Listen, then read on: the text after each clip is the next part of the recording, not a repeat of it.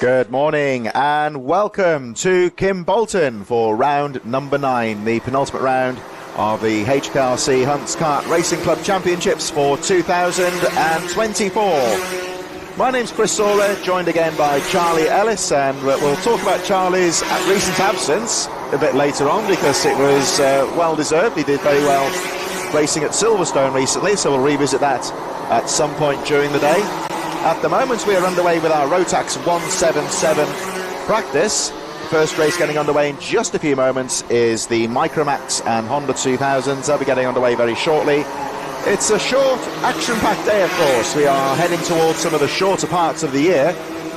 So there'll be 2 heats and a final for each of the races. 27 races in total, including the finals, taking us through to around 4 p.m. Today is, of course, Remembrance Sunday, so there will also be a brief pause at just before 11 o'clock, so the circuit will fall silent and everyone, racers, officials and spectators, can pay their respects to the forces who have sacrificed in the various conflicts across the world.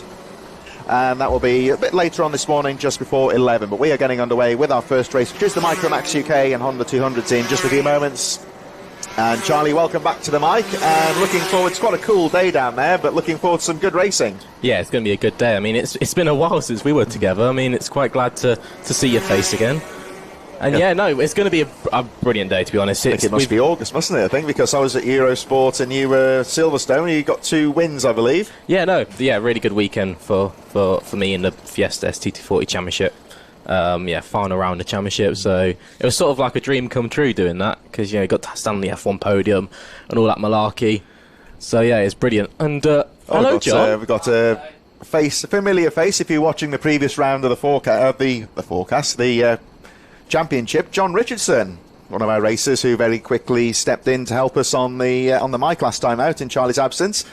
I think he's going to just have a quick word with Charlie. I think we may be getting him on the mic at some point during the day. Yep, no. John's going to be coming over for the senior Rotax races, so that'll be pretty good. Maybe you can step out a minute and give the young boys a good go. That's it. Yeah, I think it'll be a good time to get a coffee and listen to how he gets on. He did very well last time. It was his first ever live commentary gig, so to speak. Yeah, so I was watching it actually a few days ago, and he did really good. And then you watch him go out and race. I mean, it's got to be some good skill. They do have a Driver of the Day award here, and whether it's, I don't know if nepotism's the right word, I voted him as the Driver of the Day because when I started commentary on the motocross, I used to be commentating on the track and then jumping straight onto the bike and going out racing, and it's a bit difficult sometimes to switch between the two, between going to observer mode and racing mode, and I thought he got in the top 10 at the end of the day as well, so he did very well. Brilliant stuff there from John. But we're here, and it's, penultimate round. The championships are really close. I mean, I think one of the big ones to watch out for is the junior Rotaxes. We've got the big battle between Joshua Smith and Joel Dixon-Cohen. That's going to be one to watch out for. But there's battles everywhere. I mean, you look at the 177s, there's about 7 points separates the top 2. And so, every point matters. These races are going to be, they got to work out what they've got to do. Even the heat races, I suppose, as well, because one bad heat. There's only 2 heat races today as well, so we haven't got every point counts. Yeah, it's very important indeed. It's, of course, heading towards November now, so things have really got to be wrapped up by about 4 o'clock because there's no floodlights here, so they wouldn't see otherwise. But, it just ramps the pressure up a little bit having 2 heat races as opposed to the normal 3. Yeah, exactly. I mean, I was sort of in that position a couple of years ago, and you feel every bit and every move. You've got to make sure it's precise because every mistake can really cost you. So very important races today. We've got 27 in total. The first race is about to get underway. You'll see the drivers making their way out onto the circuit now. We've got our Micromax and the Honda 200s, Water Swifts in there, as well as they make their way out for the formation lap. The conditions about par for the course for November, I would say. There is a strange bright object in the sky. I think it's the sun. It'll sound flippant, but it's been very miserable this week in the UK. I know we do get a lot of international people watching these broadcasts as well, but you'd say the weather par for the course for November. Could this play a part? Quite cool down there. Yeah, exactly. Well, I was there yesterday and the track was really cold and these drivers were really struggling. But we're coming around the last corner. Let's get this racing started.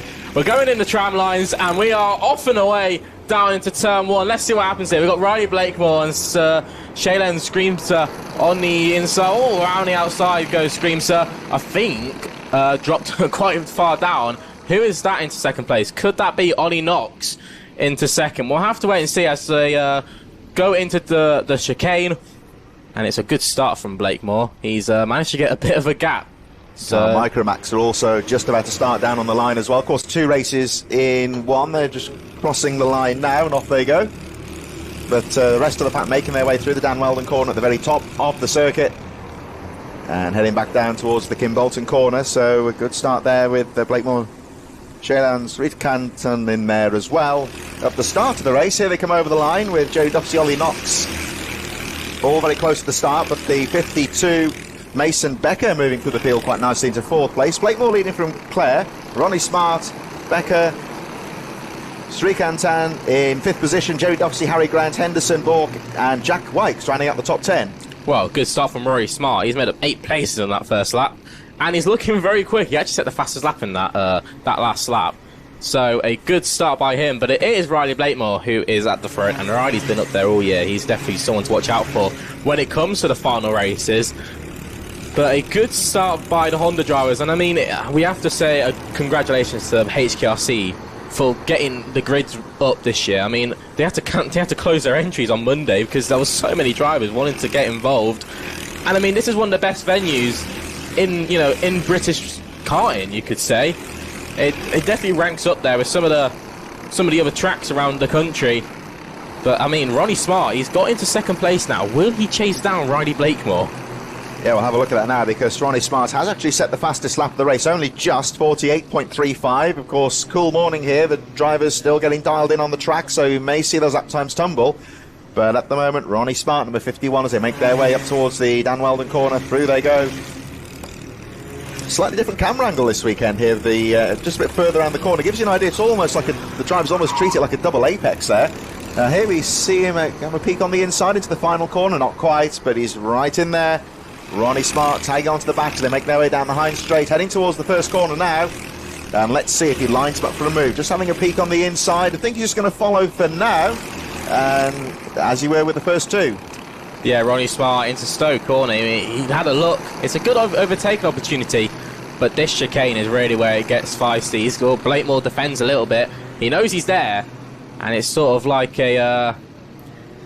wants Riley Blakemore to defend as much as possible, keep behind him, and then sort of force him into a mistake. And you can see this corner is really banked as well. This track has a lot of elevation. And it's a nice angle of the camera this time. We were usually a little bit further into the apex, but a bit further more on the exit this time, and just gives you an idea. It's a tricky corner, but does create a lot of overtaking opportunities. Well, I mean, there's like so many ways you can take that corner. Pretty much, it's sort of like what the driver wants. And I mean, that whole second sector as itself is such a technical sector, but it's Ronnie Smart who is sort of like the man of the mission at the moment. He's already 9 places up, and he's still got 1 more to go if he wants to win this race. The first heat is going really well so far, and I think it's kind of showing what the day's going to be like. Yeah, very closely fought here. It's still Blakemore with Ronnie Smart right on his tail. These are the 2 drivers we're looking at the moment. Noah Clare in 3rd. Shaylan Streetcan in 4th position. Mason Becker, Elliot Borg, Harry Grant, Jack Wykes, Theo Hamilton and Ollie Knox running out the top 10 as they make their way back towards the finish with the Micromax. It's Finley Beals leading from Mason Munzer. Jensen Darlow in 3rd. Dimitar Uznov and James Devroe, Piers Taylor and Seiki Komatsu rounding out the Micromax field a little bit further down. Devroe picking up a warning flag, so just having being watched by the stewards, but nothing too serious at the moment. Just under 2 minutes to go. 3 minutes to go, I should say, plus the 1 lap remaining.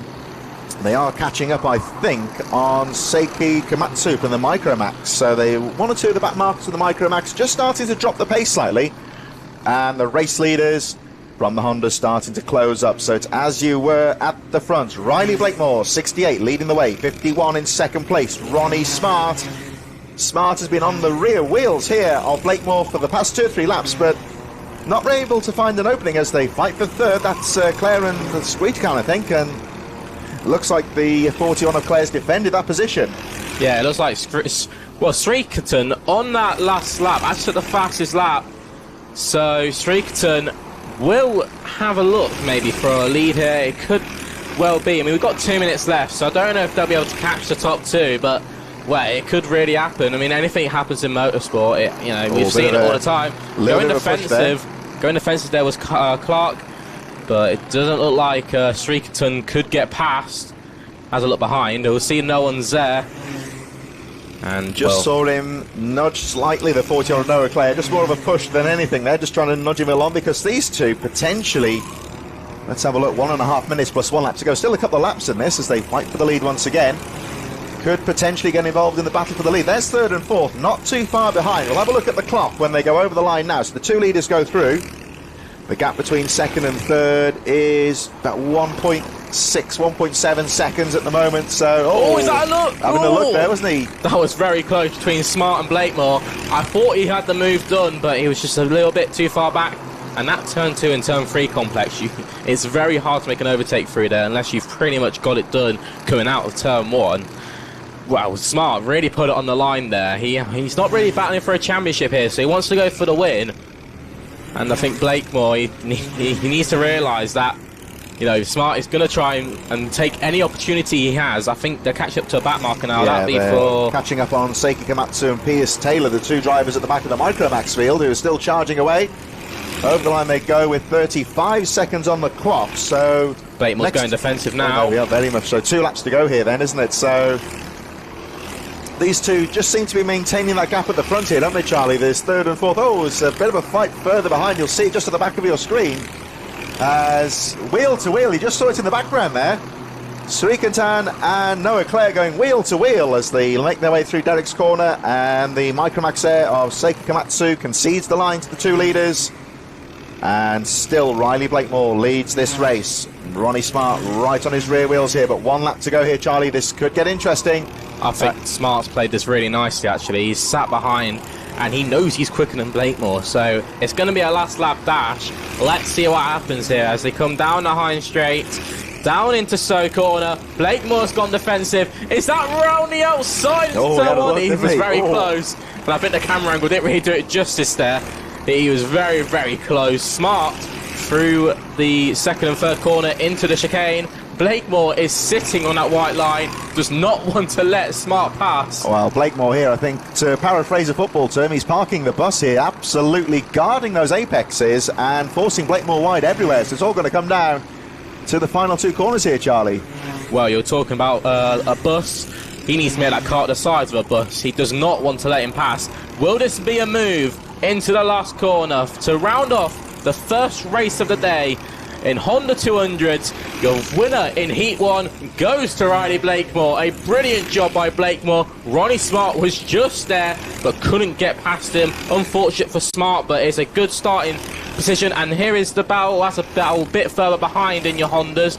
That looks like could be Weldon. Oh, and over the line there goes Edward Munns there fighting with Sawyer Henderson, looking very pleased as they cross the line.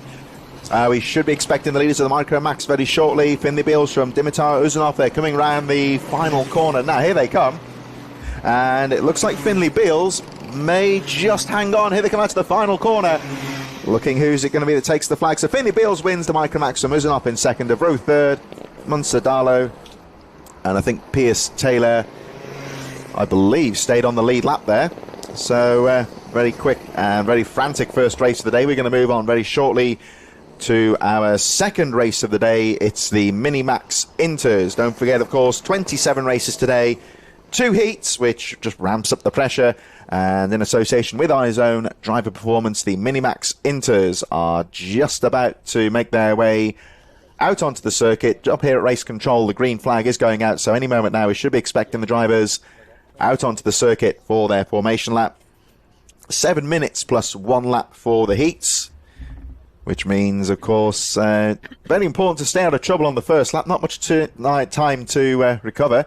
This is how they line up. Jackson Hilton from Lowman Wilcox, Teddy Higgs, Logan Baker on row 2, Lewis Herbertson, Oliver Barton on row number 3, Jackson Heath and Ryan White making up row number 4, Harry Knight, Adam Judaitis row 5, Hayden Fisher, Oliver Dawson on row 6, Sebastian Behrman and Leo Livings on row 7, Benjamin Lawn and Rayon Townsend taking up row number 8, Theo Bradshaw, Max Sweetley on row 9, Jensen Sale, Sebastian Clark row 10, Then it's Thomas Baker and Alex Tortintikis on row number 11, Bailey and Horton, and Toby Wortley, Ryuma Komatsu rounding out the 26 driver field. Yet again, as Charlie was saying, big entries in all of these race classes, and it all bodes well for some exciting racing.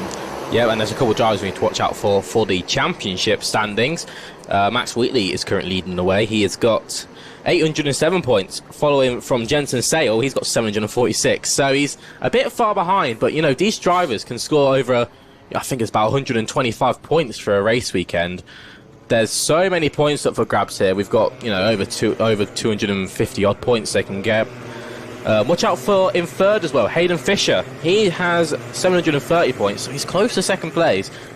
So just a couple of drivers to watch out for. We won't look fully into the championship standings because we need to, you know, boost that to the last round, let's say, where, you know, points do matter.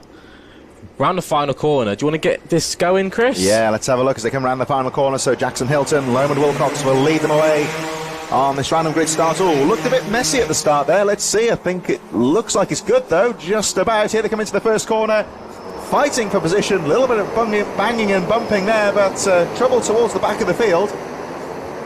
Nothing serious, though. Everyone else gets away cleanly, and Jackson Hilton with a brilliant start there. Number 127. Loman Wilcox, Teddy Higgs also appear to have got away well. There was a little bit of banging on the first corner as they all jostle for position. One or two drivers spinning out towards the back, but as I say, nothing serious, and the race has settled down quite nicely here. Jackson Hilton, though, with a fantastic start. And I think that's Leo Livings, who's going into second place. Leo Livings, he started about halfway down the grid. How he's done that, I have no idea, but let's see how many places he made up. Oh, Jensen Sale, what a move! That was into the last corner. I couldn't see who that was on, but it is a strong start for Leo Livings, up 12 places into second place. Sebastian Behrman, Max Wheatley as well has got away well. He's had a good start as well, but Sebastian Behrman, we were just about to speak about him. He was in third, making up 10 places on that first lap. He got pushed wide a bit there, and now he's with Max Wheatley. So Max Wheatley getting past Behrman, that would be good for his championship hopes. But there is, you know, these mixed grids really spiced up the races here. We've got drivers who are very quick, who start near the back of the field and have to work their way through. That's how they get those good spots for the finals, and that's how they make those points up. And they've got to do it carefully as well, not to risk an incident on the first lap, so they've all done very well. Some big names fighting through the field very quickly at the start of this race, but that won't concern Jackson Hilton, who drops to second place now as Leo Livings continues that fantastic start to the race and has now taken the lead. So 77 is your new race leader, but the early leader Jackson Hilton on his tail as they make their way through Derek's corner, heading up towards the Dan Weldon corner at the very top of the circuit. Then the whole train of drivers in third: Wheatley, Behrman, Clark, Herbertson, Benjamin Lawn, Jensen Sale, Oliver Barton, Loman Wilcox. Rounding up the top 10 as the leaders now make their way towards the final few corners, and it looks like Leo Livings has put some good lines together here and is just starting to break away as Wheatley has a little peek with Sebastian Clark down the inside. Over the line the leaders go now. So Leo Livings leads 43.98, was the fastest lap briefly, but Sebastian Clark goes fastest, 43.93. Max Wheatley, Sebastian Behrman, Benjamin Lawn right in there, and this battle for third place all running very close, trying to get up with the two leaders. I really wouldn't catch out Clark here for the win. He is really putting the laps in now. Leo Livings is on a different mission at the moment. He's up 13 places, and the second he got past Hilton, he was just gone. And he's pulled about a 7/10 gap. It might sound small, but when you see it on track, it is a big gap, and it's the sort of gap you need to really control your race. Max Wheatley there on your screens. He's battling with Behrman behind him. He's got Sebastian Clark in front of him. That's the battle for third place. Clark is patching onto Hilton now. So will this be a move for second place coming up here? We've got 3 minutes and 50 seconds on the clock.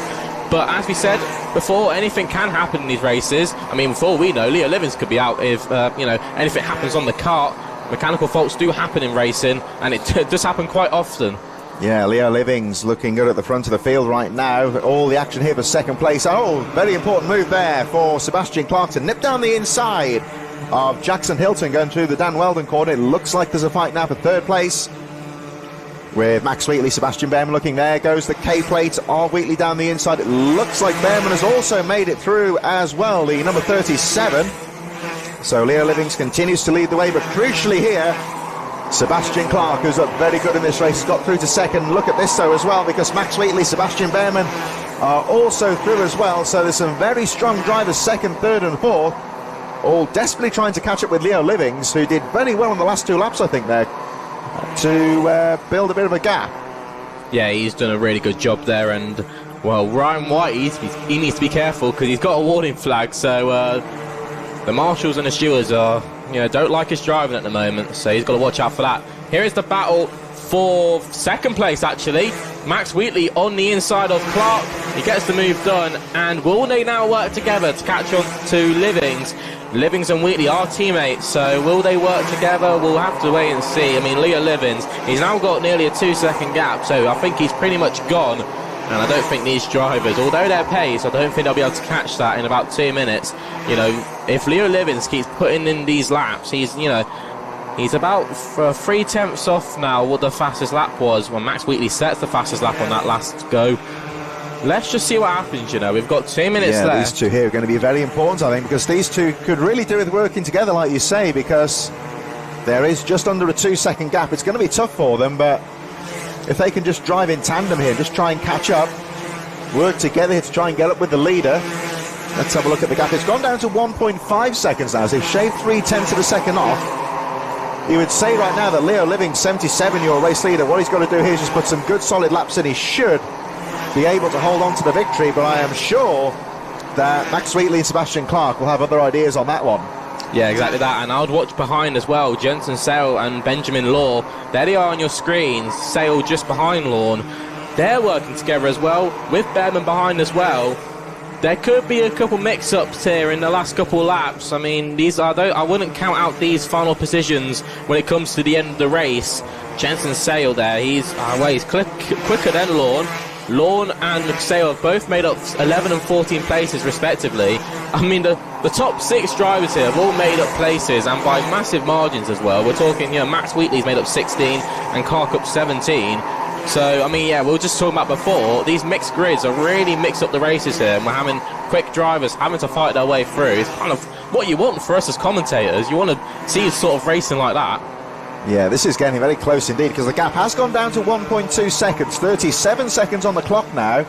So that means there'll be 2 laps to go when the next make their way through. Traffic should not be a problem, because the driver at the back of the field, Thomas Baker, is well down the track at the moment. So I would say they should have a clear track towards the end. It's going to be tight, but they should have a relatively clear track, although he has dropped the pace a bit. So we'll look out for the 57 of Thomas Baker in a moment, who's just lost a little bit of pace and is being closed on by the leaders, so that could throw a little bit of a mixture in there as well. The gap's gone down to 7/10 of a second now.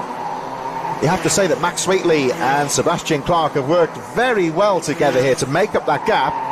So they're closing up all the time on the race leader, Leo Livings, and this race looked like it was going to go the way of Leo Livings here, but I think there could be a twist in the tail here with 1 lap to go. Well, it's not far from over here. We are going on to the last lap. And in that last lap, Leo Livings lost 5/10 of a second. Max Wheatley is right on the back of him now. And there's a back marker coming up. This could be really interesting. So, Leo Livings is leading the way on the last lap. Max Wheatley is in second, and don't catch out Sebastian Clark just yet. Well, this is going to be really spicy. They're catching up to the back marker now. Oh, and about the worst possible place on Derek's corner, so they might just squeeze their way through, although you can see the back mark just holding his line through the chicane there. That was good. He moves to one side going through into Dan Weldon corner. And here we go, Charlie. This race is now wide open. Well, is that Max Wheatley looking for a move on Leo Livings? No, it wasn't. But that was a more camera angle. Max Wheatley is right on Leo Livings, and they're going to be side by side. Is this race not far from over? It is now, and it's going to be Leo Livings who takes the win there. Well, that was very, very, very close. He's lost about 2 seconds on that last lap. I don't really know what happened to Leo Livings. I think he might have fell off the pace a little bit. Max Wheatley took every advantage he could. I think sometimes it's difficult as a leader to lead the race from the front. If you're the chasing driver, he got that vantage, the reference point almost. I have to say that Leo Livings did very well to defend on that last lap, because the momentum was very much with Wheatley and Clark. Well, I mean, what you can do as Wheatley, you can, see where he's braking and just brake a bit later. That's yeah. how you make the pace up. That's how you make those gaps up. So let's just recap those results here. Livings from Max Wheatley, Sebastian Clark third, Benjamin Lawn, Jensen Sale, Sebastian Behrman in sixth place, Ryan Townsend, Ryan White, Jackson Hilton, Hayden Fisher rounding out the top 10. Was under investigation though, so we'll wait and see about that. Theo Bradshaw, Oliver Barton, Lewis Herbertson, Adam Jadatis and Oliver Dawson rounding up the top 15. As with an association with Ainsbury Plant Hire, we move on to our next race of the day. First heat for the Junior X30. Right, drivers now in the waiting area. We're just getting confirmation that the track is up and ready to go. So this is our third heat of the day. We'll be moving on to the TKM Extreme very shortly. A reminder, of course, that in around 20 minutes' time, 25 minutes' time, there will be a brief pause in the proceedings, but this is how they line up with Jacob Batchelor from Alex Wiley, Leandro Carlton Sr., Charlie Myers on row 2, Di Benedictis and Alan, Jacko and Drawbridge a bit further back there, Finley Lyons, Harry Myers and John Seward. 11 drivers for the Junior X30s. Yeah, good grid there for the juniors. It's slowly starting to build up here at Kim Bolton. The driver who is leading the championship, Jacko and Drawbridge, is actually doing double duties this weekend. He's doing Junior Rotax and Junior X30, so he's going to have a busy day out for him. And he's had to bring out one of his old karts for this weekend, as you can see there on his old croc. But this is going to be a spicy race here. Finley Lyons, I was watching him yesterday. Oh, driver off there. Who is that? 32, which is... Oh, let's have a look at that. That's Leandro Carlton Sr. Well, that's not the way you want to start your race. And problems there, and I think they might have to go round again because that driver is well and truly stranded. Yeah, he's stuck there. They're going to have to get the marshals out, so they look like they're getting ready to go. So let's have a look what the marshal decides on the start line. No, it's I think that's a full start full flag. Start, yeah. Oh, actually, well, he hasn't pulled it yet. Not so yet. Actually, I think we are racing. No, we are racing, yeah. It looks like they're happy. He is. I can tell you off camera that Leandro Carlton Sr. has got the kart back onto the circuit. Looks like he's going to continue as they charge to the first corner. Well, I tell you what, for Carlton Sr. happened to David Coulthard back in the 90s and Lance Stroll last weekend in Formula 1. Spinning off on the warm-up lap, it's embarrassing. He's actually just spun off again. He's not having a good race so far, but everyone else is charging round. There was a bit of trouble on Derek's corner on the first lap there. One driver going wide and taking the escape road, but a fairly wide open start here to the Junior X30s. Yeah, it's been a good start from Alex Wiley. He's got himself into third. And I say that. Who is that that's just made a move? That's Charlie Myers on the inside of him. And Myers, throwing hands, saying we've got to work together here. And so after lap 1, it is Jacob Batchelor who still holds away in the lead from Alexander De Benedictis. He has got himself into second. And as we were just saying there, Charlie Myers and Alex Wiley in third and fourth. Looks like Wiley had a little look there, but couldn't really get past. I mean, yeah, that chicane is a really good opportunity to make some moves, and through this Dan Weldon complex, it's a good overtaking opportunity. You're trying to catch someone off guard there. And, this track it's just full of many overtaking opportunities, and that's why people like to come and race here. Because, oh my word, what a move! That was decent there from the K-plate, Alex Wiley. Half a gap, and he went for it. It's... Yeah, if you're the chasing driver, you can see that gap. It was a lovely move as he loses out in the first corner, but maybe on the exit of the corner, he should, on the cutback, get that position back. So, good bit of driving there from the K-plate, Alex Wiley. Finley Lyons, 81, getting involved in this one as well, and then Jacko and Drawbridge just a little bit further behind. And Harry Myers, Finley Allen, John Seward. The unfortunate Leandro Carlton Sr., number 32, after that disastrous start to the race, has withdrawn, so... We're down to 10 drivers, and Jacob Batchelor, 69, had a brilliant start to the race, and at the moment looks like he's controlling this one. As down the inside goes Finley Lyons on the 287 of Max Felton. Neat little move there into the final corner, and still Jacob Batchelor leads the race with Alexander De Benedictis is just over a second behind. A good move there by Finley Lyons. It's one of his first races in the junior category. He's a very successful cadet driver. He won many British Championships, and he's been up there at the top end, and now he's learning his craft in the junior specifications. It's a lot harder to jump up into a junior and try and be at the front. Only the best of drivers can really jump into anything. His dad, Stuart Lyons, he was a very good sidecar motocross rider many years ago, and he's for a long time involved in the British Touring Car Championship, so Finlay Lyons definitely in a motorsport family, would say, and on this move up to the X30s seems to be acquitted himself very well here. Well, Stuart Lyons loves anything with 4 wheels on it. Doesn't he? Or 3 wheels. Well, anything, any sort of wheels. He has obviously dipped himself into the TCR UK package. He does a lot of promotional stuff with them. Actually races himself in TCR UK. We won't ask him how Alton Park went. He kind of spun it when he was leading, so he'll keep it quiet from that. But Finlay Lyons, he's got a good career ahead of him. He definitely is looking at touring cars for the future. As he says, TCR UK is the future. If you go up and ask him about TCR UK, that's the only words you'll get out of him, probably. Yeah, it's a lot of these drivers, I suppose, would be looking possibly into saloon car racing and the touring cars, the likes of that. We're looking at, just briefly there, at the 22 of Charlie Myers, who's looking good in 4th behind the K-plate of Alex Wiley. Still Jacob Batchelor leads the race. Batchelor, I presume. I'll have to get pronunciation on that one. And Alexander De Benedictis in 2nd place. I believe that's 146 on the cart, 46 on our timing screens. We'll check him when he comes round again.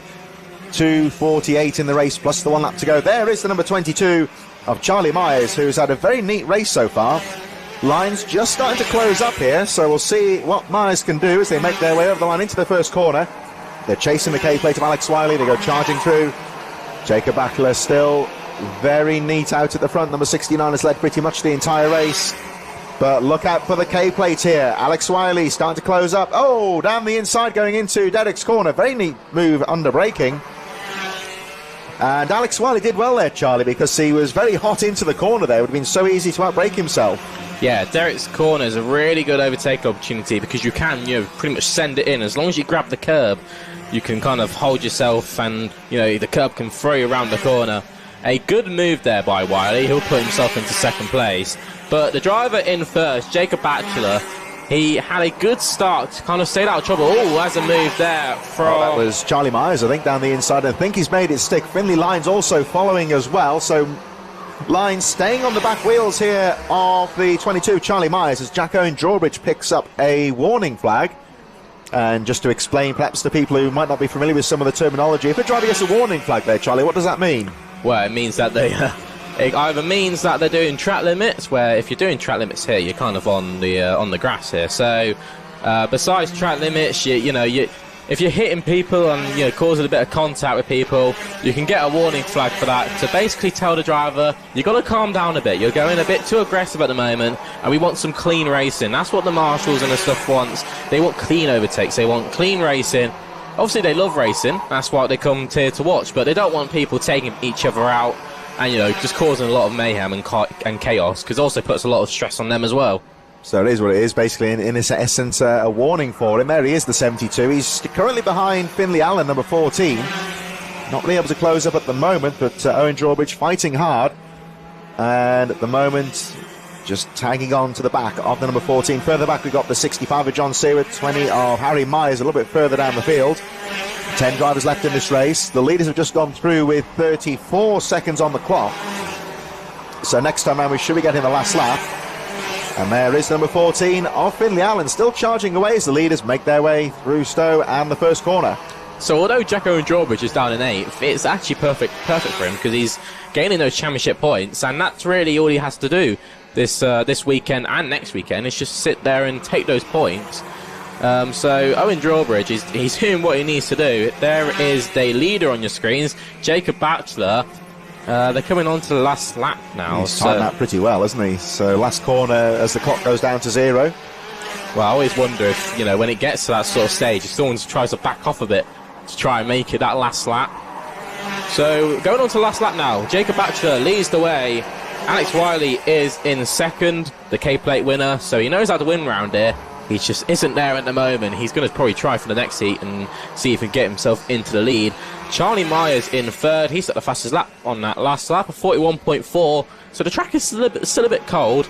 The times are coming down. I mean, it's more the fact of the more karts are running around the circuit, the more the track will gain grip. But around the final corner does come Jacob Batchelor, and he is looking set to win the first heat here for June X30. Finlay Lyons has got into 3rd on that last lap, so brilliant move there. Well, as he kept it, He has. Oh, yes, he has. Yeah, that was close. 600ths of a second. Yeah, that he did is it. very, very close. So Jacob Batcher wins Heat 1 here for June X30. Alex Wiley is in second. And Finley Lyons rounds out your top 3 from Charlie Myers, Alexander De Benedicts. I don't know what happened to Benedicts. He kind of fell off the pack in that last couple of laps. Max Fenton finished in 6th from Finley Allen. Jacko and Drawbridge picking up those fine championship points from John Seward in 9th. And coming this looks round... like him there, number 20, Harry Myers, around the final corner with your last finisher in 10th position with Leandro Carlton Sr. An unfortunate retirement. It was a bit of a shame for De Benedictis, the 146 or 46 on our timing screens. Just seemed to lose out on the pace of some of those drivers charging through. So the TKM Extreme is coming up next. There was supposed to be a pause before this race gets underway, but we are running a little bit ahead of schedule, taking into account the shorter evenings, of course, getting into November, in association with Clarkson Motorsport. TKM Extreme getting underway very shortly. This, I believe, may be the final race before we take a pause. We'll have a look after this race, of course, see what the action is down there, but I believe this will be the final race before we take a very brief pause for Remembrance Sunday. Leo Robinson will lead them away there from Matt Cardwell, Spencer Lane, Jack Stewart on row 2, William Bryant, Patrick Leaf on row 3, Kean Bennett and Rhys Porter row 4, Oliver Byrne, Sam Cope on row 5, Luke Jarman, Jessica Hall on row 6, Kai Springfield and Sean Abbott on rows number 7, Michael Cornell and William Bloom on row 8, and the final 3 drivers, Bradley Peck, Alana Arnold and John Stafford. 19 drivers on the grid, and they'll be getting underway. You can see the premix, the blue smoke rising in the air. Drivers trying to work some temperature into the tyres as well.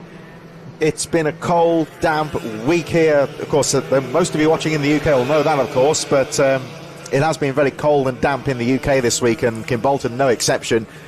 The sun did rise a little bit briefly this morning, but the forecast looks very much like this. It's cold, damp, rather moist in the air as well. And will that be causing a problem for the drivers here before this race gets underway and on the first lap? Well, especially into turn 1, it's a hard braking zone, so if they lock up those tyres have not got heat in them just as yet, so they'll be soon to be sliding off. Let's see what happens here. We'll come around the last corner. Watch for Leo Robinson. He leads the championship, and he's got a good margin, but he needs to keep putting in those points. Let's see what happens as they go down into turn 1. Will Leo Robinson hold it? I think that's a good start by Jack Stewart. And as I was saying, that was himself. Very, very close to the barrier goes the driver at second. I think it was 63 Matt Cordwell there. Well, that was just as he was saying there for the grip on that first corner. Cordwell very deep into the braking zone there, and the kart just got away. It did well to save that. I thought it was going to go straight into the barriers there, but did well to save that one. A brilliant start by Leo Robinson. As I say that, Spencer Lane to the inside. I was speaking about Dan Weldon and it being quite a good overtaking opportunity. You can catch someone off guard, and he's done just that. So Spencer Lane, as they come round to finish up. Oh my word! That was nice down the inside there. What a move from Leo Robinson. Well, I nearly flew out of my chair watching that. What a move. The driver, who is now part of the FF Course Academy, looking to work with Ferrari in the future, has made his way back into the lead with one of the latest moves I think I've ever seen round that corner. A brilliant move by Leo Robinson. He knows how to drive this circuit. He's won championships here. He's won races here. He knows how to do it. He's also a seeded driver, so he's been at the front in the British Championships as well. And who's that into third place? I think that might be Patrick Leaf as well. And watch out in fourth as well, because the driver, the number 2, Kean Bennett, he could be chasing down the top 3 here. So what will the top 3 here now be doing? Will they work together and will Lane stick on the back of Robinson and just sort of follow him for a few laps, try and pull away from the pack behind? But I'd watch out for Kean Bennett here. He's closing in on Patrick Leaf and could have a strong opportunity to get into the top 3. Yeah, Kean Bennett is the 4th place driver, number 2. There he is. You see him with that burned orange sort of style helmet there, as there's a fight for 2nd place now. Nipping down the inside goes Patrick Leaf into 2nd place. This could all benefit Leo Robinson as they make their way through the Dan Weldon corner. Robinson, number 3, just starting to pull away slightly. There's a little glance over the shoulder just to check on the progress as he makes his way down towards the final corner. He knows he's got the advantage. Oh, down the inside there. Neat little move there from the number 11, Spencer Lane, to go back into 2nd place. For all the time, Kean Bennett's closing up here. He's at the back of this train, has a peek on the inside, doesn't quite find his way through. But all the time, this is allowing Leo Robinson to lead as they make their way through the S's corner, through the Willows, and heading up towards Derek's corner. And Leah Robinson getting the lead early on, of course, here, Charlie, but has controlled the race well. Well, we talk about the top 4 here. Leah Robinson, Spencer Lane, and Kean Bennett are the top 3 in the championship. Yes, Leah Robinson, as you said earlier, on 826 points. That's quickly followed by Spencer Lane, who has 806 points. And Kean Bennett in 3rd. Kean has got 768 points. So it is very close in the top 3. So many points up for grabs here in the last couple of rounds, and every position counts. Bennett wants to make up a place, and he's gone down the inside of Patrick Leaf. That was a good move for 3rd. And now, will he stick on the back of Lane? Does he think he's fast in the lane? Maybe he wants to make a move. We'll have to wait and see what happens here in the next couple of laps. It's a difficult place to make an overtake on that first corner and make it stick because it's such a long flowing corner, but the momentum definitely with Kean Bennett here, number 2. He's up to 3rd place now. All the time though, Leah Robinson controlling the race. It was half a second. It's about that at the moment with 3.5 minutes plus the 1 lap remaining.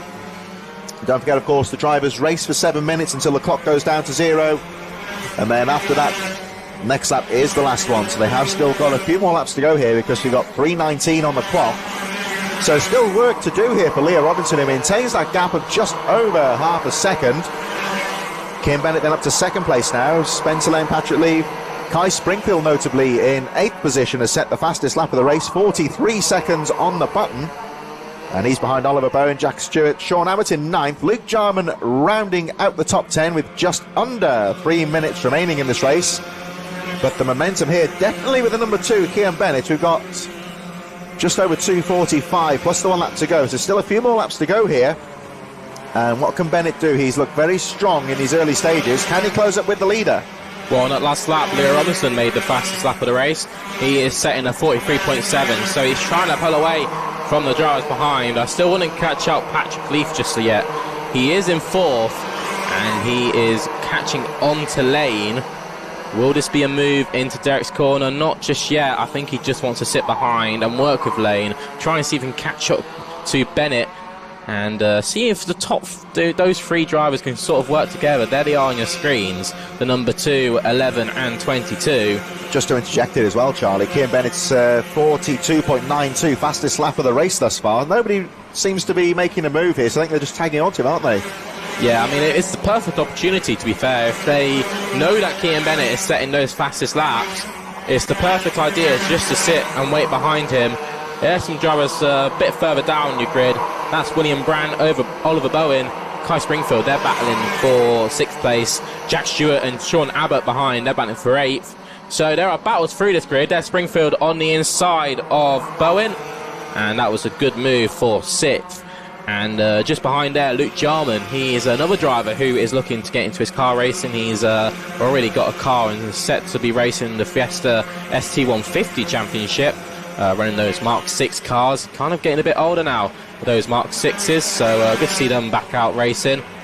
And on your screens there is Jarman on your screens. He's having a good battle with Jessica Fitch Hall, I think. Oh, actually, I say that. Luke Jarman's just made a move on Sean Abbott. Yeah, Jarman's gone through, and up the front of the field, 1 minute to go, plus the 1 lap remaining. They will squeeze through before the clock goes down to 0, so it'll be 2 laps at the end of this one. The gap goes down to just under half a second at the front of the field, with Kean Bennett setting another fastest lap of the race. Very quick pace at the front as we watch the number 72 of William Bryant still there in 5th place, but Kai Springfield has looked good. Back to the leaders now into the final corner. It's all getting very close here as Kean Bennett continues to close the gap. Let's have a look at the clock here. 30 seconds. So next time round will be the last lap. The gap is still half a second as there's another fight for 3rd position, I believe there. Looks like Spencer Lane and Patrick Lee having a good fight there. Kai Springfield has made his way through into 5th position. Leah Robinson continues to lead the way, and just by a few tenths pulling away from Kean Bennett, but it's all very close. Half a second here, Charlie, with 1.5 laps to go. A good job there by Elena Arnold to move out the way for the quicker drivers. She was getting blue flagged there, already a lap down. But going on to the last lap now, it is a strong drive from Leah Robinson. Kean Bennett just sat there in 2nd, and Patrick Leaf got into 3rd on that lap. So as they come down, I say that was the last lap. I think, actually, yeah, it is the last lap. Just about squeezed through, didn't they? So it's going to be a tight battle here for the front. Oh, you can see Leo Robinson just checking his shoulder there. He knows that Keon Bennett is there, the number 2, as they make their way through Derek's corner. And Bennett, he's not giving this one up. It's going to be a tall order for him here, but look at this, number 2 in second place. He's certainly not giving this one up. But Leo Robinson driving very well here as they make their way down into the final corner. I'll watch out for Patrick Leaf as well. He might have a look for second place, but it's the man who is leading the way, Leo Robinson. Oh, they're side by side for second place, but it's going to be Leo Robinson who takes the win in TKM Extreme for Heat 1 of the day. And it's going to be closely joined by Kean Bennett and Patrick Leaf. They were separated by 500ths of a second. As the rest of the pack comes flying in, it's William Brand in 4th from Kai Springfield. My apologies, Spencer Lane in 4th. Spencer Lane 4th, wasn't it? Ben Bryant and Springfield. And it was Oliver Bowen into 7th from Sean Abbott, Luke Jarman and Jack Stewart. Rounds out your top 10 from Michael Cornell, Jessica Fitchell, Bradley Peck, Matt Cardwell, who started at the front row, had that off at turn 1 and managed to recover to 14th, so good job by Cardwell. Bloom is 15th from Reese Porter, Sam Cope, John Stafford and Elena Arnold rounds out your grid. So Senior Rotax is the next race. I'm not sure if we will be starting this race just yet though, because the time pretty much at 10 to 11 now. We are scheduled to be having a very brief interval in the morning programme. And actually, yes, I can tell you now that the marshals have been told to stand down from their positions. So we're going to take a very brief pause for about 10-15 minutes or so in the morning programme. We have 4 races completed. Race number 5 is the Senior Rotax and be getting underway shortly.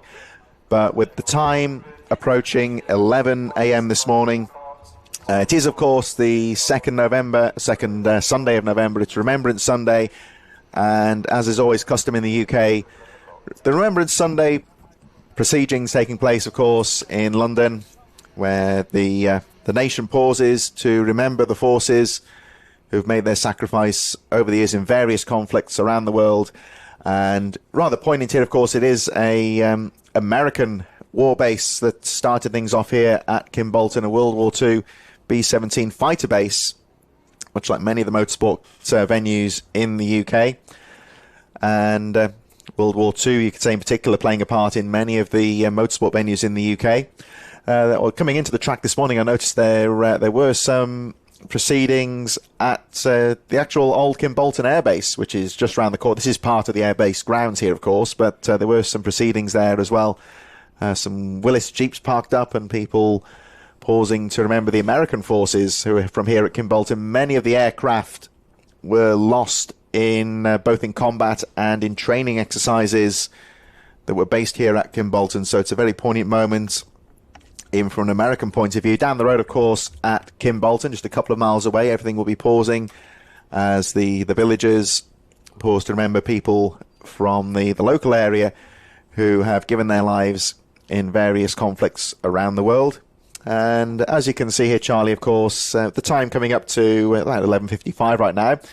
Racing has been paused. This is part of the programme, of course, as everyone taking to the circuit, drivers and officials, to pause, of course, in a few moments for Remembrance Sunday.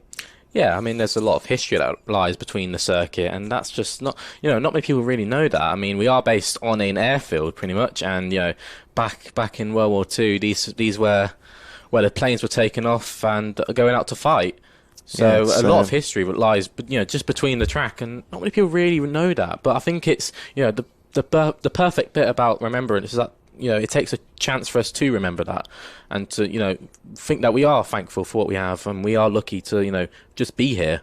And of course, down in London at the Cenotaph is where the focus of the Remembrance commemorations are, but various towns and villages all across the UK and further afield, people in those local communities will, of course, be paying their own respects to their own people in their local areas. As Charlie said, of course, it's rather poignant here at Kimbolton, although it is, of course, an American airbase. It was part of the Allied conflict in World War II. Not too far away from here, of course, is Silverstone, which was Wellington RAF bomber base. And very similar origins, you would say. Well, if you go around Silverstone now, you can still see all the old bits. It's really good that they've left that there, and kind of actually ran that as part of the Silverstone 10K. It's not quite complete. We've still got the old layout there, haven't you? So you can still see. I would say, speaking of Silverstone as well, if you do visit the museum there, that's been a lot of lottery funding went into that as well. Not just for motorsport, but there's a lot of history of the area and of the circuit's military origins. You would say it's a fairly high point in Northamptonshire, which is a fairly flat county, and it was ideal for aircraft. Bit of trivia, of course, is they were torn between. The use of airfields after World War II was seen as a necessary evil, so to speak, because they were seen as fairly dull layouts, and they thought, well, we'll use these for now until somewhere good like Alton Park or Donington Park becomes more available. But here we still are racing on these tracks, and they've been developed over the years.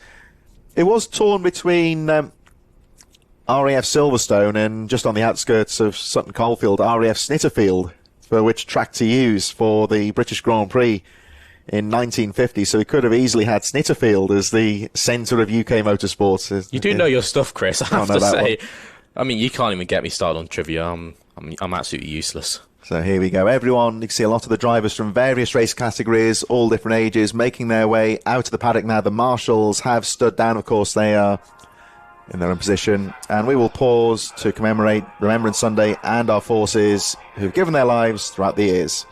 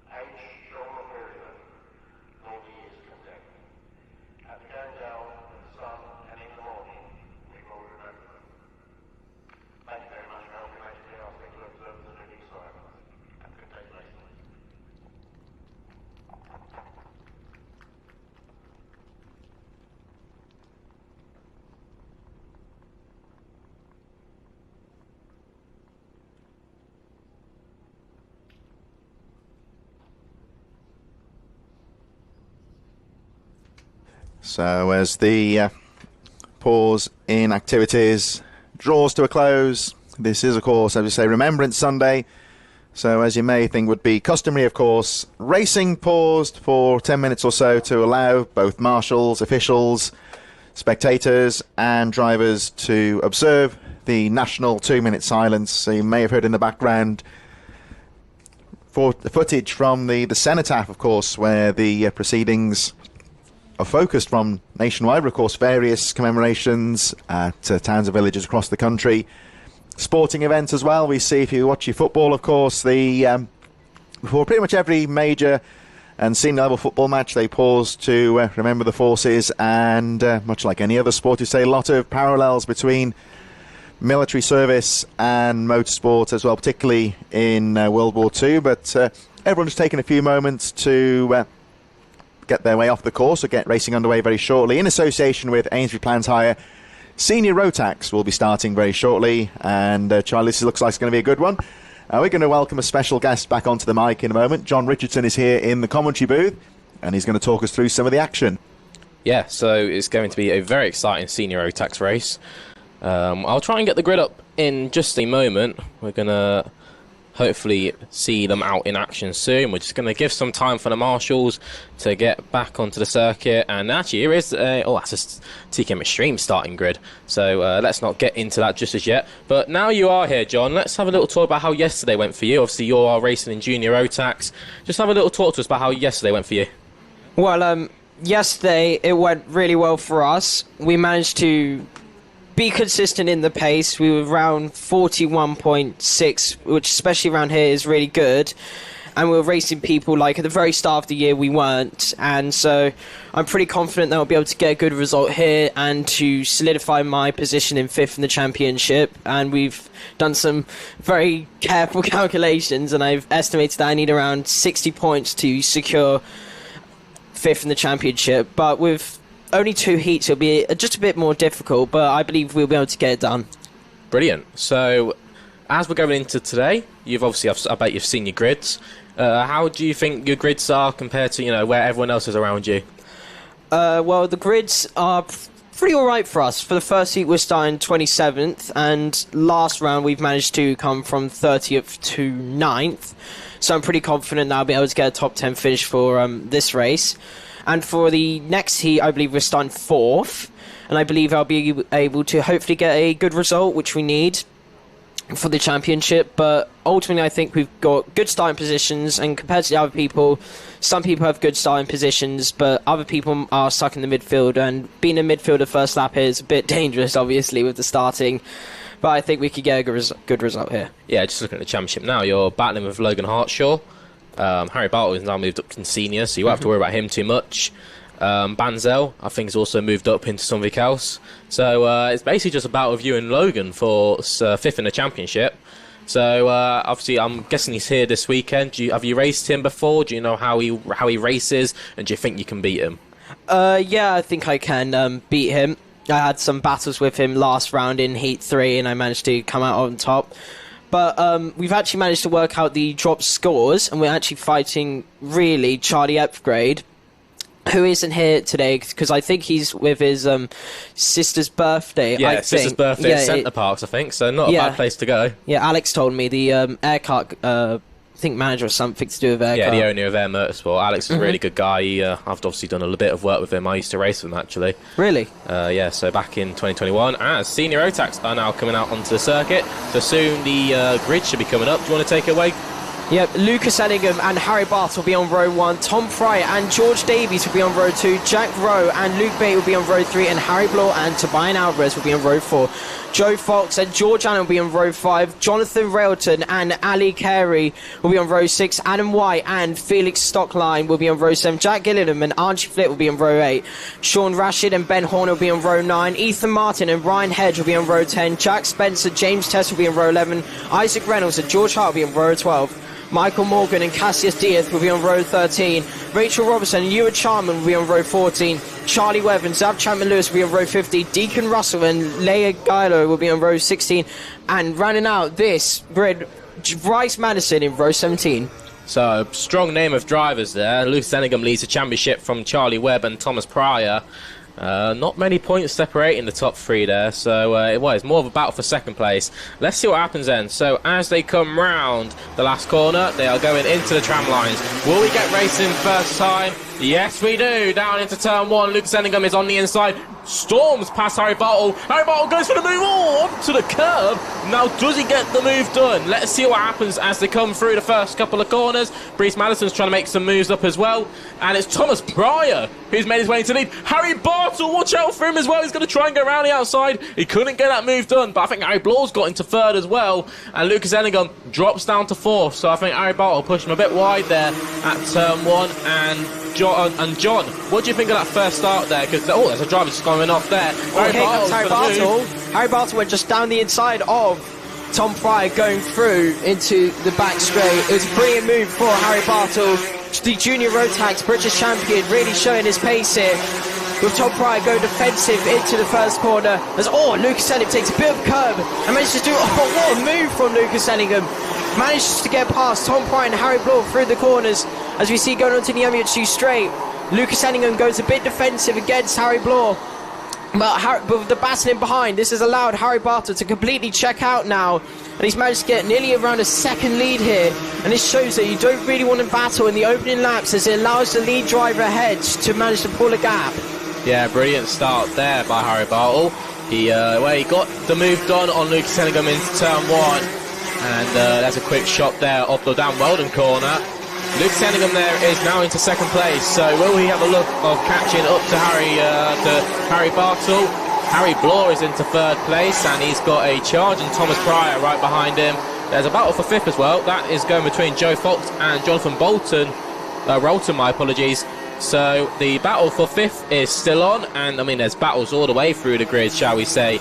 Thomas Pryor there on your screens with Harry Blaw in third. Lucas Enningham getting the head down. He's a tall driver, so Lucas will need to be doing that for any sort of aerodynamic effect. Toby and Alvarez to the inside of Jonathan Relton, I think. Well, there might have been Joe Fox, and Luke Bate gets the move done on him as well. So a brilliant start there, and is that a driver off? No, I was looking to my own thoughts, but Ewan Charman made a move on Brees Madison. So that was a move further down the grid. That would have been for 27th. So there are battles through this grid, and John, tell us a bit about the track here, because it's quite cold today. So tell us about how that might affect how the track performs. So since the track's really cold, you really need to work in your tyres on like the opening lap, and it's really crucial to get temperature here, especially on like cold tyres with cold track. You really need to put in the effort to get the heat. And you can see that some drivers have managed to do that successfully, like Ethan Martin, who's managed to gain up 11 places now. Originally started from 19th of the grid and is now into 8th. He's been really quick here so far, especially last round where he had a really good pace, but unfortunately I believe it's something to do with axle happened going through the back straight and he ended up DNF on that round. So problems there for Ethan Martin in that last one, but he's looking good so far. He's, as you said, he's made up quite a few places. I'm going to flip my phone around to have a look how many places he has made up. 11. So, well, there's a lot of places to have made up in the first couple of laps. Toby and Alvarez on your screens. I think he might be the next victim of Ethan Martin. Ethan, he does have a look into turn one. A good move there by Martin. And I think the next driver he's going to be chasing down is Jonathan Roughton. So that'll be for 5th place. A good move there by Ethan Martin. You know, the Stowe corner is a good overtaking opportunity. And I mean, Ethan, he's had to start near the back, and he's using every bit of track to try and find a way through. John, tell us a bit about, you know, what is your favourite overtaking opportunity here? Now, you know, obviously there's many around the circuit, but what do you think is your advantage? Ethan Martin makes another move there on Jonathan Roughton. That's into 5th. But yeah, tell us about, you know, some of your favourite overtaking opportunities around this circuit. Well, especially around this track. Just a moment there. The number 62 is under investigation, Ryan Hedge. Not really 100% sure why, but the stewards will probably be looking at him. But anyway, I'm probably seeing my favourite opportunity here would probably be going into either the bus stop or Dan Weldon corner, since these corners are like really unpredictable for drivers. They don't really suspect overtakes going there, and all you have to do is just chuck out the inside, and they'll usually just let you through, basically.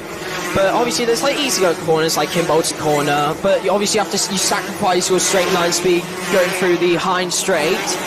So you really do have to plan where you overtake and where you defend around here. Yeah, you want to keep that momentum up to, especially, so that's why the second sector is actually really good, because it's so technical.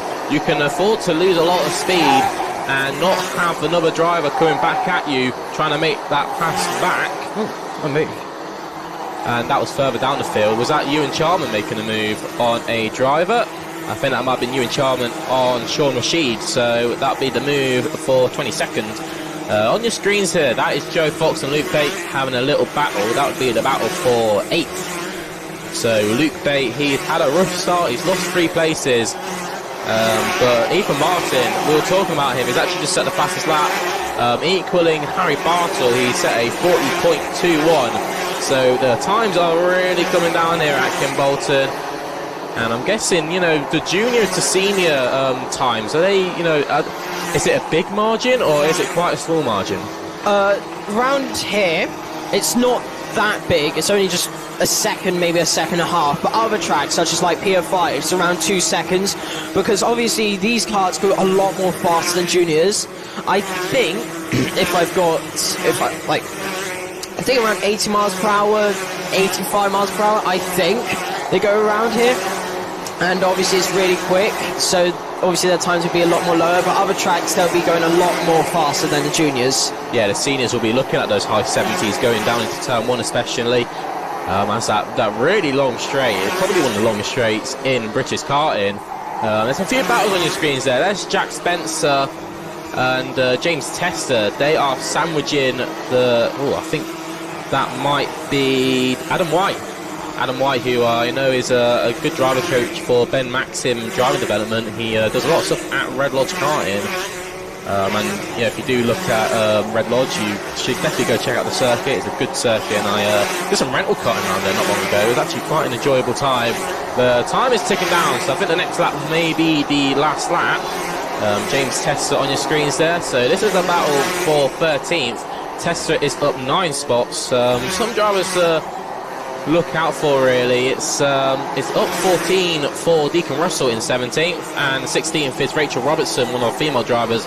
She's made up 11 places. There's George Allen really getting it sideways round the Dan Weldon corner, and I can't see where he is. It might be a bit further down the grid. He's actually battling for the top 10 with Archie Flint.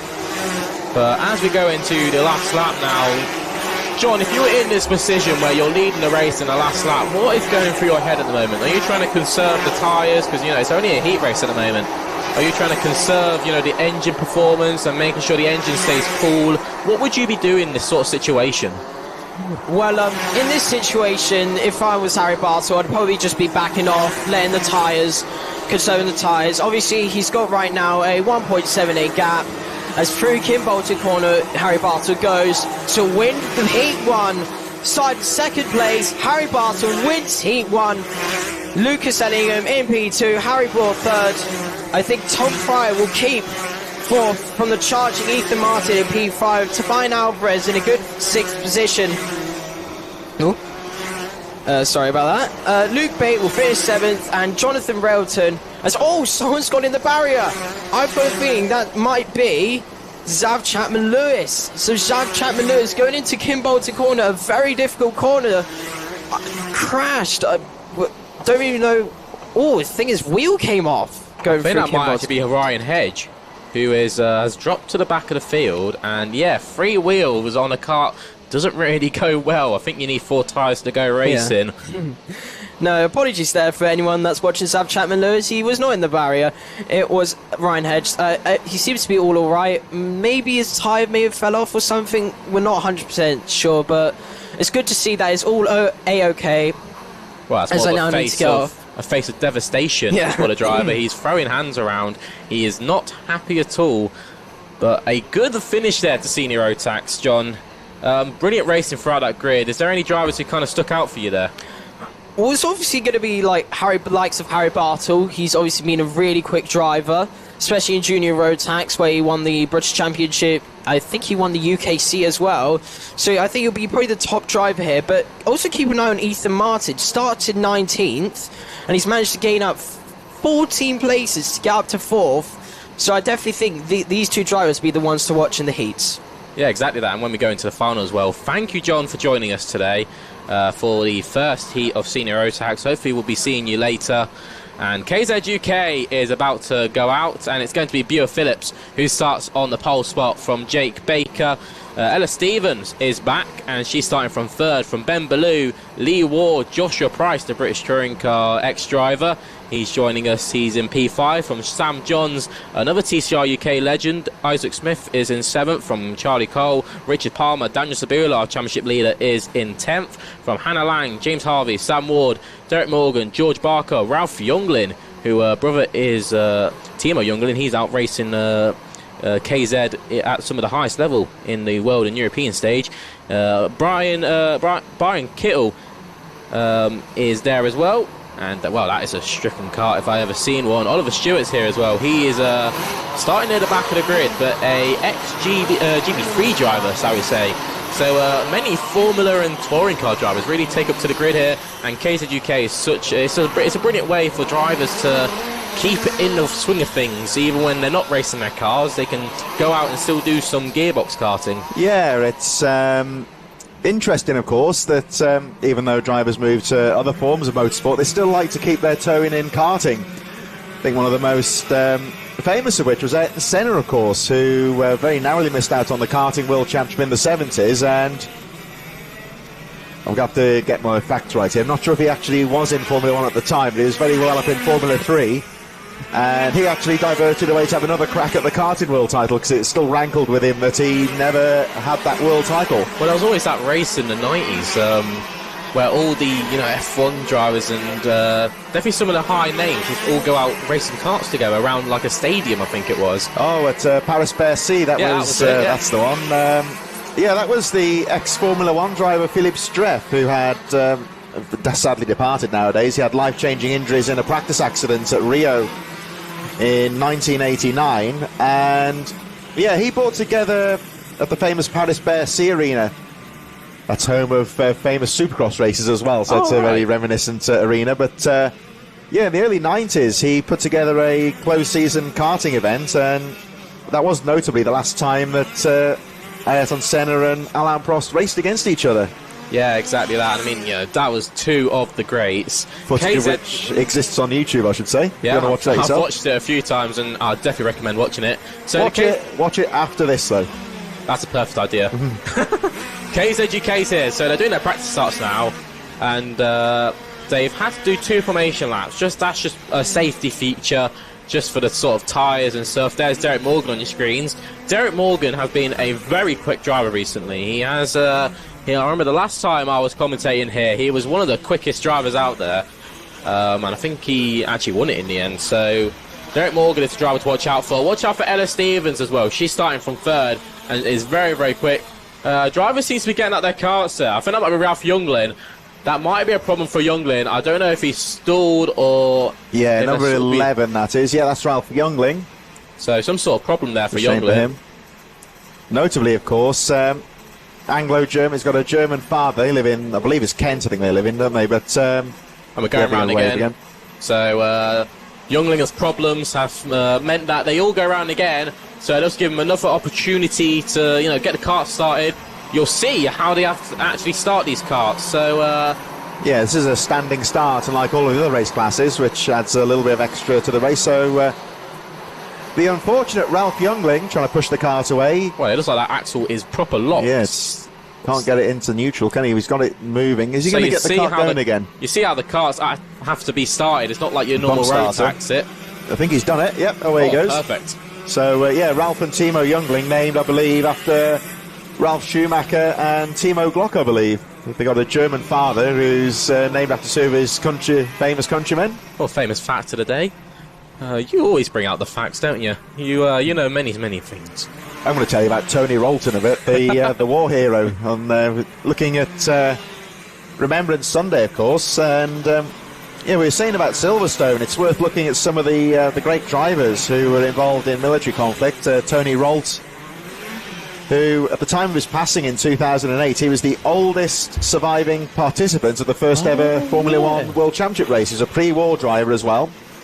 and staged many. He was involved in the advance of the fending off the advance of the Wehrmacht, and Dunkirk got captured and spent most of the remainder of the war escaping from various camps. Well, as the lights arise, the res will arise as well, and we get off and racing.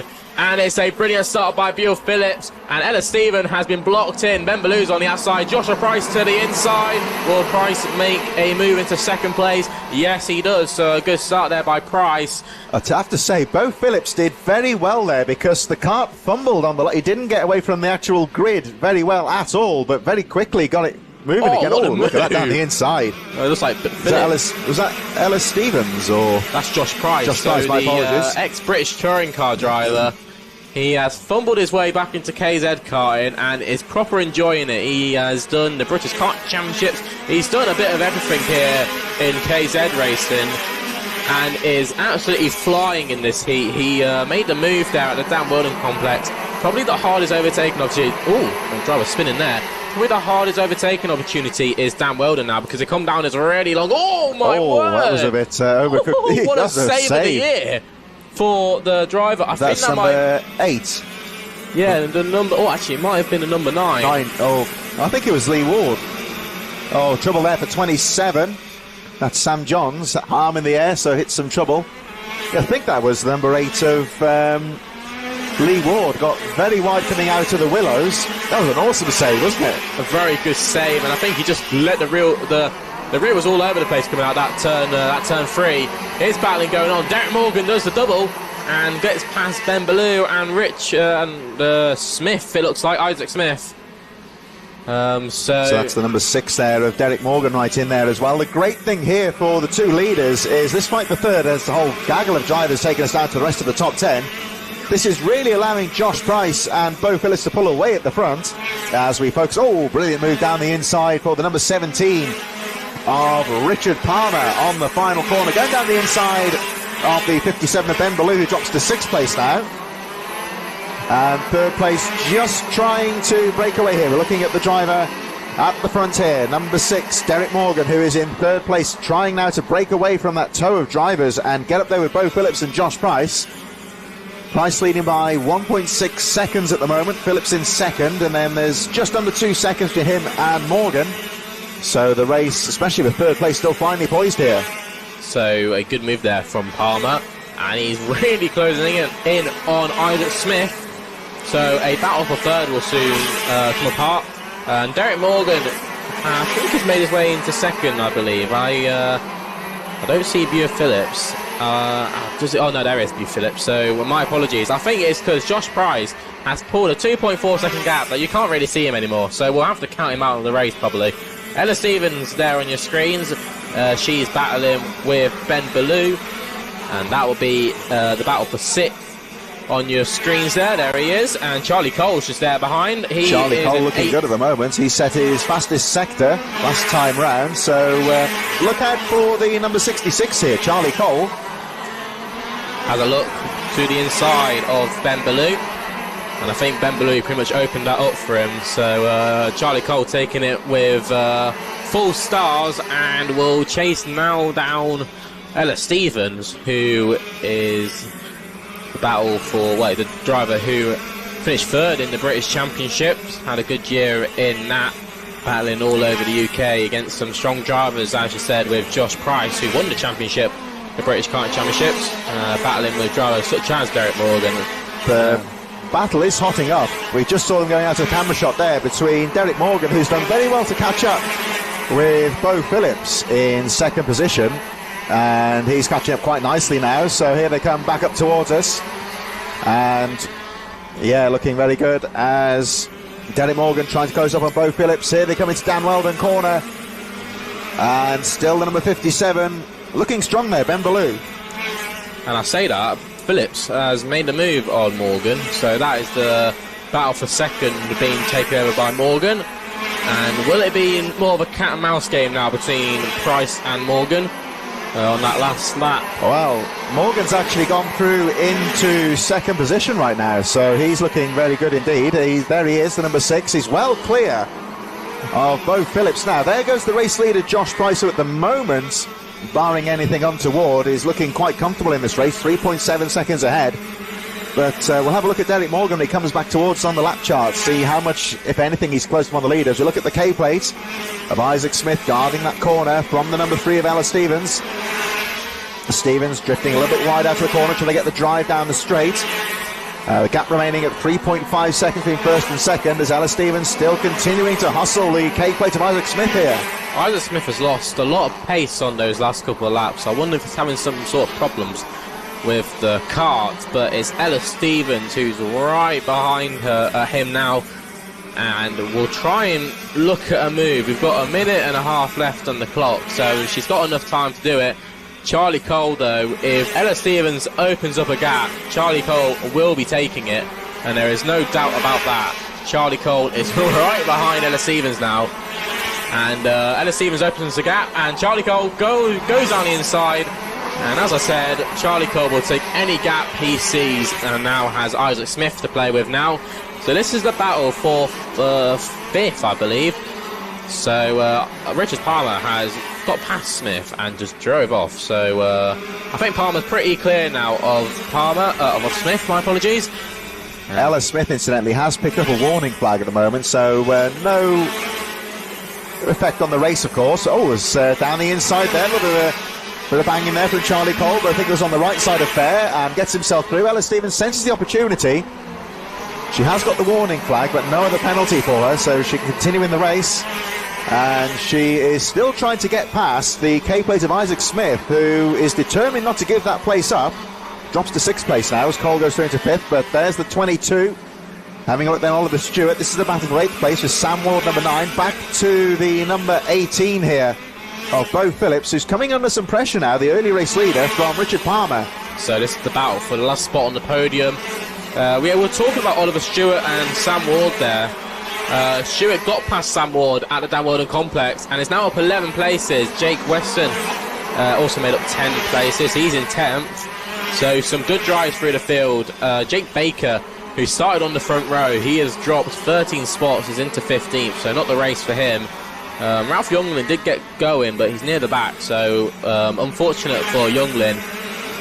And but back to the front of the pack, it's still Palmer, who is properly having a look here at B. Phillips. Oh, that's trouble for the 17. Yeah, he's got his hand up. He's got some kind of a problem.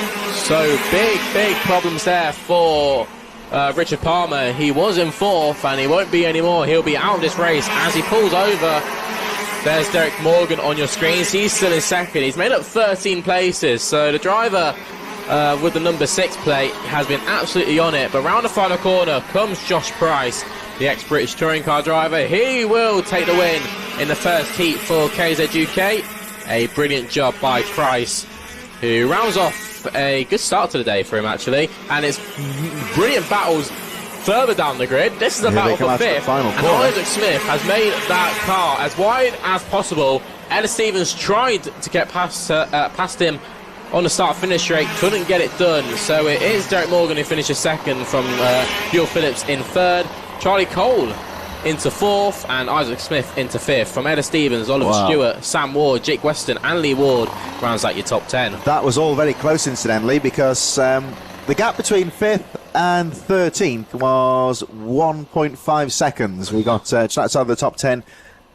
Ben Ballou and Hannah Lang running at those top 13, but very, very close indeed, as Palmer, the unfortunate number 17, pushing the cart back to the paddock, and no doubt will be out for heat number 2 a little later on this afternoon.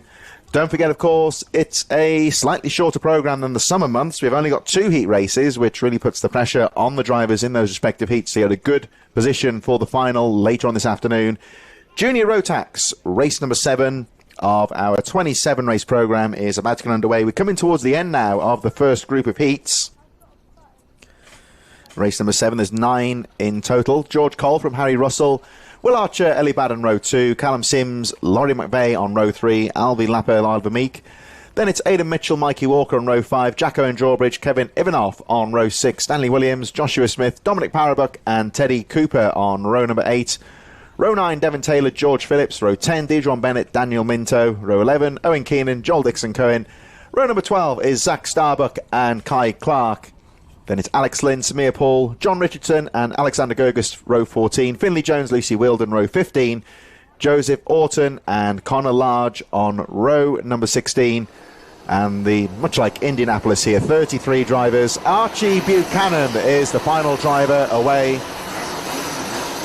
So, yeah, 33 drivers, much like the Indy 500, but a lot shorter circuit. Well, yeah, and a lot more corners to battle around. It's a quite strong championship battle here. We've got 3 drivers, Joshua Smith, Joel Dixon-Cohen and Mikey Walker. The 3 drivers who are set to try and fight each other out for the championship here. Joshua Smith is leading the way, so he's got the upper edge against his opponents. But Mikey Walker recently has been a very strong driver. He's made up a lot of places and won the last couple of rounds. He has been the man who has been unbeatable recently, and well, he's going to try and create the same this weekend. These are sort of like the last 2 rounds where you want to do that, because obviously points do matter when it comes to championships. I don't think we're going to go. It's going to be a rave down here. I think half of the field, they haven't really formed together particularly well here. Half the field was still on the KZ straight coming into the final corner, so wave round for the drivers here. They'll go around and complete another formation lap. This might be good for the drivers actually, get more temperature into the tyres, as we've been discussing a few times during the day. It's a very cool day here at Kimbolton, and suffice to say, these karts, they're running competition racing tyres. You see in the likes of Formula 1 and so forth, and they're weaving about on the track. Much the same principles here as well. Suffice to say, Charlie, if you were to go out cold on these tyres and drive into the first corner, it would just understeer off the track basically. Especially if you're on those new tyres, the second you go into a corner, you'll just have full understeer. So the drivers will be working as hard as possible to try and get some sort of temperature in the tyres. Let's get racing here. Oh no, another full start. The drivers towards the back was still not in position, so another wave round here. Come on guys, this is, we're messing around here. I can see that first full start coming around. It was more of, drivers wanted to get those extra tyre temps in. But that second one, I mean, half the grid wasn't even there, so they're coming round to the leading group of drivers here, coming around to the last 2 corners rather quickly, I would say. Usually they're a lot slower down the straight, so well, let's see what the marshal does here. They'll be trying really to bunch these drivers up on the straight now. We're looking at the drivers making their way through Dan Weldon corner. You'll see the marshal just on the left-hand side of the screen there, really gesticulating to the drivers here to slow it down. Get this pack of drivers together. They are starting to form together a bit nicer than they were in the previous 2 attempts here, so it looks a lot better this time. Let's hope for a clean start here. They're coming around the final corner. Here we go. Oh no, another way round. Well, it's going to come to a point here, isn't it, Charlie, where they get a telling off, I think. Well, I think there might be a stoppage coming soon, and the top 2 getting a telling off. There is actually a rule in the rule book that if this does happen, the top 2 do get moved to the back. There are practicalities here, of course, Charlie. So, of course, the drivers may want to eke out another lap here, but it's November now, 27 race programme. The organisers, they were off and away quite promptly this morning. They are keen to get these races rattled away as quickly as possible, and they won't be in too much of a mood to tolerate people delaying progress. Well, yeah, these junior drivers, they will be getting all the signals possible by the marshals, telling them to slow down and form up precisely in those tram lines. You can see all the marshals waving their hands. Yeah, they're really having a go now. They've bunched together even more. So yeah, you can see they've reduced the pace a lot more now. Let's hope for a clean start this time. The pack is bunched together quite nicely here. So let's have a look out to the final corner. What's going to happen here?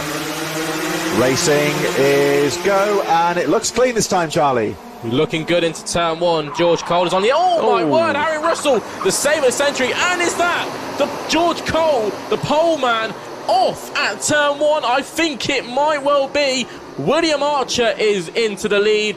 And, well, it's all gone wrong for the driver who started on pole and the driver who started on second as well. Probably the best save I've ever seen going into turn 1, and there's a couple of drivers off at the Derek's corner. Is that John Richardson, the driver who was just up here actually for Senior Rotax doing the commentary? He's not had the best look on track, but it's William Archer who's had the best luck he could probably ever have. And, it's very close here. The rest of the top 10 coming through. It's a fast and frantic first lap, but leading the way. Oh no, that's 155. Ellie Baden's gone into the barriers here, and will he be able to continue? I think he's out of the car. Driver okay, but Will Archer leads. Callum Sims, Albie Lapper in third. Aidan Mitchell, Laurie McVeigh, Jack Owen Drawbridge, Mikey Walker, Kevin Ivanoff. George Cole's unfortunate race. He's under investigation. The Battenberg flag is out. So sort of a safety car procedure here. And I think, wow, that is a very loud exhaust. And I think that's the 198 of that's George Cole, who's span off on the first corner, under investigation, and the kart is looking pretty battered at the moment. So that is not the race he would have wanted. So I think this is because of Eli Baden, who has gone into the wall. Coming out the last corner, there he is, there on your screens, right in front of the cameraman as well. Suffice to say here, look at the clock. They are still racing here. This is the Battenberg flag. You see the marshals there with those diagonal black and yellow flags, much like a Battenberg cake, hence the term. So it is important to note here, of course, Charlie, that they are still under racing conditions here, albeit, of course, a lot slower. Well, there's Baden's kart, so one would expect we're back under race conditions now, but this is all eating into the race time here. Well, yeah, it eats to the race time. So William Archer here, he'll want to slow down as much as possible. He wants to waste this time, because the least time he can have racing, the more time he can have leading the way. Yeah, let's have a look. It's 4:50 on the clock now, and he's still only halfway around the lap. So, yeah, you can see he's barely going over a trickle here. That's entirely in his own interests here. Yeah, he just wants to keep that gap, he keeps the time down as much as possible. So it'll be Albie Lapper in second place, and Aidan Mitchell in third. These drivers will both want to go, and William Archer's gone. The break. So he's gone, and he's already got a bit of a gap already. He'll fly it round the final corner, and let's get back racing here at Junior Rotax for the first heat of the day for them.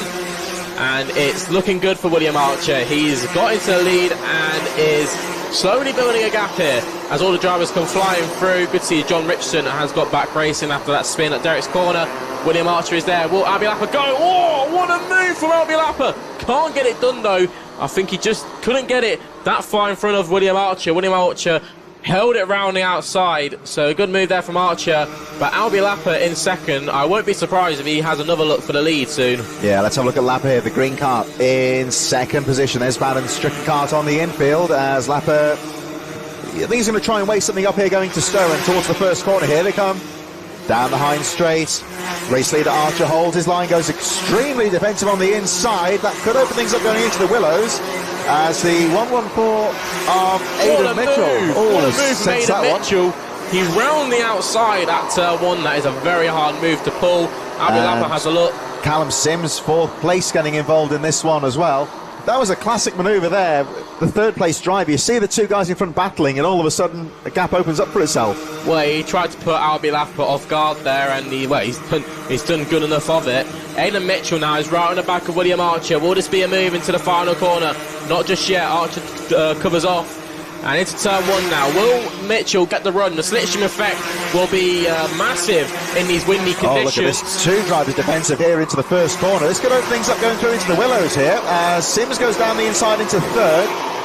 Not quite enough momentum to go for the two leaders. And Sims losing out a little bit coming out of the Willows and towards Derek's corner. What a move from Aidan Mitchell. That's allowed Aidan Mitchell back into this one as well. All very close here. And well, the top two at the moment. Will Archer is full defensive mode here. 2:25 plus 1 lap to go. Pulls away slightly going down towards the Kimbolton corner.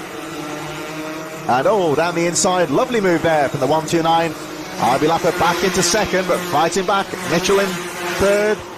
Side by side into the first corner. This allows Aidan Mitchell the opportunity to take the racing line into the first corner. So 2 minutes plus 1 lap to go here, Charlie. Still wide open. I think Mitchell needs to use this time now to pull away from the drivers behind. William Archer is sitting on that white line, does not want Lapper to get past. And watch out for Callum Sims as well, and Mikey Walker. Mikey Walker up 5 places is right. Oh my God, he's half spun. Callum Sims. What has happened there from Mikey Walker? And a quick look down. Just tagged the back wheel there of Callum. Bill unlucky for Sims there. Just tagged his back wheel, which punted him offline. I don't think there's going to be any repercussions from that. It was just a racing incident. That's down, of course, to the clerk of the course and the stewards. It did seem just like an unfortunate racing incident, but the race goes on, of course. And Sims, at least, he has been able to recover. He's still in 9th place. The race goes on, of course. And Aidan Mitchell who, the race leader, of course, number 114, who was coming under some real pressure a couple of laps ago, all of a sudden has a decent gap. It was 1 second. It may have increased slightly here. As we watch the number 61, Will Archer, guarding the line there. There is your race leader. 114, Aidan Mitchell. We'll have a look at the gap when they cross the line in just a few moments. 3 drivers under investigation right now. I'll run through those in a moment for you. And over the line they go. The gap goes up to 1.6 seconds. And we've got the 198, well, Mikey Walker 26 under investigation as well. The number 198 a bit further down as well.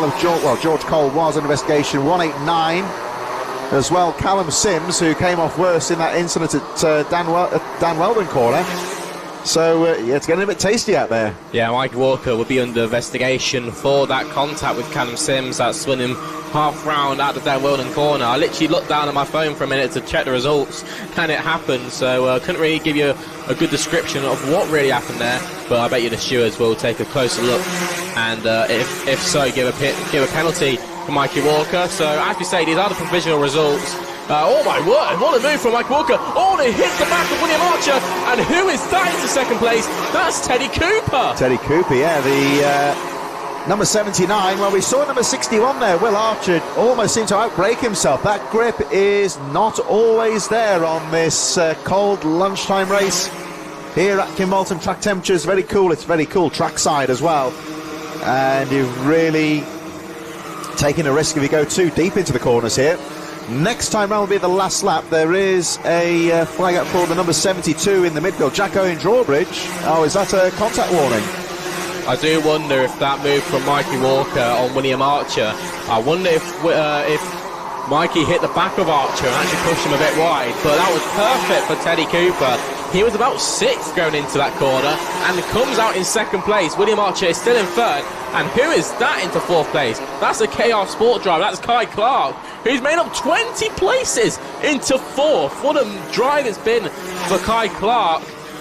But round the final a couple of corners will come Aidan Mitchell, the driver who kept it clean through this race, will come round and will take the checker flag to win the first heat in Junior Rotax. A strong drive from Mitchell, followed by Teddy Cooper. Oh, down in the barriers. I think that might be Zach Starbuck, who has had yes, problems it is, there. 88. So problems for Starbuck on that last lap. And it's Teddy Cooper who makes up 14 places to 2nd from William Archer, and Kai Clark in 4th makes up 20 places. John Richardson is under investigation, so problems for Richardson, and I wonder if he was being a bit too aggressive on those last couple of laps. Mikey Walker finishes in 5th, but, well, if the penalty does come around, that could see him dropping down the table. Albie Lapper finishes in 6th from Sims. Joshua Smith gets some good championship points. He finishes 8th from Harry Russell. Jack Owen Drawbridge into the top 10 from Laurie McVie. And Joel Dixon-Cohen makes up 10 to 12th. That's followed by Daniel Minto, George Phillips, Finney Jones, Owen Keenan, John Richardson makes up 10 to 17th. Oliver Meek, Alexander Gerges, Dominic Parabik, Stanley Williams, and Lucy Wilden rounds out your top 22. But now, going into the next race, I think that might be the Senior X30s. My apologies, not the 177s. I think they'll be coming out shortly after. So a strong grid here for Senior X30s, and it looks like it's going to be Monty Breathwaite and Joshua Jones on your front row. So Senior X30 about to get underway in association with Talk Racewear. As always, of course, myself and Charlie will be determining the driver of the day after the meeting, and that'll be in association with Talk Racewear. The winning driver receives a pair of custom racing gloves, and that's all on the HKRC social media channels after the event as well. This is the penultimate race of the first block of heats, 27 races in total. We're going to start race number 8 then with Monty Braithwaite from Josh Jones. Row 2 is Jack Down and Peter Jurovich. Row 3, Henry Rollins-Hart and Andrew Platt. Row 4, Rowland Eckberg, Jamie Tyler. Row 5, Piers Armstrong, Morgan Hill. Row 6 is Thomas Hodge and Harry Maynard. Row 7, Oliver Harris, Tristan Powell. Row number 8, Noah Ostwaldeston and Lucas Armstrong. Row 9, Jack Nettleship, Natalia Darbeck. Row number 10, Tiger Dixon and Ty Stansfield. Row 11 is Matthew Morgan, Katie Ashburn. Row 12, Barack Roy Barco and Reese Barber. Yet another big grid of drivers here, Charlie. A good grid of drivers, and it's Jack Down who leads the championship. It's very, very close in the Senior X30 Championship. He's on 767 points, and 2 points behind him is Tristan Powell. Now, don't think Tristan Powell is... Oh, actually, my apologies, he is here this weekend. So Tristan Powell will be battling for the lead with him. Another 4 points behind Powell is Morgan Hill. Now, Morgan Hill was very quick yesterday, and will be looking to, well, try and gain all those championship points for the lead in the championship. He's going to battle that out with Jack Dan and Tristan Powell. And the driver who is in fourth, Joshua Jones, who is starting second in this race, he's on 758 points. So it's very close at the front end of the championship. 4 drivers to watch out for, and anything can happen really in these heat races. A bit further back, Baracroy Barco and Reese Barber both hitting trouble on the formation lap, but they should catch up with the rest of the field as they come around the final corner. Are we going to get a clean start? Over the line they go, and Senior X30 gets underway. Everyone charging to the inside, guarding that inside line. Monty Braithwaite's not stopping. Oh, he outbraked himself there. So the driver who started from the pole spot, Monty Braithwaite, is out. Well, is he out? I think he's still carrying on going. So problems there for a few drivers who couldn't get it stopped going to turn 1 there. They all went to the inside line there, everyone daring themselves to brake as late as possible, but that grip is not there, and they simply outbraked and understeered off the course, which shakes things up at the front of the field. Here they come down towards the final 2 corners here. Morgan Hill makes the move on Jack Dan. That's for the championship, and those points will be vital when it comes to the end of the year. Rylan Exberg has got his way into 3rd place, and I think that's Petra Jurovic into 4th. Harry Maynard has had a good start. He's into 5th. And Harry Maynard, who is his first time here at the Kimbolton circuit, and I was speaking to him earlier, he's really enjoying it so far. He is having a lot of fun here at Kimbolton. And who is that in 6th place? I think that might be Henry Rowlands Hart. Yeah, it looks like he's fought through to 5th from Josh Jones, Jack Nettleship, Lucas Armstrong and Natalia Darbeck a bit further back, rounding out the top 10. So Morgan Hill emerging from that trouble on the first corner at the front of the field and taking advantage of that opportunity right now, pulling away at the front just slightly from the 62 Jack Dan, and Hill with the fastest lap of the race, 41.89.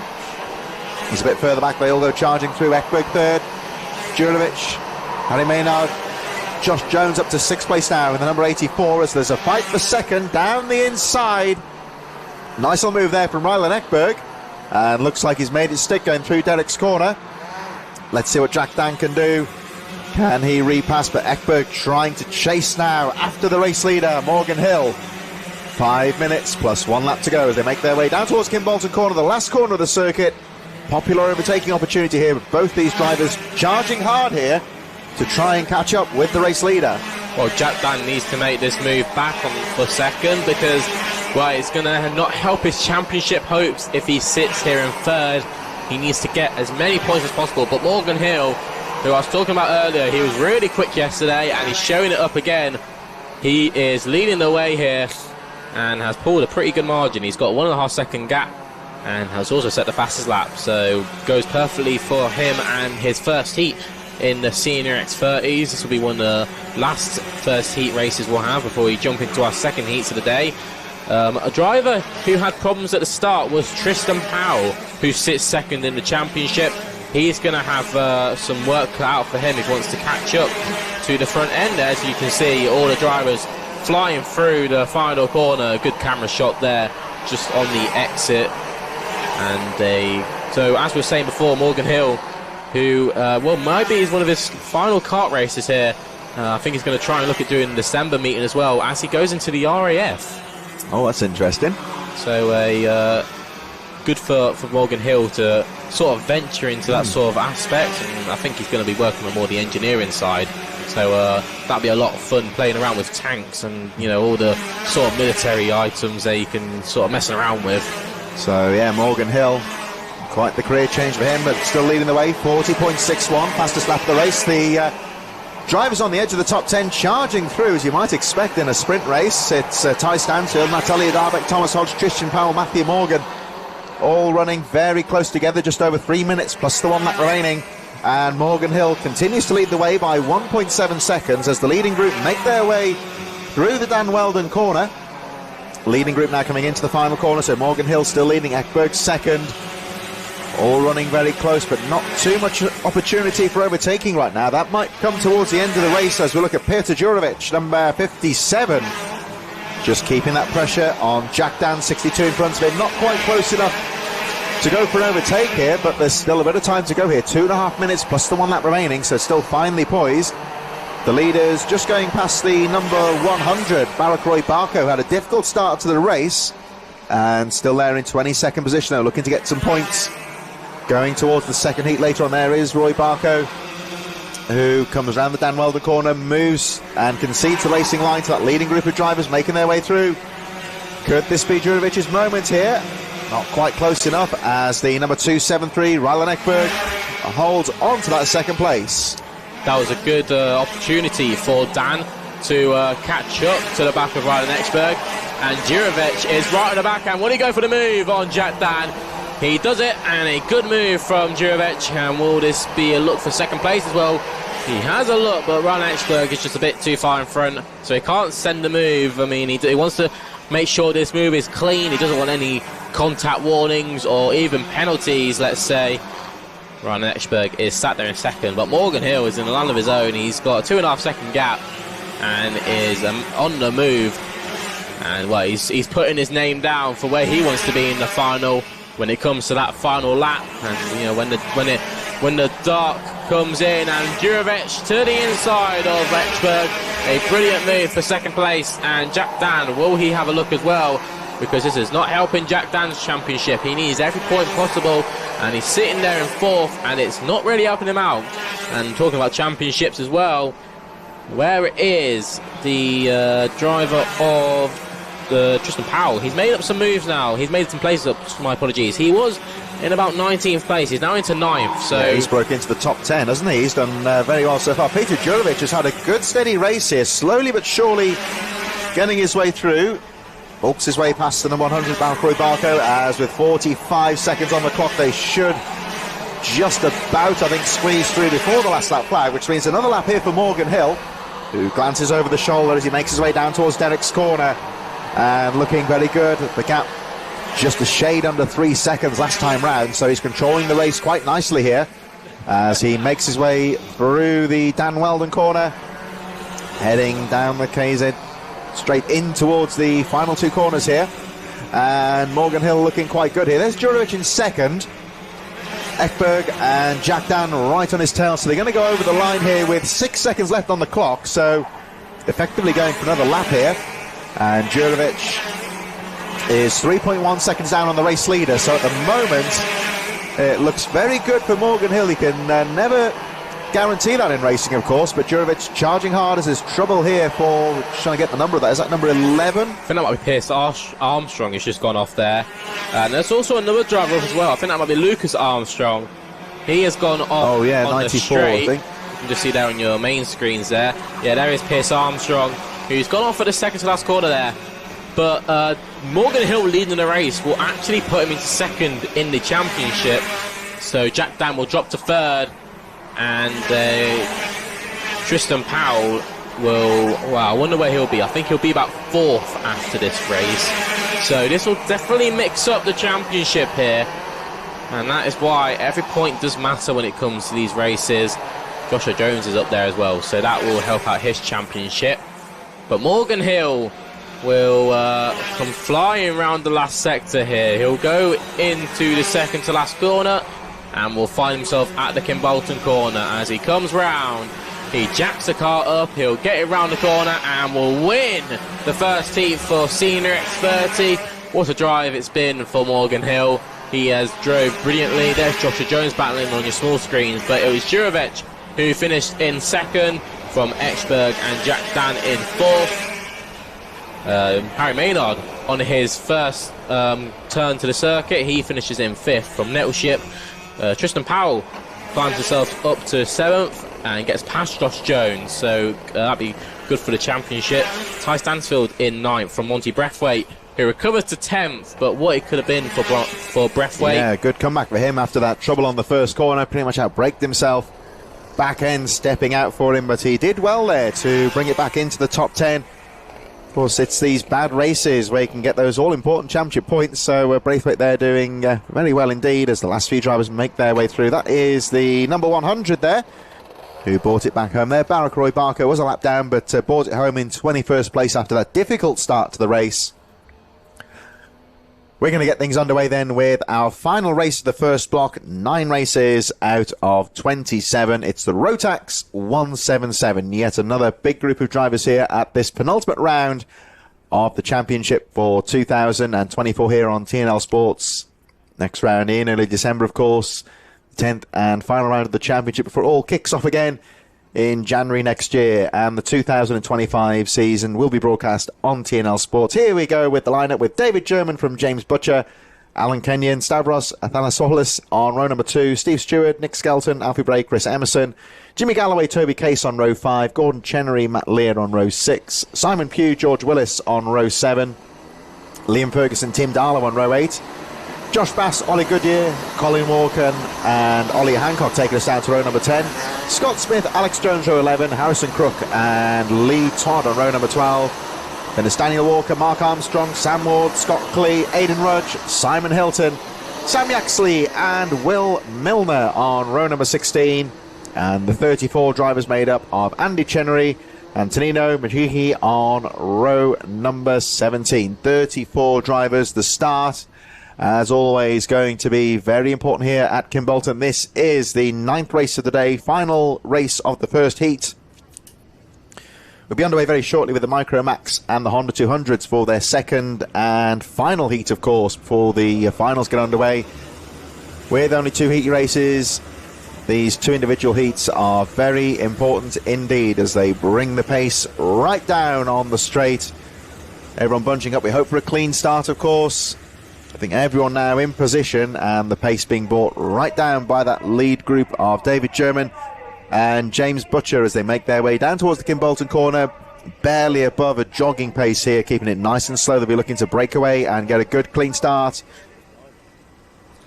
German with that, like a Jean Lacey style helmet there, the number 33, very well turned out driver. If only the junior Rotax could watch this start and actually learn how to do a proper start. Let's see what happens as they go down to turn 1. It's a perfect start. And who is that into turn 1? I saw Alfie Bray there. Is trying to have, no, into the barriers. And there's drivers going on top of each other. In the back of the field there. One driver going off into the tyre barriers. Now, will the track be safe to continue? We've got Wade Yellows.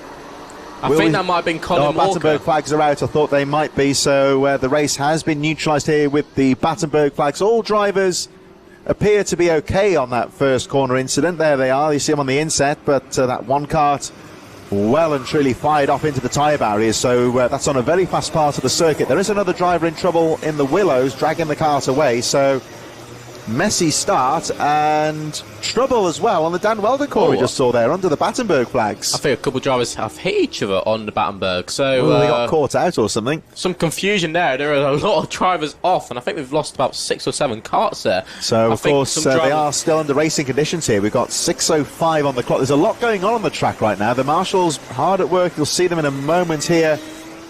As we cut back to the first corner, we may see the cause of the incident here. The marshals are on the tyre barriers now, just pulling it back into position, making sure the track is safe to continue.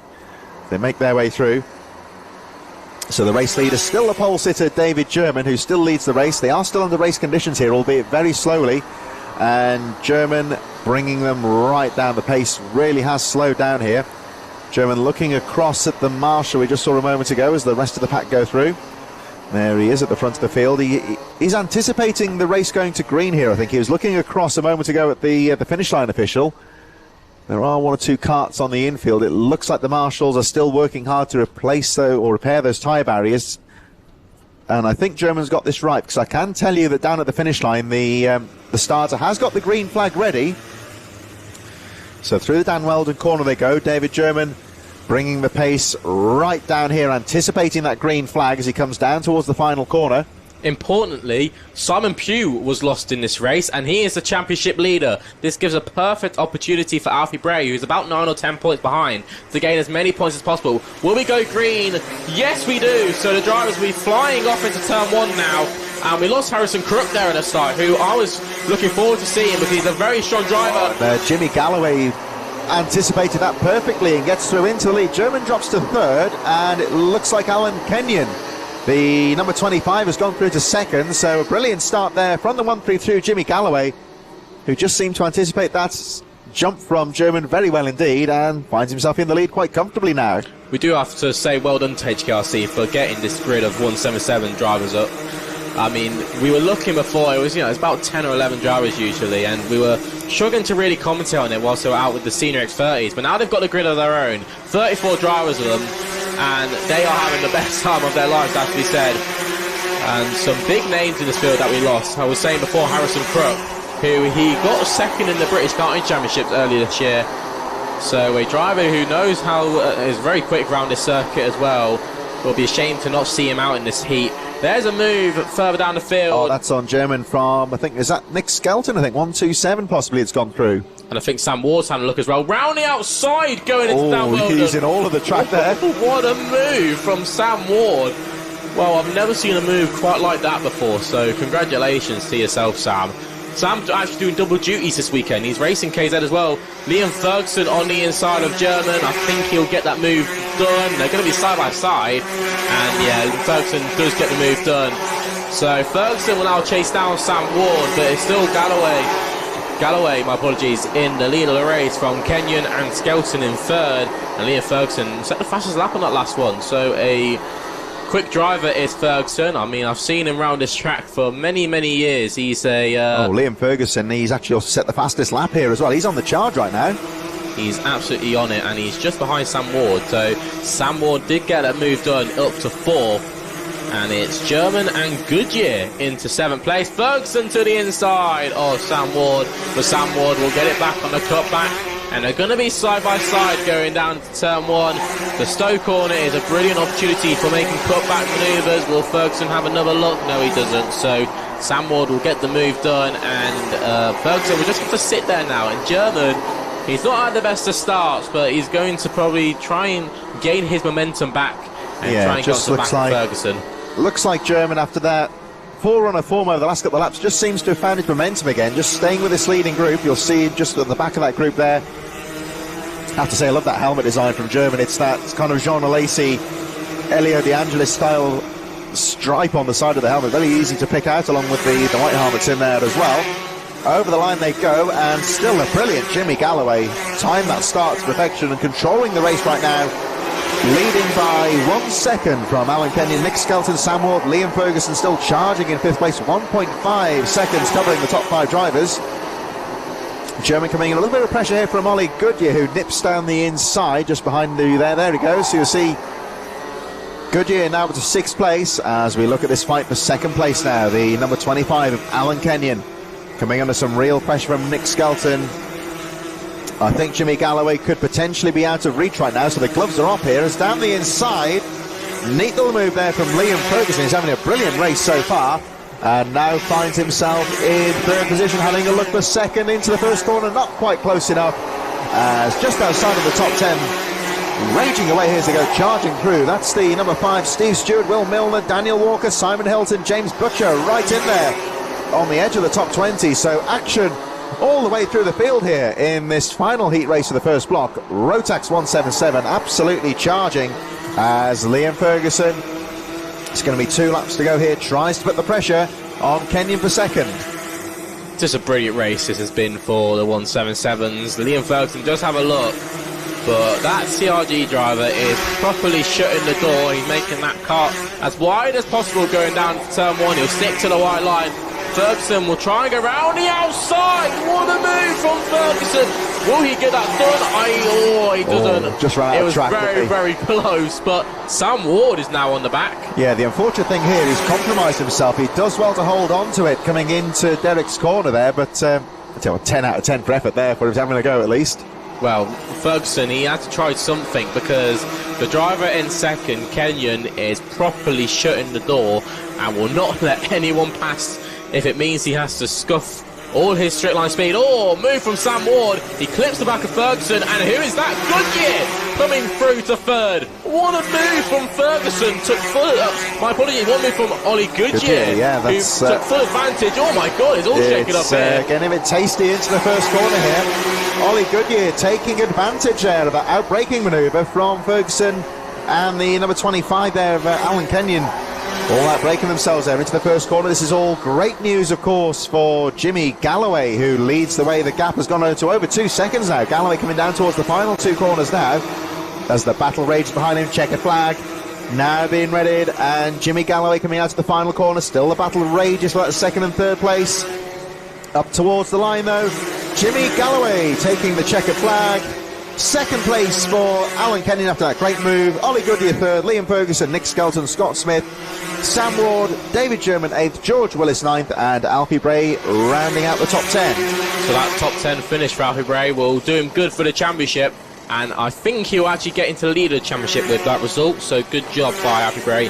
Scott Clee was 11th from Aidan Rudgeon, 12th from Matt Lear, Gordon Chenery, Tim Darlow, Will Milner, Sam Yaxley, Alex Jones, Steve Stewart and Simon Hilton will round out your top 20. A good drive that was from the Rotax 177s, it has to be said. Definitely brought the action to us and some strong drives through the field. Sam Ward made up 20, Scott Smith made up 15, Ollie Goodyear, who finished third, made up 15. And some other drivers to watch out for. Aidan Rudge made up 17. Scott Clee made up 17 as well. They both finished 11th and 12th. Tim Dahl, my apologies, Will Milner made up 16 places. And Sam Yaxley made up 14. Simon Hilton up 10. Problems for James Butcher. He dropped 19 places. He was on that front row. But the next race coming up now is back to Micromax and Honda 200s. These will be the start of our second heats. So let's see what happens here. The gate will be just about to be opened. I think there's that's just a mechanic going to pick up another cart.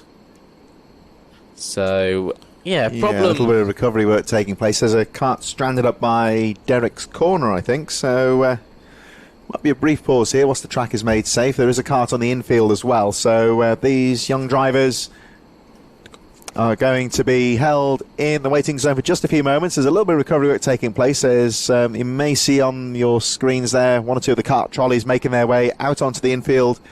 There is a cart currently stranded up by Derek's corner that they haven't been able to get away from the circuit area just yet.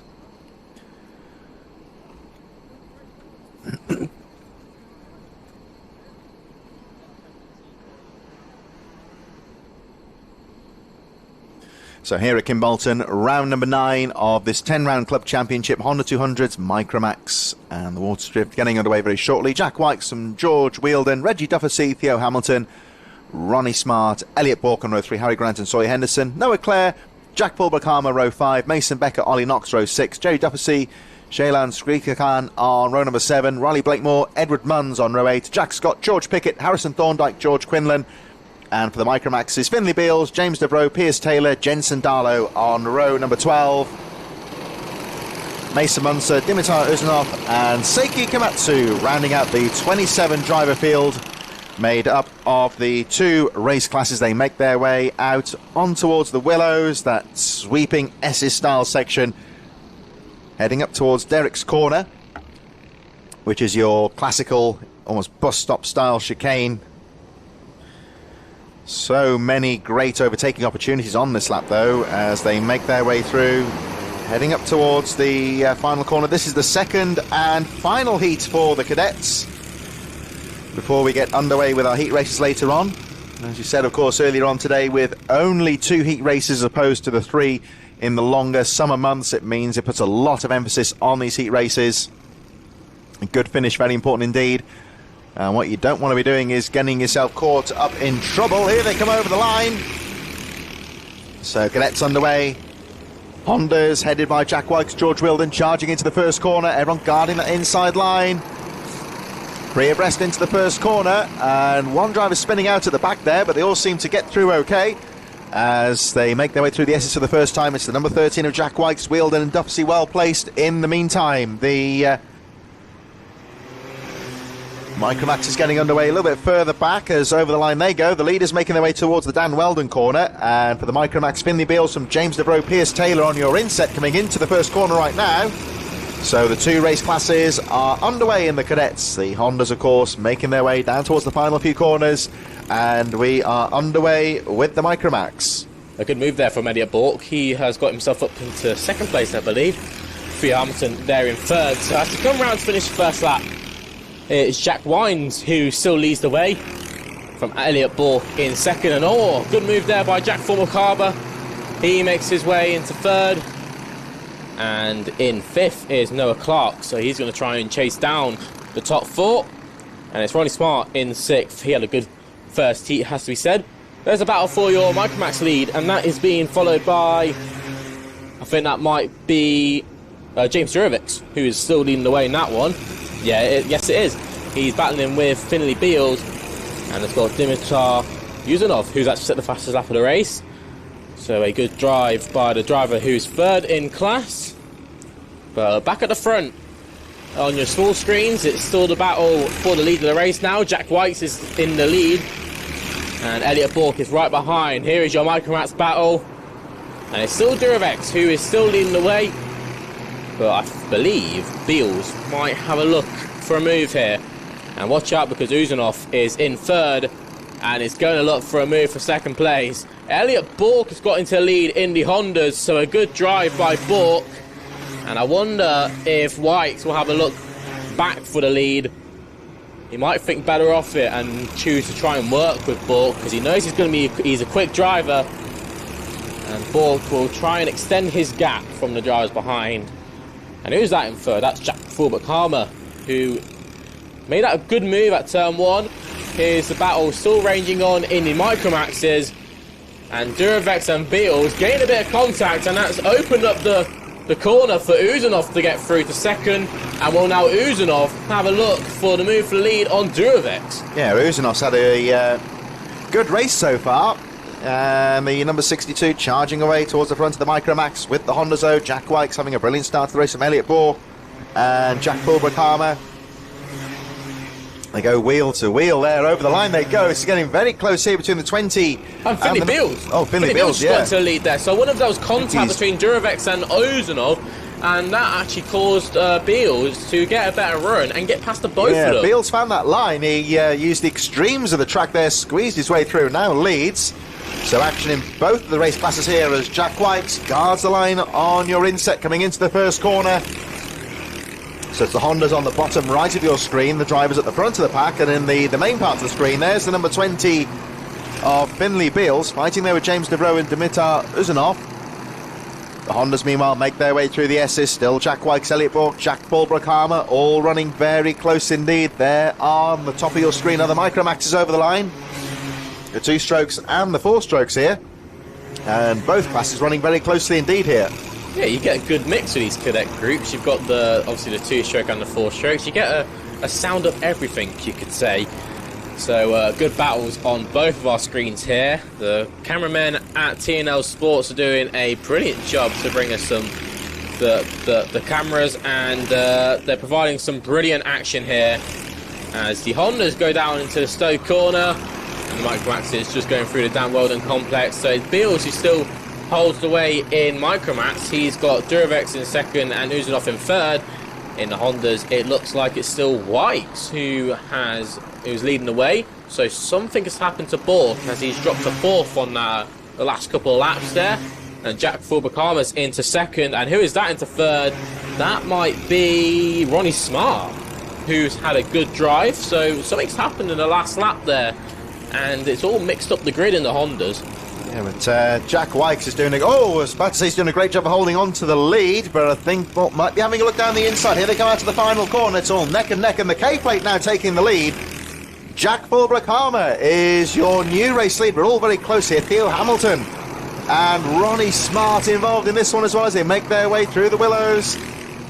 Sweeping S's section there on your inset. Meanwhile, the Micromaxes on the left-hand side of the screen there, still fighting away. Finley Beals looking good at the front of the field there from James Devroe as they make their way over the line. Devroe now dropping, I believe, to third on the timing charts, but we shall wait and see.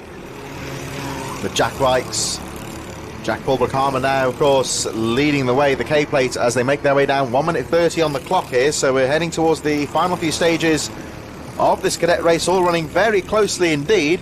Here they come round the final corner in terms of the Hondas. So it's Fulbrook Harman leading, the 51 in second place now of Ronnie Smart. And Jack Wigton dropping to third as they make their way through the first corner. Closing stages of this race now with just over 1 minute to go. So Uzunov there on your screens has got past Beals and is leading the way in the Micromaxes. Uzunov, who has been really quick this race, he set the fastest lap earlier this race and has been on the charge. Managed to get past Jurevex and Beals at the same time. And on your Honda Cadet screens, it is still leading the way, Jack Fulbakama. He has had a brilliant race so far and extends his gap. And is that Ronnie Smart in second? I think it is. So watch out for Ronnie Smart in these last couple of laps. He has been a very strong driver in that first heat and is extending his momentum into the second heat. Right on the back now is of Fulbakama. He defends into turn one, and I think that scuffed his speed a bit. There's a battle for third going on there. That's between... Oh, it's neck and neck for the lead here, though, between Fulbrook Harman and Ronnie Smart. Having a look as they make their way towards Derek's corner, going wheel to wheel. On the inset of your screen, the clock is going down to 0 now in this 7 minutes plus 1 lap race. So next time round, we will be getting the last lap board further back there with the Micromax all looking very close there as well with Finley Wheels, James Devroe, Dimitar Uzunov still fighting away. The leaders of the Hondas making their way into the final corner. Jack Fulbrook Harman still leading the way out to the final corner. They go 1 lap to go here. And it's neck and neck as they make their way down there. In your left-hand side of the screen, Sawyer Henderson currently 13th in the Hondas there. Mason Munster a bit further down there with Piers Taylor, Seiki Yamatsu rounding out the Micromax field as the leaders make their way through. So, it's neck and neck coming in towards the final time into Derek's corner. All very close indeed. They see them on the right-hand side of your screen. It's still Jack Fulbrook Harman that leads the way as they make their way round Derek's corner. Still the Micromaxes charging away further back as Fulbrook Harman. One last attempt there from the number 51. Ronnie Smart having a look on the inside. Fulbrook Harman, the K-plate, holding on to the lead though. They're going to be side by side out to the final corner, but all very close indeed. So Fulbrook Harman wins. Ronnie Smart in second. Look like Riley Blakemore in third position. And all very, very close to Theo Hamilton. Ronnie Smart, though, running very closely indeed as well. And then a bit further back, some of the midfield runners making their way through. Sawyer Henderson, Ed Munns going through, George Pickett. And then the Micromaxes, looks like it was going to be Finley Beals, Uzunov and James Devroe in third position. So I wonder if that the K-plate driver of Jack Fulbakama might be seeing a penalty shortly. He was under investigation at the start of the race for some sort of infringement. So maybe that will play a part. Obviously, these are provisional results, we do have to say. So it is worth saying that, of course. We have to say it as we see it as such. The results are always provisional, so there's always if there is a driver investigation, it may be a change in the final results later on. Race number 11 of our 27 race program is about to get underway in association with iZone Driver Performance. It's the Minimax Inter, the second and final heat. For all these race categories, of course, we move through later in the afternoon to the finals. And the Minimax Inters getting underway in just a few moments for their second heat of the day. And drivers, we're just waiting. If we can get the grid line up. So there's been a bit of a glitch with the timing systems. It is being looked into, of course. The drivers are being lap scored, of course, I hasten to add, but a little bit slower in terms of getting the results through to us as we see a stricken cart being pushed away there. The number 54, I think that was. That was from the 177s, wasn't it? So they finally managed to get that cart off the track. As our Minimax Inters get underway for heat number 2. Drivers, as you can see, getting the cart sideways, getting that temperature into the tyres. Don't believe we'll have the lineups here. We're just waiting for the systems to catch up here. Well, it looks like Sebastian Clark might be starting on pole, followed by Jensen Sale. So Jensen Sale will probably be starting in second. A few of the quick drivers up at the front now, so they've had their start where they start near the back and have to work forward. So we have got Clark on the front road with with Jensen Sale. Max Wheatley is in third, and I think, is that a problem for Clark? He was dropping back a bit there. Didn't he? He's got back up again, hasn't he? Yeah, I think he's just really bringing the pace down here, isn't he, by the looks of things? Yeah, he wants to go green first time. Thea Bradshaw's there on the second row as well, but he's not had the best launch. Let's see if they go. No, they don't. So another full start here in a full start for the first time, shall I say, in the Minimax Inters. And so it is Clark who starts from the pole spot. And so this will give another opportunity for the drivers to warm up the tyres. And obviously we don't want what happened in the last in the race in the senior Rotaxes, where the driver who started on the pole spot kind of can't get it stopped because he just hasn't got the grip underneath him, and that seems to be a problem we see quite a bit now throughout the year, when it's definitely when it's cold temperatures where the drivers just can't get the kart stopped. These aren't like your road tyres, hasten to add, of course. That's all set up for drivability, driver comfort, grip. This is all purely down to performance, so it really is important to get the tyres in that sweet spot. We've seen a couple of times here the grip just falls away on a cold day like this when you least expect it. And here they go again. So this is the Minimax Inter's second start here. We got the number 23 on the inset of your screen there. The driver's now coming around the final corner. Clark on the inside. Let's hope for a clean start this time as they go charging over the line. And this looks like it's going to be clean as... it's getting close into the first corner here. All running very close indeed. Will they get through clean? There's a bit of banging a bump in there. Bradshaw looked like he got very close to the wall there, but he'll be tumbling down the grid. And it looks like Leo Livings has got into the lead of the race. So a good start by Livings. And Max Wheatley's into third. I can't really see who that is in second place. Benjamin Lawn's got into fourth as well. A good start by Lawn. But Clark drops down to fifth, and it won't be the best start for him. Jensen Sale, who started on that on the front row of the grid as well, he's had to drop to sixth. So the top two there, not having the best of starts, and good move there by Lawn. He got the move done before even braking zone. Yeah, very neatly down the inside. There was a kart nerfed onto the grass on the first lap, the number 81 in the midfield there, I think, which is Ryoma Komatsu. That's a shame for Komatsu, who started at the back in heat number 1 and had the better grid place on heat number 2, but out on the first lap of the race. That's the worst thing you want when that good grid position goes begging, you would say. But Leo Livings with a brilliant start. They make their way through Derek's corner, heading towards the Dan Weldon corner, the very top of the circuit. There is the K-plate of Max Wheatley, who's had a strong start here up to is still in the top 5 on the first lap, looking to stay with that lead group of drivers as they make their way down towards Kimbolton corner for the first time. The number 85 of Benjamin Law right in there. But Leo Livings trying to break away here as they go through at the end of the first lap. Rio Townsend second. Sebastian Clark, the early leader, now into third. Benjamin Law, Max Wheatley, Jensen Sale all running very well. Sebastian Behrman moves into 7th position now, number 37. Adam Juditis, Ryan White and Oliver Dawson rounding out the top 10 as they make their way up towards Dan Weldon corner once again. 5 minutes plus the 1 lap to go, as nipping down the inside there was the number 40 of Jensen Sale. Nice little move there from Sale on the Dan Weldon corner. Here they come down to the final corner. You see 23 Townsend guarding the inside, but nonetheless Clark having a look. And Sebastian Clark, nice move there, pulling it off into second place. That last corner is a really good overtaking opportunity, and the first corner is as well, and Benjamin Lawn is showcasing that brilliantly. He tried to get the move done, he thought he had it, but it looks like Townsend came back on the inside for turn 2, so that is one of the problems with that turn 1 manoeuvre. It's a good cutback manoeuvre for turn 2, and looks like Lawn, he had another look but couldn't get it done. Watch out for Jensen Sale now, he knows how to make moves through that Dan Weldon complex. He just did that on Max Wheatley not long ago. So watch out for Jensen Sale as well as they come into the last corner. As we were saying, it's a good overtaking opportunity, and he doesn't go just yet. I think he's a bit too far back, and he'll have to wait till the next lap where he might have another look at an opportunity. There's so many overtaking opportunities. Lawn on the... he got close to the inside of Townsend, but wasn't far enough on the inside. And obviously these drivers don't want to be making unfair moves. They want to be as clean as possible to, stop them from getting warnings and penalties.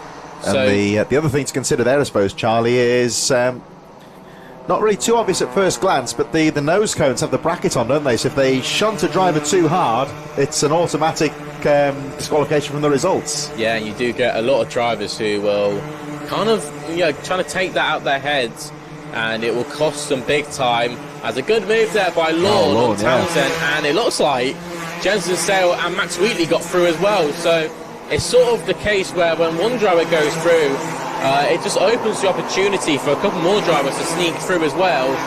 So as one driver goes through, another 2 or 3 or 4 go through as well, and you'll find yourself dropping down a few places. This race is shaping up quite nicely here, because Sebastian Clark has had the luxury of a relatively clean track, whilst everyone else fights for third behind him, and is slowly but surely closing up on the race leader, Leo Livings. Now Clark 51, setting the fastest lap of the race last time round, 43.81. There, we just saw him there on the inside of your screen as you look at the battle of the third. Leaders now making their way up towards the line, and Sebastian Clark really closing up with the leaders. Here they come. Down towards Stowe, the first corner. Clark having a look on the inside, gets the kart in there neatly, and takes the lead. Can he make it stick? He times that perfectly. Takes the line away from the race leader, Leo Livings, and into first place now goes Sebastian Clark. You can see their third position there. Jensen Sale gesticulating to Benjamin Lorne just to look ahead and just work together here to try and catch up with these two. Because let's see if Leo Livings can fight back. Sebastian Clark has put together 2 or 3 very good laps here to go through into the lead. Leo Livings now looking to try and fight back. There's the fight for third. We'll watch closely in a moment as we look at Leo Livings. I think just a little bit further behind there, Max Wheatley trying to have a look and move up a position. 1:48 on the clock, over the line they go. Clark leading, Livings second, and looking at that fight for third there, Charlie, do you think they could close it with the 2 leaders here? I think they could if they just work together. We know Benjamin Lorne is a very quick driver, and Jensen Sale as well. He's battling for that championship. Anything can happen here. We've got a minute and a half left on the clock. And I mean, don't count out Leo Livings just yet. He could have a move on Sebastian Clark. Sebastian Clark, those last couple of laps, was on it. To be fair, he had a fastest lap of the race, and he still holds it at 43.66. A good start from Clark. And it's sort of that aspect where if you are in second place, you can just full send it, and because you know when the braking point is going to be, so what you can do, you can brake a bit later than the car in front, and that's how you gain time over the lap. A good move there by Sale, it looked like. Actually, Max Wheatley, my apologies. He made the move on Jensen Sale. That was the battle for fourth. So Sale has now got to try and work with Wheatley. I think that'll be the better opportunity. And we were just saying about Benjamin Lorne, could he catch up to the back of the top 2? And I think he has. He's very, very close to them now. Will Wheatley just bide his time and work with him now? Lorne has got the pace, and he has shown it now. He's right behind Leo Livings. Is this the opportunity for Lorne to make a move for second? Yeah, 20 seconds on the clock now, so next time round will be the last lap. It's all getting very close here. We've got 6 drivers all running very closely together, only covered by 1.4 seconds, so it's still very finely poised here. With 1.5 laps to go, they make their way through Derek's corner, up towards the very top of the circuit now, and this almost double apex Dan Weldon corner. So many overtaking opportunities here, but no one really showing their hand just yet. There is still 1 more lap to go here as they make their way down towards the final corner. There is the K-plate of Max Wheatley. Again, not looking to do anything just yet, but it's all going to boil over here as we head towards the final lap of the race. This is where the overtaking manoeuvres need to be done. Down to the first corner they go. Clark leading. Livings could still be a factor here in second place. Lorne, Wheatley, Townsend and Sale all very close. They chase through the willows to the final time. And look at the K-plate, just having a peek going into Derek's corner. Sebastian Clark leading this train of drivers are here, heading towards the Dan Weldon corner for the final time. And Clark still looking to maintain that lead. Down the straight they go here, Charlie. 2 more corners to go. I still wouldn't count out Leo Livings just as yet. Sebastian Clark will come round the final corner. And Wheatley has a look on Lorne. That could be the move for third. But it's Sebastian Clark who takes the win for the second heat. A good drive by Clark, who put the laps in when he needed it to. Leo Livings in for second, and Lorne finishes in third. It's a good drive by Max Wheatley, who finishes in 4th. A consistent drive from Wheatley. And Townsend finishes... Oh, trouble there on the final corner with the 69 Logan Baker tangling with, I believe it's Jack Charles Bailey, number 33. Both drivers okay, and it looks like Baker will get away. There's the number 15 of Alexis Jasinskis, 22nd position. So Baker gets over the line in 23rd. Jack Charles Bailey, I think, has got the car going. There he goes in 24th. And final driver, just going over the line now, just about staying on the lead lap there, is Thomas Baker. 25 drivers finishing the race. The unfortunate Ryuma Komatsu, a retirement on the first lap, but a very good race there from Sebastian Clark to take the win from Leo Livings. And we move on to our second heat of the day, of course, for the Junior X30, race number 12 of 27 during the day. The rest of the second block is made up after this race of the TKM Extreme Senior Rotax KZ.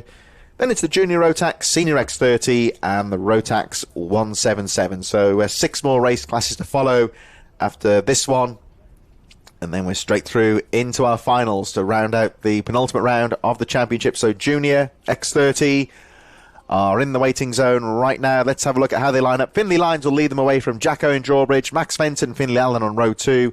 Alexander De Benedictis on row number 3 from Charlie Myers, Leandro Carlton-Silner, Alex Wiley, Jacob Bachler, John Seward and Harry Myers. 11 drivers. So it's the smallest grid that we've got today, but there's been no lack of action, one would say. So Finley Lyons, who had a good start in heat number 1. This could be interesting here, lining up alongside Jack Owen Drawbridge, who, of course, is looking, in terms of the championship, looking quite strong. So Finley Lyons, 81, will be, of course, relatively newcomer driver, you would say, to the Junior X30. Against the experienced head of Jack Owen Drawbridge as they make their way down towards the final 2 corners. Oh, and there's a spinner. Driver spinning out of contention there. That, I think, is Alexander De Benedictis, the number 46. Now, has he kept the kart going? Try and get it bump started and back into action. Can he get it back underway? The rest of the field making their way around the final corner. Well, you can see the blue smoke there streaming from the car. Gets underway. So, is this going to be a clean start? Looks good. All karts are moving out on the track as Finley Lyons moves across to guard that lead. Owen Drawbridge taken to the inside, guarding that second place. They all get through the first corner safely. The Benedictis has got away at the back of the field and may well be able to catch up with the rest of the pack as they make their way through, but Finley Lyons looking to try and break away here.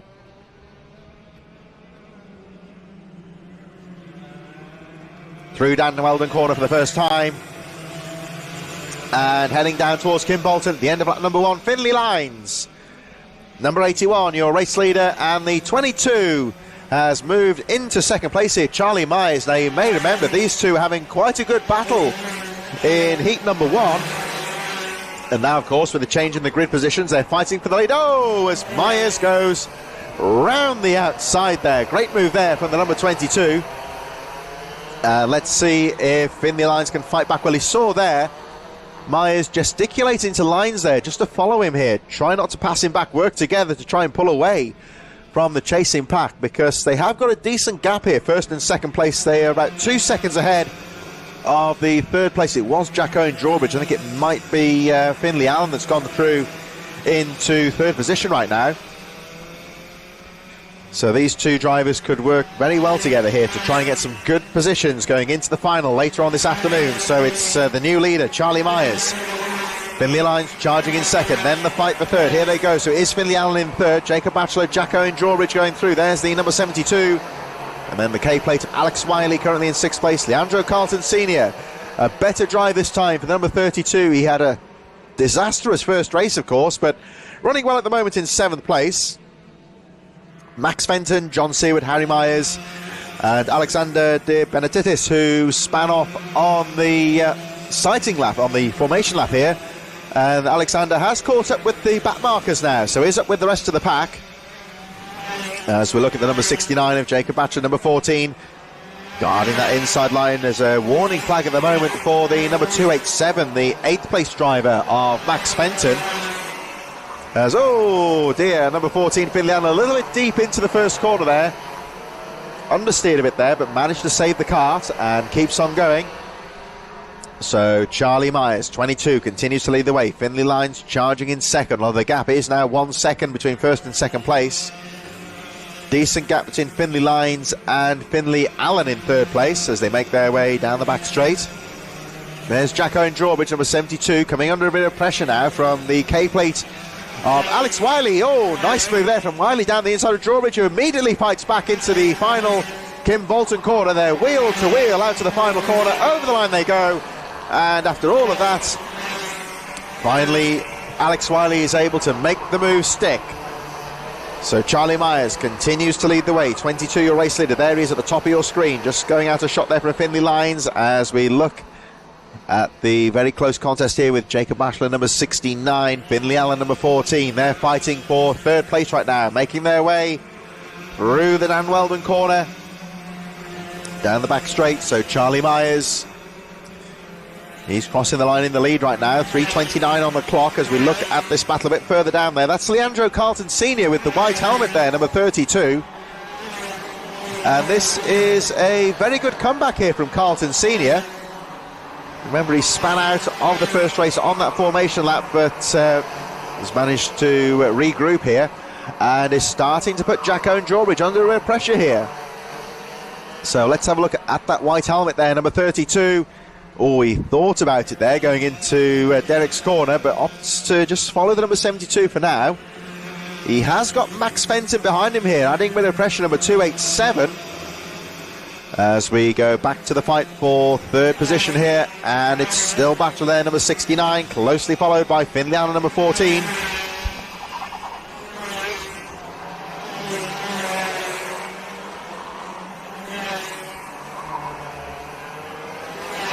So they make their way through the willows, this S's section. You can see how close they are in this fight for third place. The top two now well clear.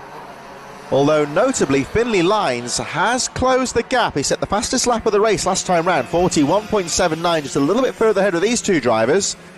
They make their way through the Dan Weldon corner, 2:10 on the clock, plus 1 lap to go, so still a bit of time in this race. Charlie Myers is being closed on by the race leader. They go over the line, still this fight for third. Leaders now making their way into the first corner. There, you just saw them there. There's Lines closing in second place. Another fastest lap of the race for Finley Lines here. Bachelor third. Allen still in fourth place. And there's Finley Lines. Look out for the Dayglow helmet there for the number 81. Charlie Myers was pulling away at the first half of this race.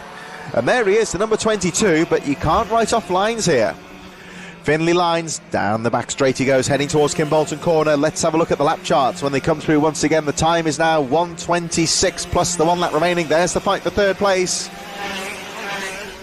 So this second heat for the junior X30s is still finely poised. And Finley Lines has brought the gap down again to 0.6 of a second. Fastest lap of the race again for Lines. The two leaders really pushing each other hard here, and Bachelor and Allen still fighting for third. There's your leaders.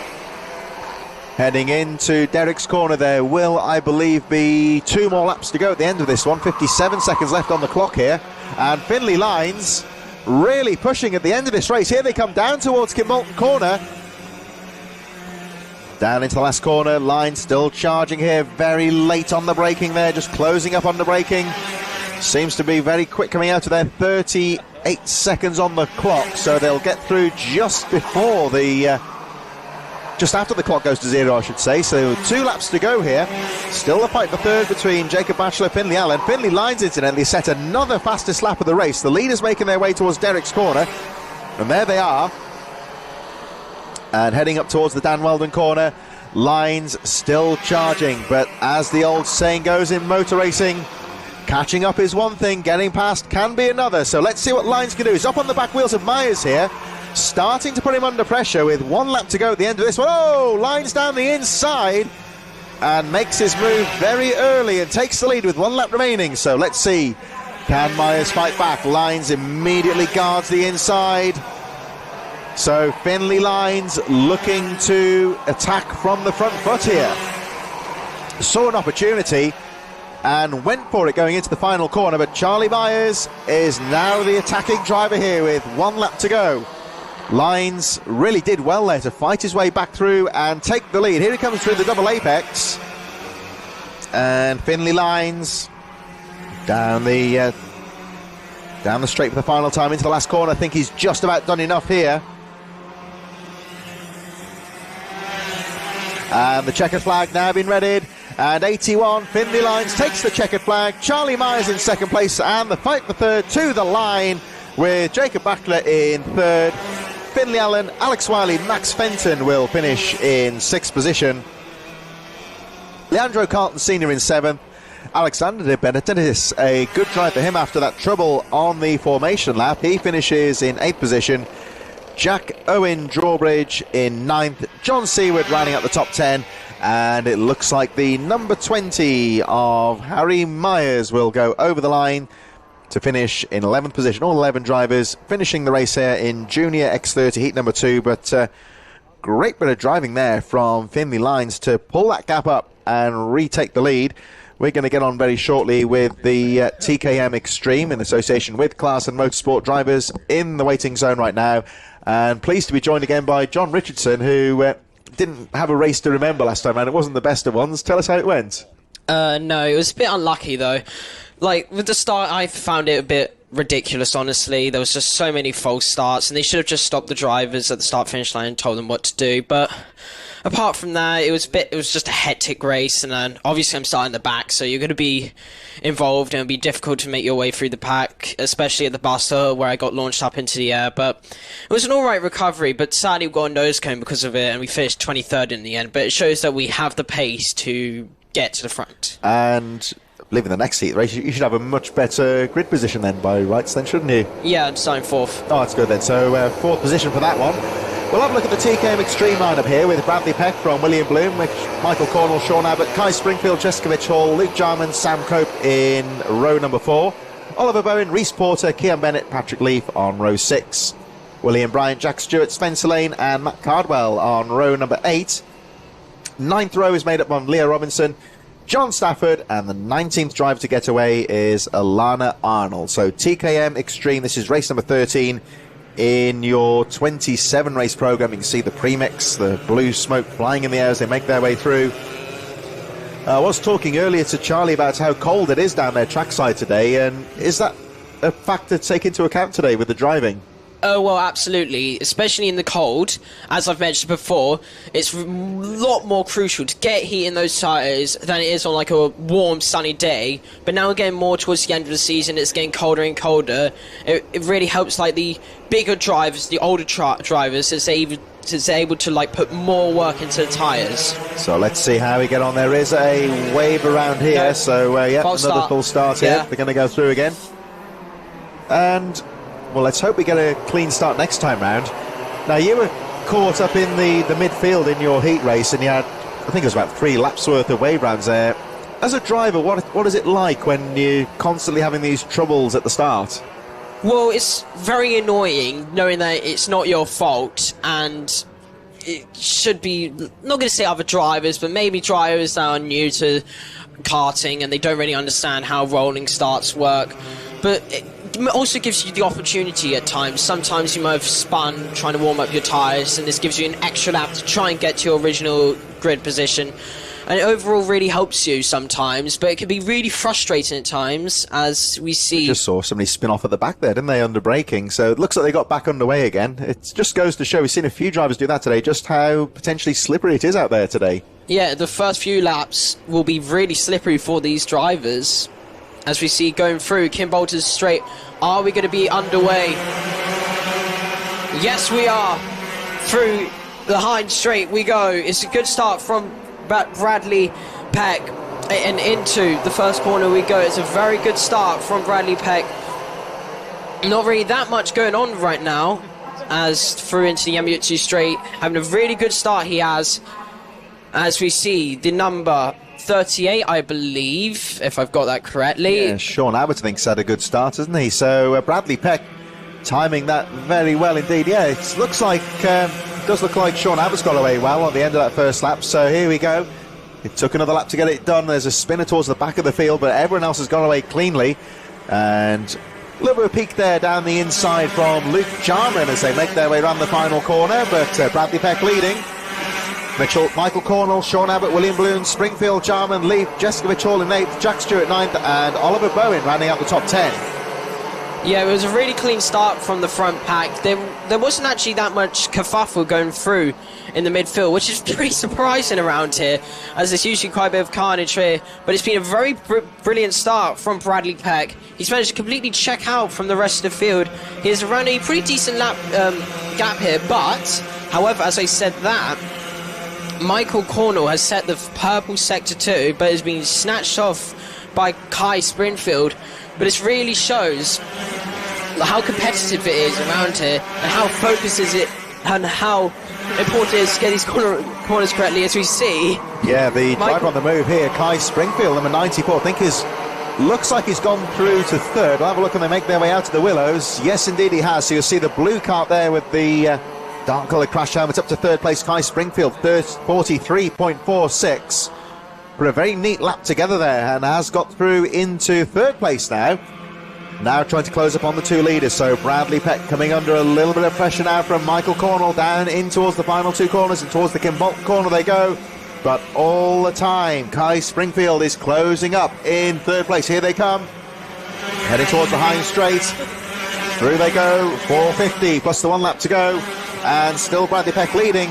Cornell 2nd, but Kai Springfield absolutely blitzing these lap times here. 43.08, quite comfortably the fastest driver on the track. And what can he do now as they make their way towards Derek's corner?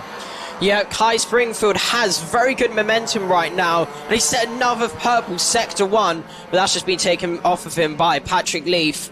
But as we see going through down Weldon corner, he's just edging ever so closely. He's having a brilliant race so far. He originally started P5, but that's not stopping him as... moved from the 94 of Kai Springfield. Managed to get up into second place? Yep, into 2nd place, as he's now going to try and catch after the leader of Bradley Peck. As you see the lap times at the bottom of your screen, Kai Springfield has set 43.05, and he's completely clear from the rest of the field by nearly 3 tenths, as Kai Springfield now is catching the number 82 of Bradley Peck. And through as we enter down Weldon corner, it's getting really close, and we could see a move here. Having a look here, he's got the exit to the Dan Weldon corner very well there indeed. He's got a nice run coming in towards Kimbolton. He's going to have a peek down the inside here. Not quite. He's going to follow and head towards Stowe. Still number 82, Bradley Peck leads the way, but Springfield looking threatening in 2nd place. Cornell still there in 3rd. Bradley Peck tries to defend the inside line there, but it wasn't enough, and Kai Springfield finds the line down the inside and takes the lead. A bit further back, some action there between number 38, Sean Abbott, Luke Jarman, and your new race leader there, number 94, Kai Springfield, going through Derek's corner. Peck dropping to 2nd place. Cornell still there in 3rd position. Luke Jarman has looked quick during this race and now moves into, I believe, into 4th. We'll have a look in a moment when they come back towards us. But Kai Springfield leads the way, 2:48 on the clock, plus the 1 lap remaining. Yeah, just for a moment there, I thought Kai Springfield just made a mistake going through there, because he ran really wide there. It's going into the Hines Straight. This could compromise his exit a bit, but it doesn't cost him in the end. But Bradley Peck is all over the back of Kai Springfield as through the Yamayutsu Straight we go. It's been a very good race from Kai Springfield, but I'd like to do a bit of a mentioning. Keep an eye out on Patrick Leaf. Gained 5 place, no, 5. He's currently running 5th place, and he's gained 7 places here, and he's going to be that wild card here. He's getting very close to the leading pack. Yeah, he's looking good. And another driver who's on the charge here as well is the number 18 of Luke Jarman, who slowly but surely has managed to catch up on the top 3. There he is in 4th. Leaf's charging behind him in 5th place. So less than 2 minutes plus the 1 lap remaining, and this race is still wide open. Kai Springfield fighting to the front, but hasn't been able to shake off the chasing pack here. Just Bradley Peck still charging, lining up for a move here as they make their way towards Derek's corner. Not quite able to find the opening though. And Bradley Peck still keeping that pressure on. Look out all the time though for Luke Jarman, who's gone through to 3rd. Jarman into 3rd position. Patrick Leaf in 5th position, still looks threatening as well. So the race still wide open as Kai Springfield looks to try and wrap this one up, but there's still a lot of work for him to do here. 1:20 on the clock as again Bradley Peck tries to find an opening. All the time though, look out for Luke Jarman in third place. Yeah, Kai Springfield is under a whole lot of pressure. He seems to think they may have gone a bit higher on their pressures, which helped him at the start, but he starts to just lose the time now. As we see Bradley Peck now start to lose the back of Kai Springfield. He had a little bit of a mistake going through the... never mind. Could this be a possibility here, that you say the tyres are just going away a little bit from Springfield possibly? Yeah, it seemed like it, because he seems to be making more mistakes now. Perhaps this might be under more pressure, or they might have just gone really high in the pressures, which helps him at the start, but at the end it just loses the tired performance. Possibly. So we've got 2 laps to go here, and Springfield still can't shake off this chasing pack, and all the time Luke Jarman, this race really coming towards him quite neatly here, and he is starting to put the pressure through the willows on Bradley Peck in second place. They make their way up towards Derek's corner, and down the inside he goes. Oh, lovely move there from the number 18 Luke Jarman, snatches the apex away, and he had to be very precise there. So now Luke Jarman with a clear track in front of him. The momentum is behind him at the moment. There is a tail end, I think it's Alana Arnold at the back of the field, that may come into play in this one. Last lap next time round. Oh, and look at Jarman closing up under braking. Yeah, sorry. Oh, thank you. As now onto the last lap we go. Luke Jarman defends going into the first corner, and what a switchback! Bradley Peck is brilliant. Yeah, what a switchback! What a switchback! That was absolutely perfect through the Yamaguchi straight. Here comes Michael Cornell. Don't count him out for the battle of second, but that brilliant switchback has helped Bradley Peck get back into second. As through downwelder corner we go. Bradley Peck is still in second with Patrick Leaf and Michael Cornell all behind him, but this man Kai Springfield has been absolutely dominant. He took the lead at the very start, and he's going to win heat number 2 for TKM Extreme. Kai Springfield wins the heat 2 for TKM, with Bradley Peck finishing second, Luke Jarman third, Patrick Lee fourth, gaining 8 places in that race. Michael Cornwell in 5th, Kean Bennett 6th, Sean Abbott 7th, Oliver Bowen 8th, Leo Robertson 9th, and Spencer Lane 10th.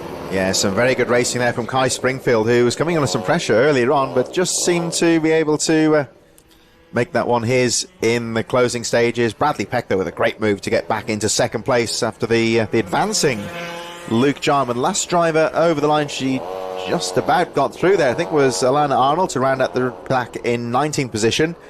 Senior Rotax are in the waiting zone now. This is your 14th race of the day, 27. Don't forget, of course, each group has 2 heats as opposed to the 3 that we normally get in the longer summer months. But of course, the meeting needs to be wrapped up around 4 o'clock, I would say, because the track isn't floodlit, and the daylight would be a factor later on. At least one thing today we said, we don't like this miserable weather, but I don't think that low sun's going to be a factor today. It's very cloudy and misty out there, so you won't be getting the low sun in your eyes later on. No, it really shows like the different seasons play a major factor into this championship, because you might be able to do all the beginning races, but as you now see, the senior Rotax exiting the pit lane and getting their outlap, and hopefully get a starting grid. Yes, we do. Deacon Russell and Zab Chapman-Lewis will be on row 1. Charlie Webb and Ewan Sharman will be on row 2. Rachel Robinson and Cassius Diaz in row 3. Michael Morgan and George Hart in row 4. Isaac Reynolds and James Tester in row 5. Jack Spencer and Ryan Hedge on row 6. Ethan Martin and Ben Horn on row 7. Sean Rashid and Archie Flint on row 8. Jack Gillingham and Felix Stockline in row 9. Adam White and Ali Al Kerry in row 10, Jonathan Rolton and George Allen in row 11, and Joe Fox and Tobias Alvarez in row 12, Harry Bloor and Luke Bate on row 13, Jack Rowe and Tom Pryor and Harry Barton on row 15, Lucas Engham and Leonard Gilo on row 16, and to round out this grid, Bryce Madison on row 17. So 33 drivers getting underway. Yes, they do.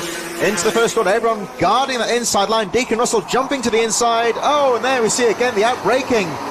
Somebody just went straight off the course. Staff Chapman Lewis, I think. Chapman Lewis, yeah. and trouble in the midfield. A few karts getting together. Oh, there's one in the tyre barriers as well, but they pretty much all seem to get away. Number 13 I think that's on the Lucas grass. Ellingham. Is that Lucas Ellingham in trouble? Yeah, the championship leader here. I think he's ended up in the wall. And that kart is stranded in the wall as the race goes on. Just going to see if the race still continues. Number 13 on the grass as well, Adam White. Driver okay, but out of the race. Here they come over the line. Well, they got the karts clear and away from the tyre barriers, so it's a good, clean track. Racing continues. See, yellow flag through there. So it's going to neutralise all the overtaking through there, but some drivers are still overtaking under that yellow flag. I believe the stewards will be looking at that post-race. But down the inside goes Charlie Webb, currently second place in the championship, and this is his golden opportunity to gain points on Lucas Ellingham. But it wasn't Lucas Ellingham, it was the barrier. I believe that was either Adam White or James Tester, or maybe George Allen. So apologies to anyone that is supported Lucas Ellingham. I think Ellingham was caught up in that melee on the first lap, though, still quite far down in the midfield. Hasn't really made any progress thus far, so we'll monitor the number 99 as the race goes on. And there's a whole gaggle of drivers going through here, but all very closely poised at the start of the race. And it's still Charlie Webb leading. Charman, Deacon Russell, Ethan Martin, Jack Spencer, Rachel Robertson 6th, Ben Horner, Michael Morgan, Jack Ellingham 9th, and George Hart running up the top 10 thus far. But at the moment here, it's still very finely poised.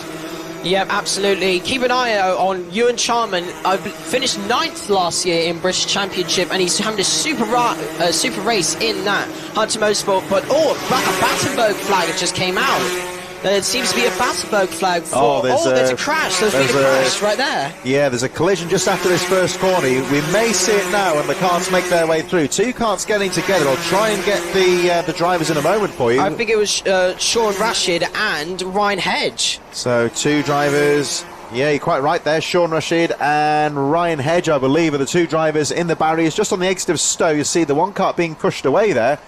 But both karts in the barriers in quite a potentially dangerous position there. It's on the exit of the corner, so the officials bringing out the Battenberg flags. Again, just to reiterate, the drivers are still under race conditions here. It's akin to a safety car, you might say. The drivers have to really slow their speed. But here, I think, John, it looks like I think this is the drivers taking it amongst themselves. They're anticipating it's going to go green on the next lap, so they're just looking to bring the pace down here. The race leader, of course, Charlie Webb, is responsible for this, and he's really brought the pace right down, hasn't he? Yeah, it's obviously the go-karting tactic here, where you want to really slow down the pack, and then somewhere around the back straight, or maybe going into Kim Bolton corner you go. And just wanted to mention, though, Harry Bartle and Lucas Ellingham. Harry Bartle's gained 18 places from 30th, so keep an eye on him, having the momentum on his side. And what a brilliant driver he is. Like, we could think he probably gains for more places currently running in 12th, and Lucas Ellingham in 14th, gaining 17 places. So as we anticipate a green flag, this restart in effect could really benefit those two drivers as well. Bunched it all back up again. Here we go, so it goes back to green, and it looks like Charlie Webb picks his moment, but here comes Ewan Charman. He's going to make a move. No, he doesn't. 6 behind him. Whole group of spectators on the inside of the first corner now after all this trouble at the start of the race, but everyone's okay. Lock up. There's a lock up there with, was that about 8th place, I think? But they all seem to have got through okay. Well, it's an incident-packed race here, you have to say. As Jack Spencer's gone up to 5th place now, as we look back to our leaders, and it's still incredibly there after all that action on the first corner. Charlie Webb doing very well there and holding on to the lead. Yeah, I believe Ewan Charman should try to... and just as I say that, a bit of commentator's curse, Ewan Charman just goes down the inside of Charlie Webb. I was just about to say that they should start working together, but Charlie Webb responds back as he goes down the inside on Ewan Charman. Brilliant move from him. As now through the Amiotsu straight we're about to enter. Charman is all over the back of him, but don't count out Deacon Russell. Looked like there with the race leader... Webb, they're just looking to gesticulate there, trying to get him to work together here because they know it's a very close race here and quite keen to avoid a bit of race action until the final lap, it would seem. Well, they absolutely should. They're both, all four of these drivers in this pack are all talented. As a bit of a nudge there from Ewan Charman. Nudged Charlie Webb a bit, but it all looked all clean. But here comes Ethan Martin. Deacon Russell goes defensive. Charlie Webb defends that inside line. Can Ewan Charman get a switchback? No, he doesn't, but he's plunged all over the back of Charlie Webb and through into the Yamayutsu straight. It's been a really good race so far. It's now through the now entering the Dan Weldon corner. Ewan Charman trying to plot a move here to take the lead of this race, but Charlie Webb is just defending and defending. He's doing a very good job defending so far, but the chasing pack of Ben Horner and Rachel Robertson are slowly catching. As now through the Heinz straight we go. Charlie Webb goes defensive because number 64 and 93 are under investigation. Yeah, this is always gone a bit wide after the first corner. This is the real risk when you go full defensive, is that it just draws everyone else in. And Charlie Webb still leads the race here, but he is really going for the defensive tactics here, guarding the... Oh, look at him taking all that curb, going through the Derek's corner in towards the Dan Weldon corner, and again, just look at how aggressive he is turning into those apexes there, guarding that lead. This is not the fastest line. That's not going to allow him to pull away at all, but he's going full defensive here. He's got to, again, very early on the apex, going into the Kimbolton corner. Over the line they go with 24 seconds left on the clock, so it's 2 laps to go here. But look how close they are. 1 second covering the top 6 drivers. So a little bit of tactics here. I don't think anyone's going to be too aggressive here on this penultimate lap of the race, because it's still wide open here, John. Yeah, absolutely. Oh, what? Charlie Webb just absolutely demolished that second curb. As now it's Dan Weldon corner we go. Charlie Webb still leads, but Harry Bartle from 30th is now starting to catch this pack as down the inside he goes. But we're going to watch the leaders here with Ewan Charman with the Hunter Motorsports and Charlie Webb as the last lap is now out. But Charlie Webb has a bit of a gap now to Ewan Charman. Not that much action going on with the leaders so far, but this could all change through the Yamayutsu straight. And now just enter it, but Charman is just too far behind. It's now through we go these complex of corners and entering the Dan Weldon corner, who I believe is named after Dan Weldon. As now through the back straight we go. TKM straight, sorry. Charlie Webb still leads us out. Harry Bartle all over the back of Ben Horner, but Charlie Webb has absolutely dominated this race. Brilliant defending from him, and he's going to win Heat 2. Charlie Webb wins Heat 2. It's an absolutely super race from him. Ewan Charman in the Hunter Motorsport finishes second. Ethan Martin with another superb drive gains 10 places there. Deacon Russell finishes 4th. Rachel Robinson 5th. Ben Horner 6th. Harry Bartle went from 30th to 7th. Gained 23 places. Jack Spencer 8th. Jack Gillingham 9th. George Hart 10th. Lucas Ellingham with a super drive to 11th, gaining 20 places there. Harry Bloor 12th. Tobias Alvarez 13th. Michael Morgan 14th. Tom Fry 15th. Archie Flint 16th. Jonathan Railton will be 17th. Felix Stockline will be 18th. Cassius Diaz 19th. Luke Bate 20th. Isaac Reynolds 21. Zab Chapman Lewis will finish 22nd. Yeah, all very close there, of course, in the Rotax. You're the Rotax expert to say, and lends itself to some very close racing, of course, this category. Yeah, absolutely. I now need to get off for my Heat 2. It's been absolutely fantastic commentating on this race, and I'll expect me to come back for the finals and for more senior Rotax content. Well, we wish John the very best of luck. He'll be out in the race after the next, so a little bit of a quick turnaround for him, and he'll get himself trackside, and he'll be hoping for a bit of better luck in his second heat race. He has, of course, got the advantage of a better grid position as the KZ UKs are about to get things underway. The way the heats work, of course, is that it is randomly allocated, so a driver that will have a bad position in Heat 1 will have a better one in Heat 2, for example. As we look at the grid for KZ UK, Jake Weston from Oliver Stewart, Ralph Youngling, George Barker, row 2, Derek Morgan, Sam Ward in row 3, Harvey and Lang on row number 4, Daniel Chabula, Richard Palmer, Charlie Cole, Isaac Smith on row number 6, Sam Johns, Josh Price on row 7, Lee Ward, Ben Ballou on row number 8, Ella Stevens, Jake Baker, Bo Phillips and Jed DeFriend rounding out the 20 driver grid. So you would say, the comfortable winner of heat number 1, Josh Price, who had a good grid position in heat number 1.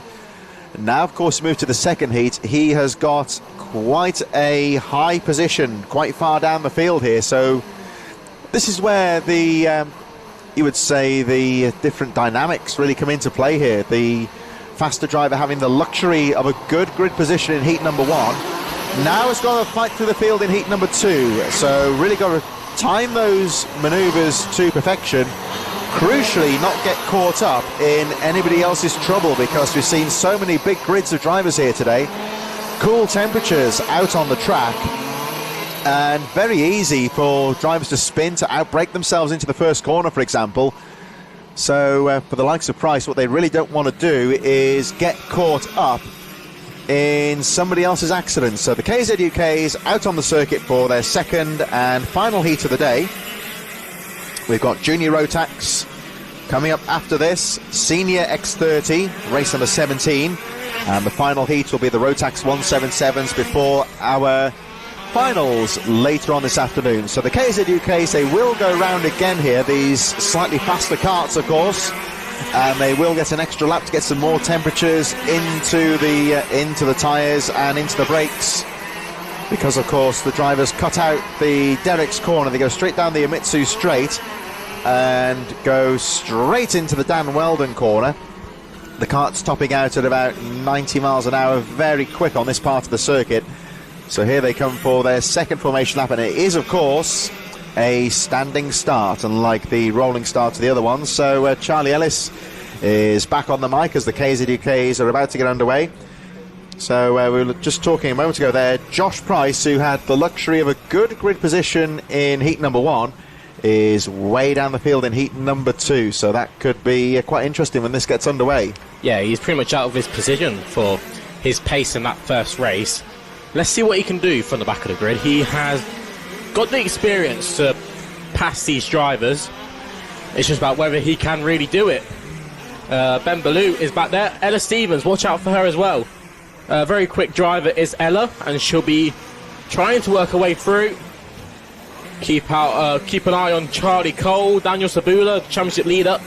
I have to say, that was Jake Weston on pole position there on the Moore kart there, 116. That kind of pink and purple white colour scheme reminds me of the Cosmic karts a bit. Very well turned out machine there.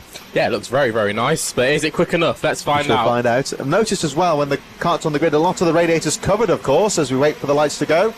With the cool temperatures, the lights go out, they're underway. Oh, absolutely nail the start there, the top 2 drivers. Oliver Stewart also gets away well. They actually looked for lead there. I thought Oliver Stewart was going to take it, but it looks like Jake Weston has just about held on. Let's see how they go into Dan Weldon. It looks like Derek Morgan's looking for a move on George Barker. I think he got that one done, so a good move there by Morgan. He's into 3rd place.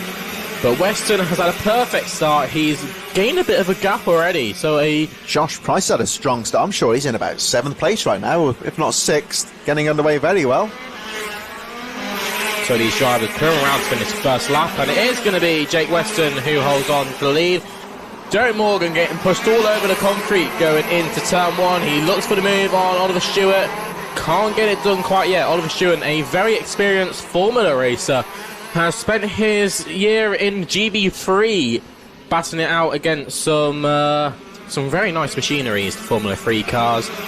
But he's come back to KZ karting. He used to be a June X30 British champion, so he knows how to drive in karts, but it's got a battle with Derek Morgan, who makes the move to 2nd, and Isaac Smith to 3rd.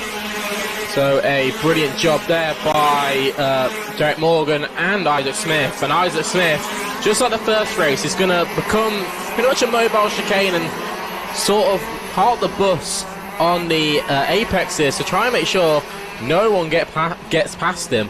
This has all worked out very well indeed for the pole sitter Jake Weston. With all this fighting for 2nd and 3rd place, he's been able to get a couple of good laps in here and just pull away momentarily from the rest of the field. So he's really got to work strong now and try and pull away now. The gap was 1.8 seconds. There is a kart out of the race, I believe number 26 of James Harvey. Driver is okay and spectating on the infield, but kart is out of the race. So Weston leads, Morgan 2nd, 1.4 seconds down. Isaac Smith in third, Sam Ward in fourth, Josh Price up to fifth, closely followed by the number 9 of Sam Ward and Oliver Stewart, Hannah Lang seventh, Richard Palmer, Lee Ward, Ella Stevens running out the top 10 from Daniel Chabula, and Ralph Youngling, who's had a difficult day so far but still charging in that 12th position.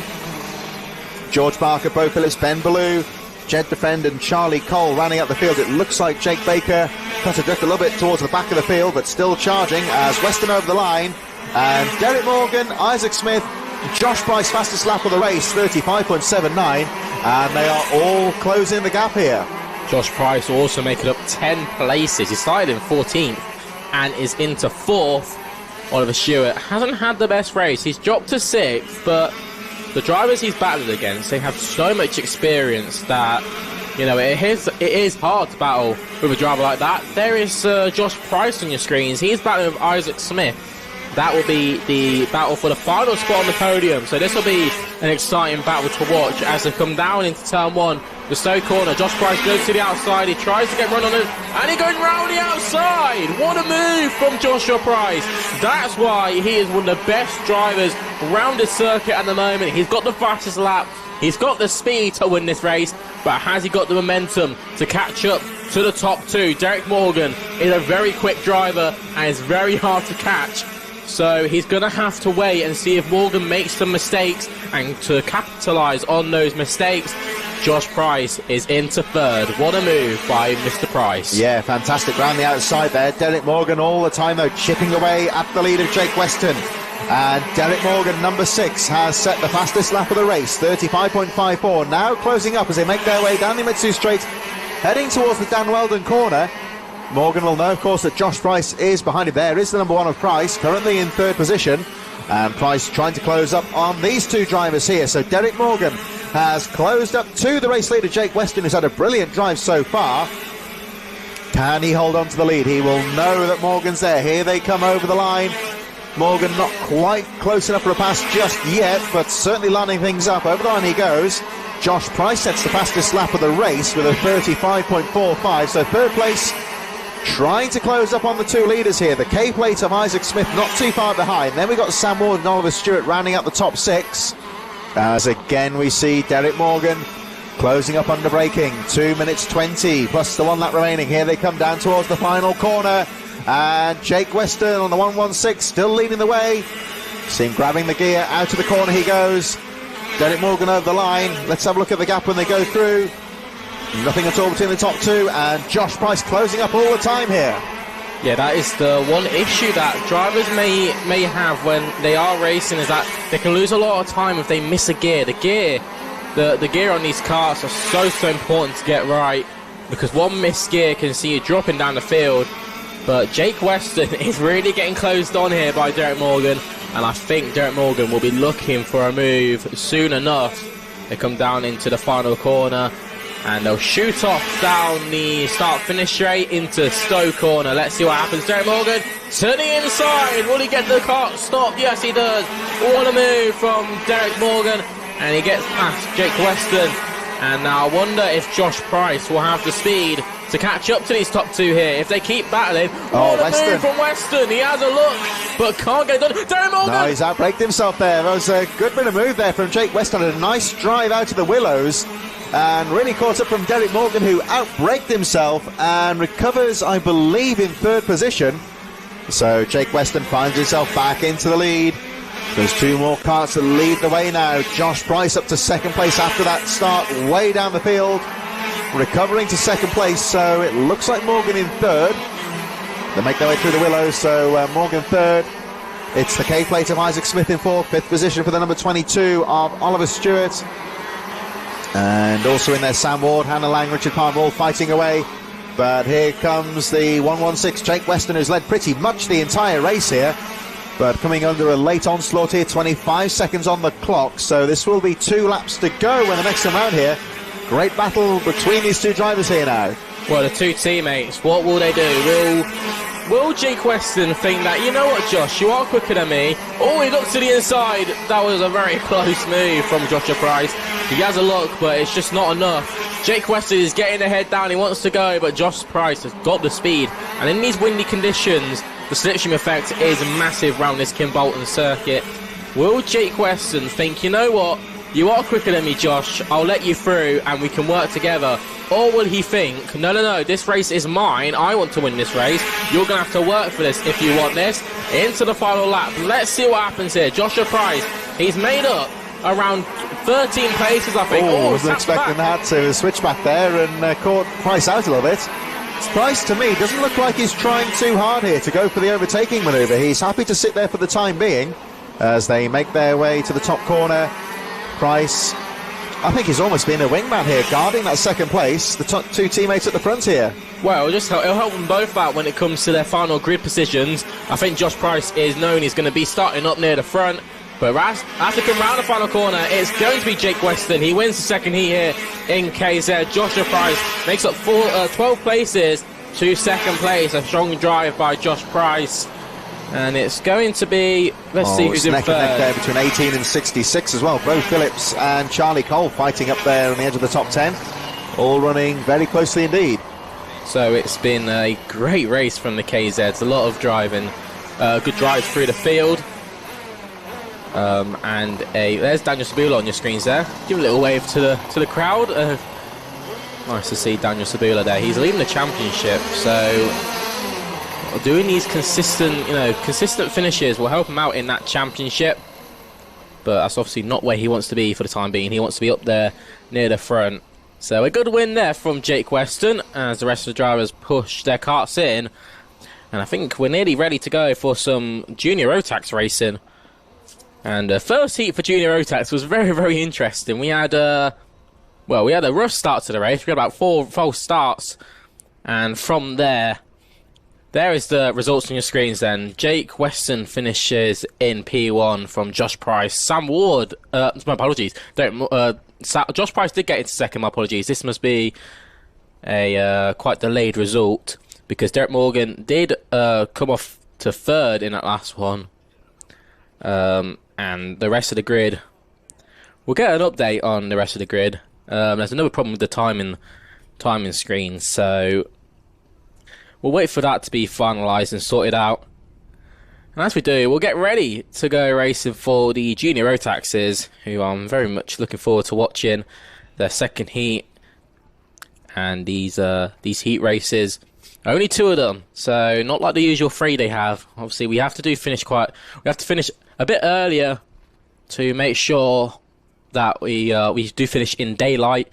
Because obviously it starts to get a bit darker, a bit quicker.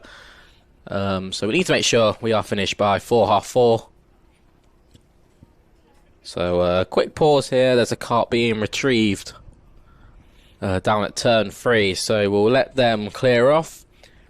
And we'll get ready to go racing junior Rotax. Let's have a look at our front row then. There's Lucy Wilden. Will be starting from pole, it looks like. And I think alongside, I can't really see who that is. But I can see John Richardson there. He is in 4th. So John, who was up here with me earlier doing some commentating for the senior Rotax race, is getting ready for his second heat. His first heat wasn't the best. I remember seeing him spin off at Derek's corner, so he had a few problems there. Some strong drivers through the grid though. Kai Clark is a name who shot up to the top of the list, although having to start near the back of the pack. He showed what he could do. And now let's see what happens then, because the karts are being let out onto the circuit. And it's going to be another rolling start for the junior Rotaxes, not like the KZs where they can do a standing start. So as they come out, we won't be able to see a grid just yet. The timing screens is having some problems. I'll try and pick out some names throughout this grid. Drivers such as William Archer, who starts near the back of the grid. Obviously these random grids means that if you do have a front start where you're at the front, you also have to have a start where you're near the back. So let's see what happens here. It is going to be John Richardson there in your second row. So I won't have some timings just as yet, so we're going to have to pick names and choose some, pick numbers and choose names. There's Owen Keenan on your screen. Let's see what happens as we go down into turn 1, a full start. Some of the drivers near the back of the pack weren't really formed up there, so this is another opportunity for some drivers to get some heat in their tyres, as that is very important going into turn 1. We've seen it in past races where the drivers who start near the front of the field, when they go into turn 1, they haven't got the tyre temperature, and they don't really know their braking point when it comes to the different tyre temperatures, which means that they brake a bit too late and the rear locks up, and from then on you're just sliding across the track and you ain't stopping until you probably meet a barrier. So one full start then. Let's try and not make it the same amount of numbers as it was last time. I think we had about four full starts. So hopefully we can get going the second time here. So let's see what happens then. It's going to be a close fight between, where's Kai Clark on your screens? He's going to be a driver to watch out for. Watch out for Zach Starbuck on the other side. Let's see what happens then. Are we racing then? No, we are not. We are going around for a second time. Some drivers near the back aren't getting into position. These drivers are going a bit too quick as well, I have to say, going through the tram line. So they do need to start slowing it down. So let's see what happens then. There was a lot of frustrations, let's say, after that first heat for junior Rotaxes. A few incidents happening off the camera that caused a few drivers to get put out of the racing quite in different ways. So the drivers are forming up once again. It will be Lucy Wilden who will be starting from the pole spot, and one of the GWR carts alongside. I think that's actually Finley Jones. Now Finley Jones is high up in the championship and has really improved recently. He's shown to the grid here at Kimbolton, and he has picked himself up and has pushed to the front of the grid. Let's see what happens then. Are we going around for the third time? And we're off and away down into turn 1. Lucy Walden right to the concrete, and Finley Jones managed to make his way through. There's a drive on the inside. Oh my god, a good drive. Good thinking from that drive on the inside to not use the curb and send himself flying into the other carts. But who is that in the lead? Is that Zach Starbuck? A good job by Zach Starbuck. He had some problems in that first heat, and he's showing it up here in the second heat. He wants to prove himself. He can do it. He can be at the front. And there is battles throughout the grid. Kai Clark is there in third, and Finley Jones is there in second. I think Lucy Wilden has held on to about fifth or sixth. Oh, attack from Kai Clark, and he's made his way into second place. But was that a tap and take from Kai Clark? We'll have to wait and see if the stewards pick that up. But Zach Starbuck leads the way from Clark and Jones, and they have pulled a massive gap to the drivers behind.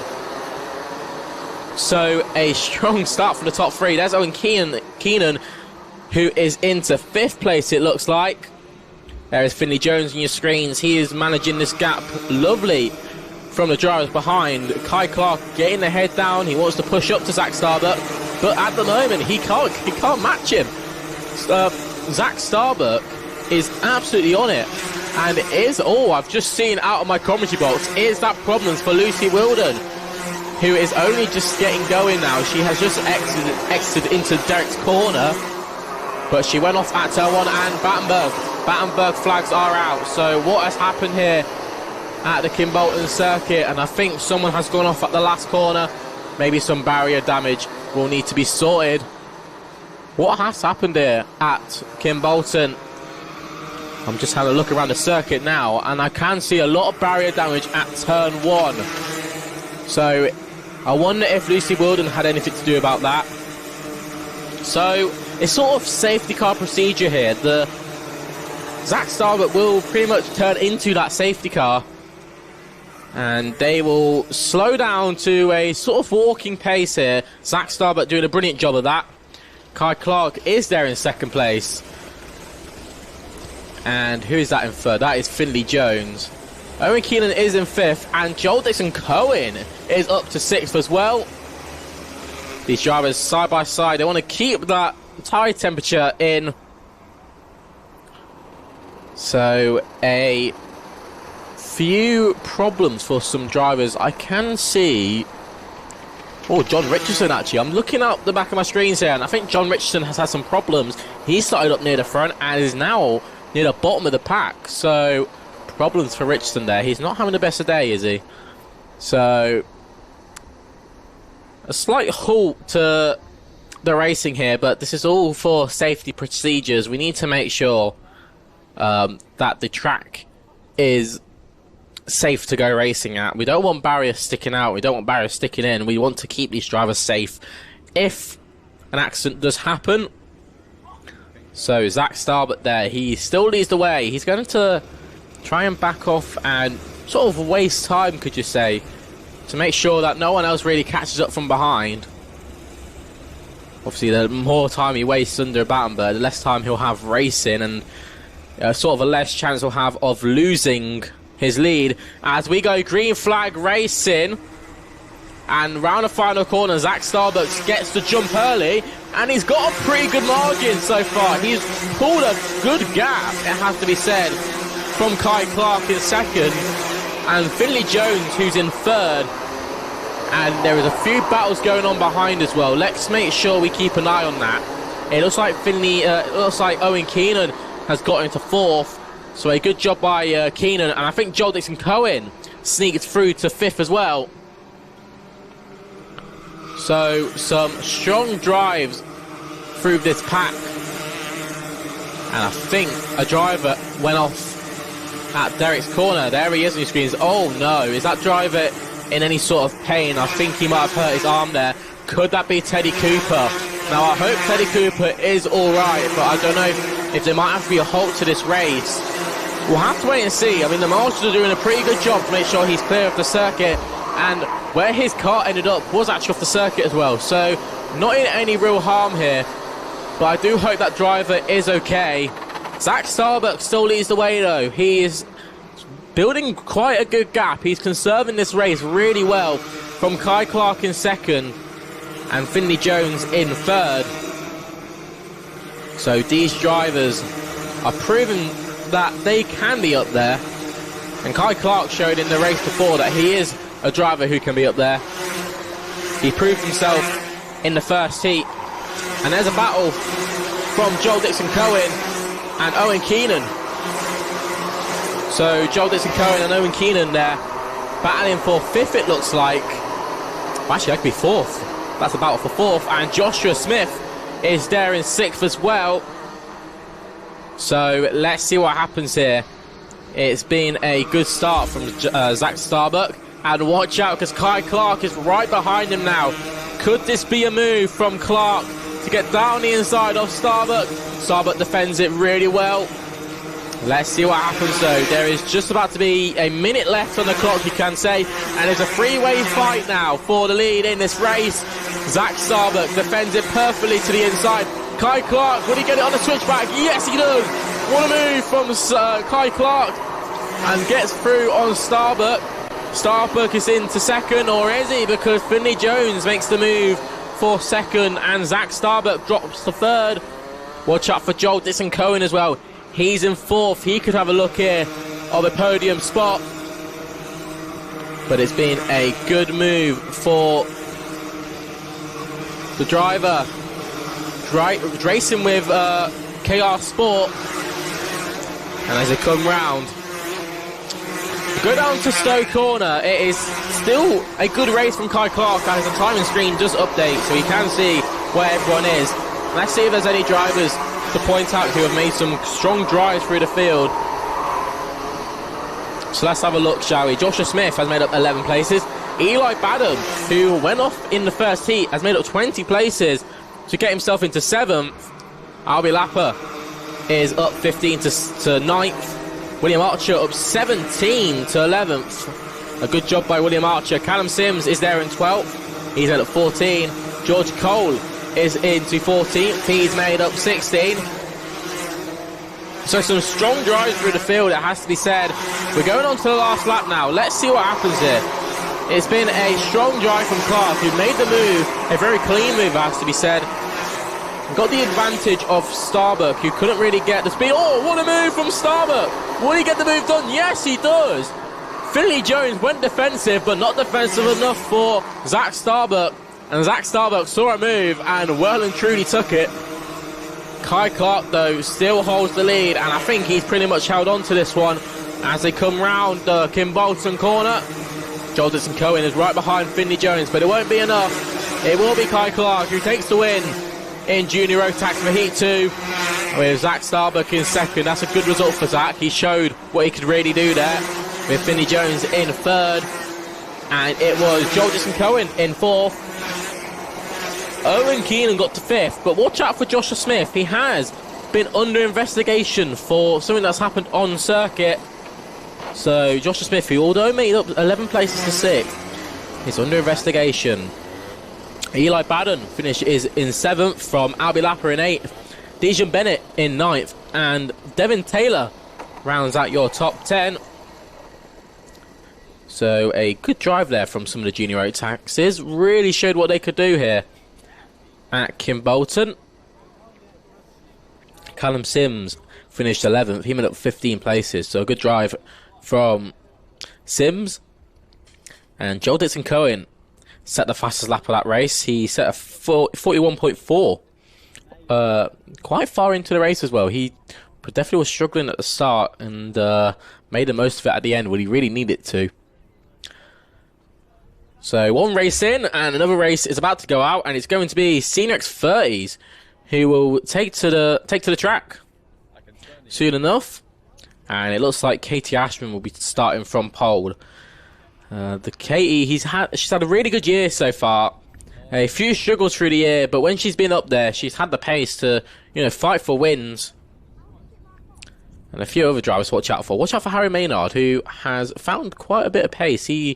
Speaking to him earlier, he said he was struggling yesterday. He was about a second off the pace, and has come into Sunday and is half a second. Well, he said he was about 4 tenths or 5 tenths off the pace. I don't think so, because he was sitting there in 5th and he was catching the guys at the front.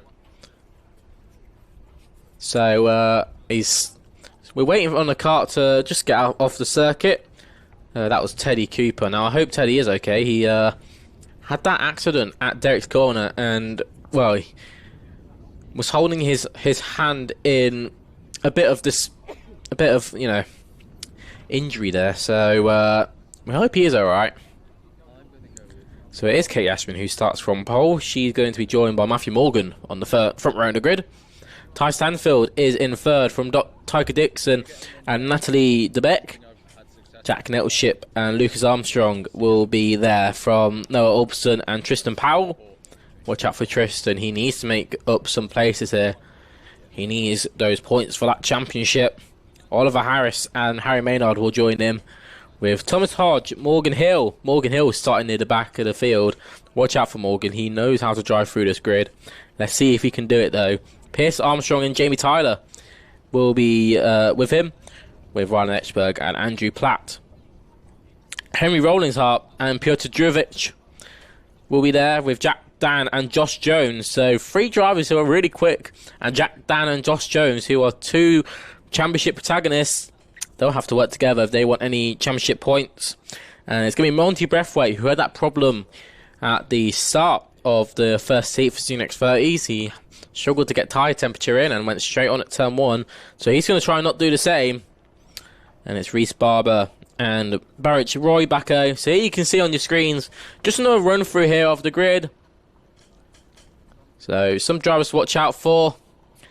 If you are rooting for one of the drivers on your screen, make sure you do put them down in the chat. And we'll make sure to try and give them a little quick shout out. I think this is a good time to mention as well that if you are a Kartmania lover, then HKRC will be there at Kartmania. So make sure you do head down, come check out the stand and find out more about how you can get involved with the action. HKRC being one of the biggest, well, near one of the biggest venues now in British karting. We host a club club meeting every second weekend of the month. And we get the big grids, shall we say. Over 230 drivers this weekend. And as we said earlier, all the entries closing on Monday because there was too many drivers who wanted to participate this weekend. So the winter season is near on, and a lot of drivers do like driving on the winter series. If you want to see more on TNL Sports, you can watch the Brawl on the Wall on the 17th of November. You can join us for the last round of Championship on the 8th of December. And you can watch all the episodes of On Thin Ice on the YouTube channel. So, TNL Sports, we provide many, many different types of sports and action. So, there's always something to watch here on TNL Sports. So, we hope you do enjoy what you're watching. And if you do, make sure you give a follow. Subscribe to the channel. Give this post a like. And give us some love if you do enjoy these streams. The CNX30s are just coming round to finish their rolling up lap. And hopefully, unlike the junior Rotaxes, we can get going for the first time. Let's see what Katie Ashman can do. She's a very quick driver indeed. And oh, there's a driver taking off to the Kitty Road there. I wonder if a driver was out of position there and had to take the little chicken road to try and catch up to his starting position. Will we go racing for the first time? Yes, we do. Down into turn one. Let's see what happens here. Kate Ashman is on the inside. Will she hold on to his lead? Oh, no. She runs a bit wide. And I wonder if that was a push through from Ty Stansfield, who gets into the lead of the race. Let's see what happens to Katie. Where will she be coming out of? I can't see her in the top 10, so really unfortunate that for Katie Ashman. But it's Ty Stansfield who's into the lead from Matthew Morgan. And who is that in third? It might be Natalie DeBeck, who's had a good start. And into third she goes. So there's Matthew Morgan on your screens, the number 64. Will he try and catch up to Ty Stansfield? Stansfield's a very, very quick driver, it has to be said. He's shown over the year that he can be up there and he can win races. He just needs to get his head down now and sort of push away with himself to get away from Matthew Morgan, who's having a brilliant race so far. He's showing up here that he can be at the front when given the right scenario. There's Kate Ashman's on your screen. She is near the back now, it has to be said. Really unfortunate that for Katie Ashman. As she came through the first lap, she was in 16th, and I think she has dropped a couple more, so really unfortunate. Natalie DeBeck is dropping back because Morgan Hill makes the move on the inside. Morgan Hill, who's had a brilliant start to the race, and who started near the back of the field. Tristan Powell under investigation, so Tristan Powell, who makes the move on Natalie DeBeck, has to watch out here and make sure he keeps making clean moves, because if not, that could be seeing him into a penalty. Now, Morgan Hill's on the inside of Lucas Armstrong, and that was a good move for fourth, but he'll now have to catch up to Jack Nettleship, who is a very quick driver on that TB kart, as Nettleship is the driver in third. Now, Tristan Powell goes to the move on Lucas Armstrong and gets the move done, so a good move that by Powell. And he is jacking the kart when he goes through the last corner. So these tyres are definitely not warmed up yet. And you can't be as smooth as you want in winter conditions. You have to push on the car as hard as you can. So it is Nettleship that still leads the way in third. Morgan Hill and Tristan Powell fourth and fifth. These are the drivers who are battling for that championship. 4 drivers in contention. It is Jack Dan, Tristan Powell, Morgan Hill and Josh Jones. Let's have a look. Where is Josh Jones at the moment? He is down in 18th, so he's only made up 3 places so far. There's Marcus Harris, who makes a move. Oh, Oliver Harris, my apologies. Makes the move on Thomas Hodge. Thomas Hodge has had a rough lap. He's had to drop a few places. No worries though. Monty Breathwaite has made up 13 places. He's in, made up 9 places. He's into 13th. And it is Tristan Powell there on your screens, trying to chase down Morgan Hill, but Morgan Hill is very, very quick indeed. Only a couple hundredths of a second separates the times between Hill and Powell. Powell actually setting the fastest lap on that last one, a 40.52. There's Harry Maynard on your screens. He's going for a late move on Thomas Hodge. So a brilliant move by Harry Maynard, who jumps up to 10th. He's made up 2 places in that last lap. Got past Thomas Hodge and Oliver Harris. So a good drive by Harry Maynard, and he looks like he's really enjoying his first day out here at Kimbolton. He's had a really strong weekend, and he's living the dream right now. He is definitely one of the quickest drivers out there, and I'd watch out for him when it comes to the finals. That is one problem with these mixed grids. You don't really see who is the quickest driver out there until you get to the finals, because for the heat races, these quick drivers just have to play the game of you've got to push through and find as many places as possible. And for drivers like Morgan Hill, who had a start where he was near the front, and now had to work his way from the back. It's right on the back of Nettleship now. Let's see what happens here. This is the battle for third, and he'll want to try and get past Nettleship as fast as he can. Otherwise, he'll be catched up by Tristan Powell, who is battling for fourth with Hill. So this main battle is the battle for third, and they are catch up to Matthew Morgan as well. So Matthew Morgan might be caught upon by these 3 drivers. Morgan Hill now right on the back of Nettleship. Let's see what happens as he goes to Derek's corner, and he goes for the move, does Morgan Hill. And that is a brilliant move by Morgan Hill, who gets up the inside of Nettleship. And I feel like Tristan Powell will go for the move as well. Yes, he does. Down in the downboard complex. Manages to nudge his way through, and Tristan Powell is into 4th. So let's see if Powell can catch up to Morgan Hill. He'll need to show the pace with Nettleship, because one mistake from Tristan Powell, and I'm sure to see Nettleship down the inside. Morgan Hill, though, still in 3rd. And in 2nd, Matthew Morgan. He's having a really good race as they catch up to a back marker now. I think that might be Barrett Roy Bacco, who's 24th at the moment and is soon to be getting lapped by these drivers. All gets in the way of Matthew Morgan. This will be the perfect opportunity for Morgan Hill to catch up to the back of Matthew Morgan. And will this be a move for 2nd? Sure it is. As he goes down the inside at the Kimbolton corner. Morgan Hill loves doing a Kimbolton corner move.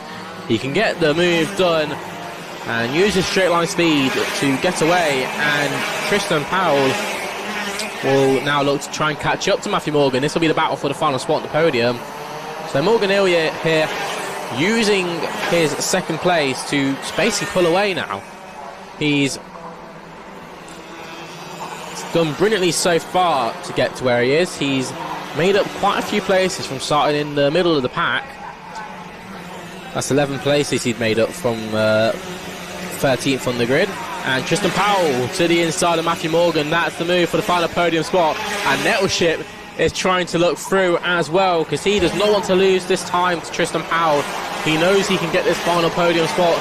He has to work for it, though, as Tristan Powell makes the move. And Nettleship will sit there in 4th. So as they catch up to some back markers now, this will be the perfect opportunity for someone like Powell to try and catch up to Morgan Hill. So let's see what happens here. They're trying to get past Reese Barber. Around the final corner comes Stansfield. He's going to start his last lap. And as what's been a good race for Stansfield, he's been really quick in this race. He's been setting consistent lap times, but Tristan Powell actually has the fastest lap. He's set at 40.3. That's only a tenth quicker than Morgan Hill, and another tenth quicker than Stansfield. So the times are really close here. And so when it comes to the finals, I'm sure that it's going to be very tight up at the front. But Stansfield will come round the last couple of corners. I don't think Morgan Hill is going to catch him. And round the Kimbolton corner does come Stansfield. And we haven't really spoken much about him this race, and that's just because he's just been leading the way. Nothing really much to say. And Stansfield will take the win in Senior X30 Heat 2. He'll be joined by Morgan Hill in second, and Tristan Powell, who rounds out your top three. Jack Littleship finished in fourth from Matthew Morgan, and Ryan Ekberg from Peter Jurovic, who made up 12 places in that one, finished seventh. Good job by Jurovic. And Harry Maynard in eighth from Monty Breathwaite and Natalie DeBeck, who dropped to 10th. Thomas Hodge finished 11th from Katie Ashman, who had quite a rough start to the race there. Dropped it all the way to the back of the grid, managed to recover to 12th from Jack Dan, Tiger Dixon, and Joshua Jones, who's ran out the top 15. Now there's a driver slowing down at the end. He just managed to cross the line before the sort of finish line, you could say. So, well, he managed to keep it rolling, and he's out. So, well, that was interesting. He has actually come through on the time screens, and he'll have to push that back. So, a good race there by Senior X30s. And a, well, exciting one coming up now with Rotax 177s. Yeah, this is the final heat race of the day before we move on to our finals. Rotax 177s heat number 2 in association with Torque Raceware. We'll be looking at the lineups in just a few moments. I've just had it confirmed on the circuit PA system that the finals will be 8 minutes plus 1 lap. So, in essence, 1 or 2 extra laps are there. So Simon Hilton will lead them away from Aidan Rudge, Scott Clee, Sam Ward on row number 2. Mark Armstrong, Daniel Walker on row 3, Lee Todd and Harrison Crook on row number 4. Alex Jones and Scott Smith on row number 5. Ollie Hancock and Colin Walker on row 6. Ollie Goodyear, Josh Bass on row 7. Tim Darlow and Liam Ferguson on row number 8. George Willis, Simon Pugh, row 9. Matt Lear, Gordon Chenery, row 10. Row 11 is Toby Case and Jimmy Galloway. Row 12, Chris Emerson and Alfie Bray. And looking further back, Nick Skelton, Steve Stewart, row 13. Stavros Athanasopoulos and Alan Kenyon, row 14. James Butcher, David German on row 15. Taneo McKee, Andy Chenery, Will Milner and Sam Yaxley will lead the remainder of the pack away. Another big group, of course, the Rotax 177s. It's got to be the biggest grid of the year so far. And good to see so many drivers out there. Well, yeah, it's like history making numbers here for this year's 177 championship. And it's Alfie Bray who now leads the championship from Simon Pugh. Pugh will have to try and make up as many points as possible. From now on, it is the matter of fact of who finishes in front. Then it'll come down to the drop round. So I'm actually excited to see how Harrison Crook gets on. He is a very quick driver in the 177s. And we'll have to see what happens. It's sort of the first time he's been here in a 177. Let's watch for Aidan Rudge as well, who is starting alongside on the first row. He could have a look at a chance of getting the win. Will we go racing for the first time? Yes, we do. Down into turn 1. Aidan Rudge is on the outside. Will he have a look for the lead? Who is that coming through? That's Sam Ward. Oh, driver off in the middle of the pack. Oh, big hit to the barriers. And I hope that driver is okay. I couldn't see who it was. Got away. I think that might have been Galloway, actually, who has had some problems there. So Sam Ward is into the lead of the race from Aidan Rudge in second. Who is that into third? I think that would be Simon Hilton. So a good start by Ward. I think you were right there. It was Jimmy Galloway that got into trouble on the first corner.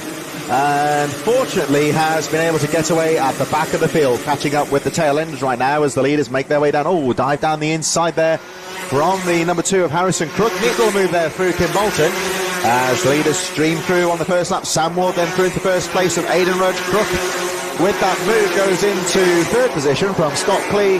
Hilton, Armstrong, Scott Smith, Lee Todd, Daniel Walker and Ollie Goodyear rounding out the top 10 as they make their way towards Derek's corner for the first time. You can see there Sam Ward stepping the back end out, using all of the braking there, going in towards Derek's corner, heading through Dan Weldon corner. That kind of double apex, the drivers, you see them drifting wide, getting through to that second part of the apex, heading down the straight and in towards Kim Bolton they go. All very close and finally poised at the start of this final heat race for the Rotax 177s. There's like a problem there for one of the drivers. I couldn't really see who that was. Someone who's down the bottom end of the grid. But it's all been chaos here at the 177s. There's been drivers who have been trying to make moves through the field, and I can see Alfie Bray on your screens. How many places are Alfie Bray made up? He has been driving a good race. He's up 5 at the moment. But watch out for drivers such as Kenyon and German, who have both made up 11 and 12 places respectively. They are currently down in 17th and 18th, but don't be shocked if we see him up near the top 10 when it comes to near the end of this race. There's Harrison Crook on your screens, the driver who finished second in the British Karting Championships. He knows how to win races. He has been up there at the front this whole year, and there is Aidan Rudge in second as well. So a good mix of drivers here this weekend. The 177s with that full grid has really opened up to a bunch of drivers who are good round this circuit. They've done enough time round here. They've got a lot of experience round here. A lot of drivers who are coming to do like a one-off, you could say. Drivers such as Sam Ward, who are doing double duties this weekend. And drivers like Harrison Crook, who really just want to go out there and win this race. They know they can do it. It's just about trying to find the speed. There is Simon Hilton and Ollie Goodyear on your screens. Will Goodyear go for a move? Oh, it was a bit late, and I think he had a look, and I think he's got the nose in, but he hasn't made the move stick. Simon Hilton actually was very late on the top of the circuit. Sam Ward controlling the race so far. Just over a second gap as the drivers on the edge of the top 10 make their way through Dan Weldon corner. There is the number 2 of Harrison Crook, coming under the rear pressure from Scott Clee, who's hanging on in there in the 116.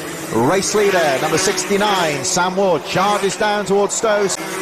But it's very close to the front end here. There is Liam Ferguson on your screens. He's right behind Ollie Goodyear at the moment. And sure enough, right behind Ollie Goodyear at the moment. And sure enough, he'll look for a move sometime soon. I bet you he'll be looking at the Derek corner if he can get the run. Alfie Bray is been given a warning flag. So a problem for Alfie Bray, the championship leader. He'll need to watch out because he does not want to get penalties or anything like that, because that will ruin his championship hopes. Now at the moment, I need to have a look where Alfie Bray is and see if he's still in front of his championship protagonist. I think he actually is at the moment. So Simon Pugh, who's down in 32nd, he is not where he needs to be in terms of championship position, but Alfie Bray is looking set to win the championship and to come for the move. Liam Ferguson on the inside of Ollie Goodyear will go for the putback as well. Oh, he tangled wheels there, and this could allow actually the chasing 2 drivers, the 164 of Josh Bassett in a very neat move just behind these 2 on the same corner, and you see him just there at the back of your screen, just starting to close up on Liam Ferguson. Those 2 lost some valuable time there as they tangled wheels through the willows. Both drivers staying on track, fortunately. Sam Ward continues to lead the way. Aidan Rudge, Harrison Crook, Scott Clee, Scott Smith. It's as you were with the top 5. All very close, though, as you'd expect, as you move more down towards the midfield. As we look at the number 78 there, Alex Jones, currently in 12th place. Drivers on the edge of the top 20. There goes German with a move there. Looks like he's making his way through the field. Ollie Hancock, Alan Kenyon, Tim Darlow, and David German up to 17th position. So with just over 1 minute to go, there is a warning flag out for the number 73, which is the 6th place Ollie Goodyear. So he's on watch for the rest of the race, you would say. Perhaps a little bit of bumping going on in this very frantic race. Meanwhile, we're looking at the number 2 of Harrison Crook, who's being pushed along here by Scott Clee, defending that position. And they are closing up on the 2nd place driver, which is Aidan Rudge, number 48, who's at the front of this little group of drivers. This is all allowing Sam Ward to clear away. But you see there, Rudge just checking his shoulder, guarding the apex, going through Derek's corner. There's your race leader, just going out of shot. He's got a clear gap at the front. There's a back marker just ahead of these drivers as they all go piling through. So good news here for Sam Ward. He's well clear of this battle for 2nd place, which is all starting to develop quite nicely here. Yeah, I definitely think that the driver who is in second at the moment, Aidan Rudge, may not be there for longer. He's got the charge in, Harrison Crook right behind him, and Harrison is not a driver who wants to sit around and wait. Most like the other drivers in this 177 grid, these drivers have a lot of experience around karting, and they know the brutality, you could say, of karting. And Aidan Rudge, he is trying to just pull a cat, but now I think he might have to start defending from Harrison Crook. Scott Clee and Scott Smith are in 4th and 5th, and they might have a look as well for a podium spot. Watch to see if Harrison Crook makes any mistakes. But it's all very close here. There is Scott Smith on your screens. He's the driver who is in 5th, but has the opportunity to go for maybe second in this race. Let's see what happens. So Aidan Rudge goes defensive. There is a back marker though, so let's see what happens here. This could make it interesting now, because the back marker, in fact, the worst part of the track, one might say, holds his line, which he's entitled to do, of course, and then Colin Walker, that is, who's a lap down, which could shuffle things up in that battle for second place. Race leader is still Sam Ward. Here's the battle for second place. They're all clear of the back marker, and through Dan Weldon they go. So this is our final heat race of the day before we move on to the finals. But it's going to be a great win here for the number 69 of Sam Ward. Into the final corner he goes, gets on the power. It's still all gloves off for second place, so here they come over the line. So Ward wins. It's going to be Rudge in second. Scott Clee goes up to third. Scott Smith in fourth. Harrison Crook, unfortunate for him, he has to settle for fifth place. Ollie Goodyear, Liam Ferguson, Josh Bassett eighth. Simon Hilton, Toby Case, Jimmy Galloway, 11th position in your lead group as the midfielders go screaming through. Alan Kenyon, Mark Armstrong, Alex Jones, David German, Alfie Bray, Sam Yaxley, all finishing very closely indeed. Yeah, looks like Harrison Crook there, who finished fifth. He was in second, but it looked like he got a bit screwed over there by that back marker going through the Derek's corner, and it looked like he kind of lost a couple of positions there. So unfortunate there for Crook, but it might be a midfield start position for him due to his DNF in the first heat. So Sam Ward takes a pretty impressive win, it has to be said. He got a good gap there of about 2 seconds. And so the heat races are now done, and they can use their points to find where they are starting in the final. Let's get the first final started here. It's going to be the Micromax UK and the Honda 200s, and let's see what happens. Yeah, this could be a very closely fought cadet class, of course, of the Micromax and the Honda 200s. Race number 19 of 27 is about to get underway, and it is the first of our 8-minute plus 1 lap finals. They'll be getting underway shortly, taking us through for the next couple of hours until around 4 o'clock, when racing will cease. Of course, it's November now, so a bit more time pressure, you would say, to get the races done before the daylight falls, and the cadets are now on the line. They'll be going underway shortly.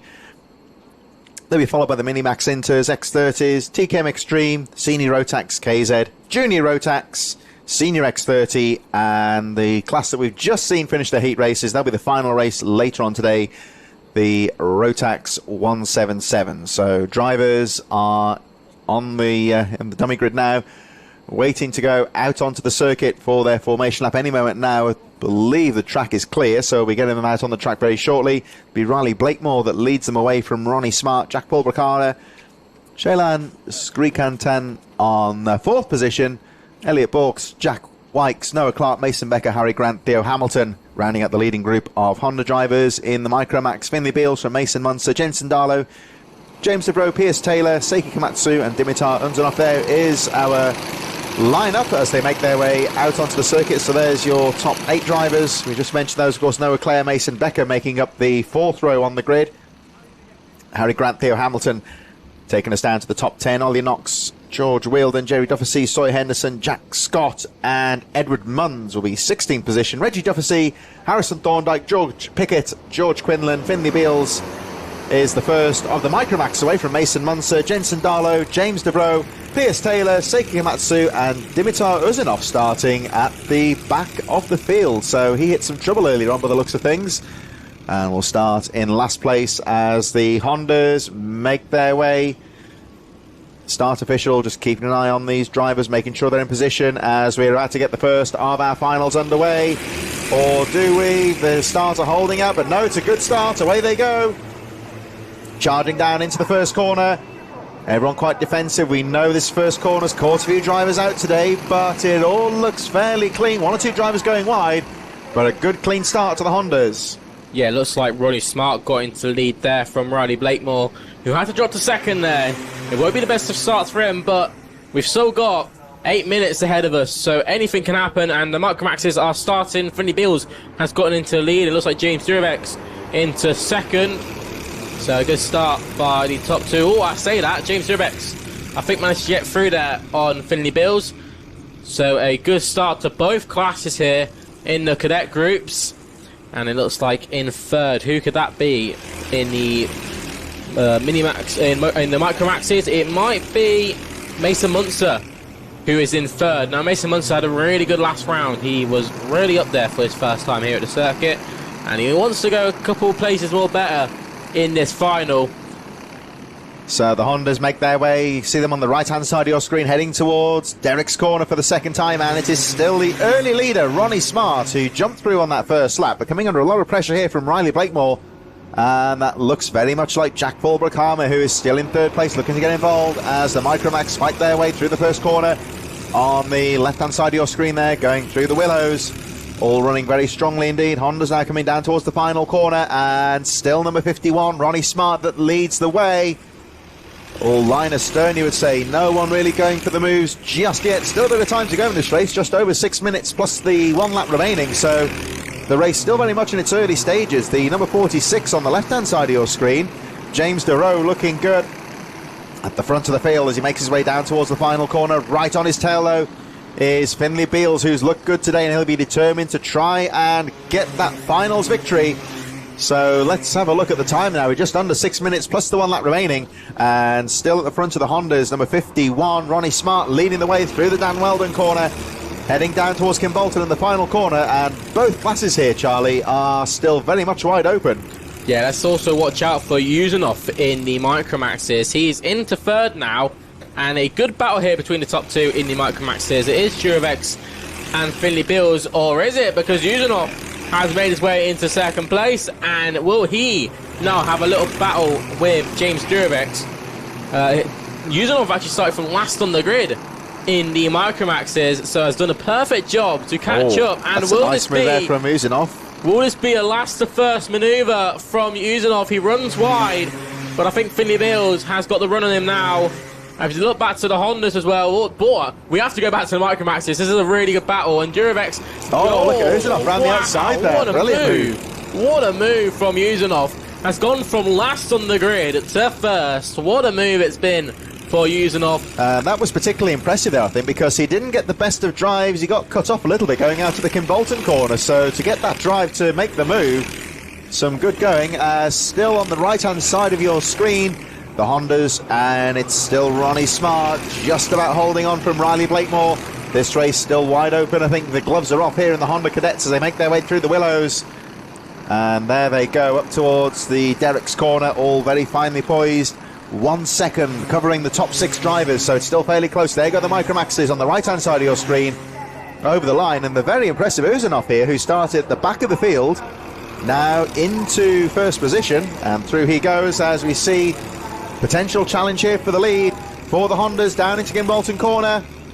And having a look there, the number 68 goes a little bit wide into the corner here, Riley Blakemore. So is he going to try and get the cut back here and get the move going into the first corner? I'm sure that Ronnie Smart, 51, will have other ideas about that. Here they come down to the first corner. Nothing going just yet. He's just following. It's still less than 4 minutes to go. There is a warning flag for Finlay Beals in the Micromax, but Uzanov now well clear. Looks like Beals still in second. He has got that warning flag, so he will have to watch himself for the rest of the race. And all the time at the front of the Hondas, on the left-hand side of your screen, just going through Derek's corner, heading towards the Dan Weldon corner at the very top of the circuit. It is still Ronnie Smart that leads the way, and he's coming under a lot of pressure, doing very well to hold on here.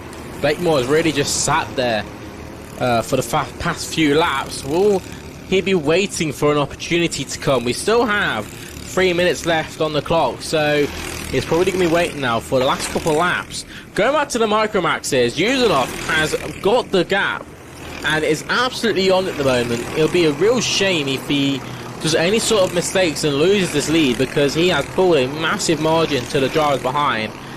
And a good start from the driver who started last on the grid, so some problems post-race, I'm guessing, in the heats meant that he needs to start from the back of the grid.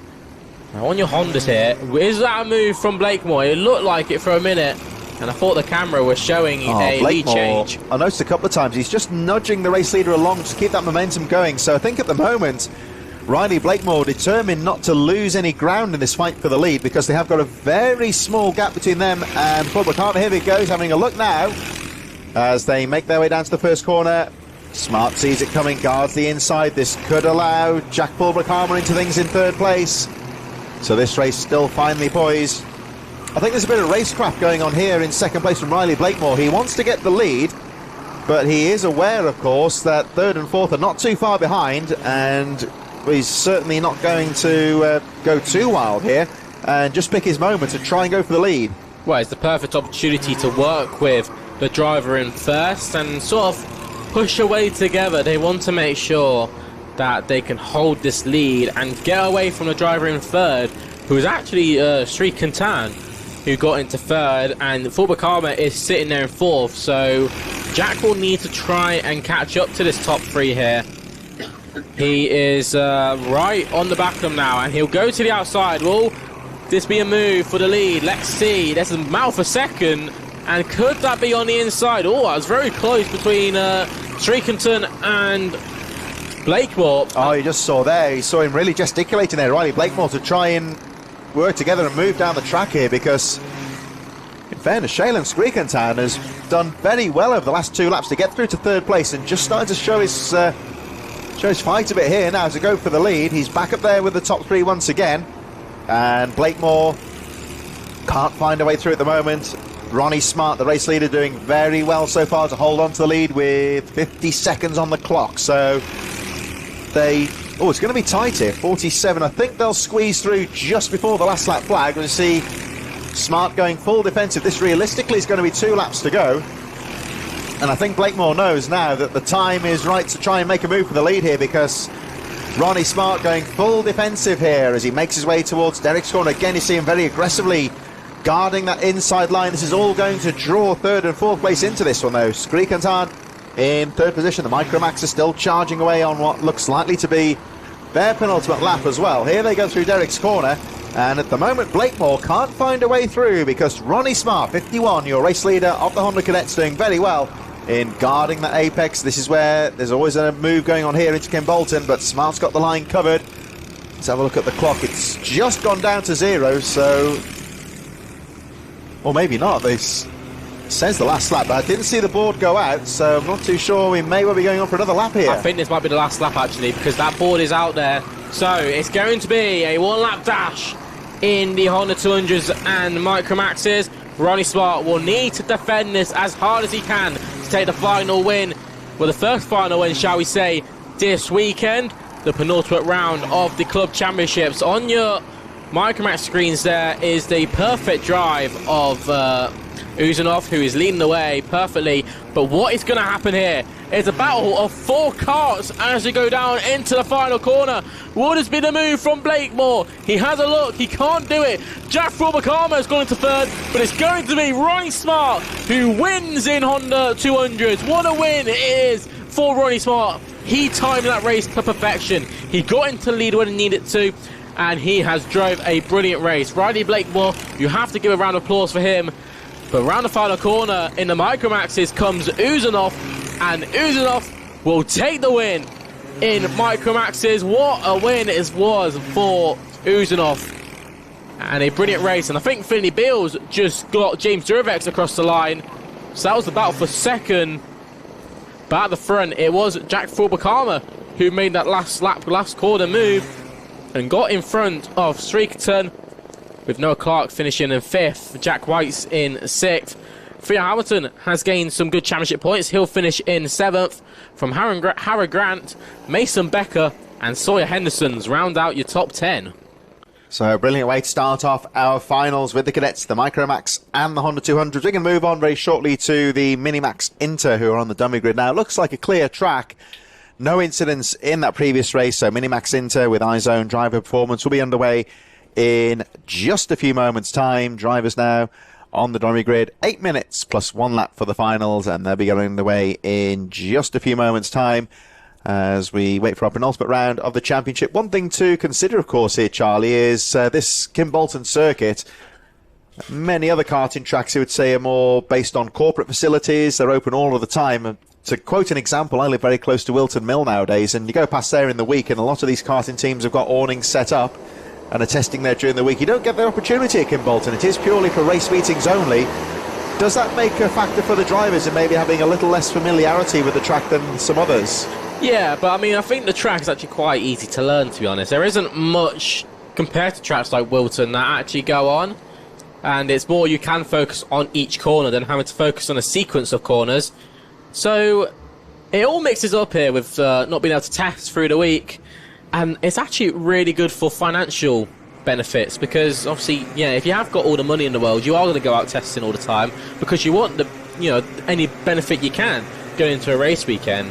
But tracks like Kimbolton, that's where they shine really, where you can't test, and you meet these people who come in for the first time, and you know they're at the front. So they're about to start with the Minimax Inters, waiting for the timings to come up, so we will, if you bear with us, we'll get that sorted as soon as we can. I noticed one or two drivers, including the K-plate holder, actually span on the sighting lap there, so they're looking like they're going to start it further down. Here we go, over the line, it's a good start, and away they go, charging down, everyone guarding the inside line into the first corner, all very close indeed. What a move from, I think that was Townsend, who went round the outside and got into the lead of the race, so a good job there by Townsend. He has Leo Livings to play with in second place. Sebastian Clark has got his way into third, and Behrman into fourth. We haven't seen Behrman this far up this weekend. And I think that's Benjamin Lawn, who's into fifth as well. So a good job here from the top five. There looks like Theo Bradshaw's there in seventh as well.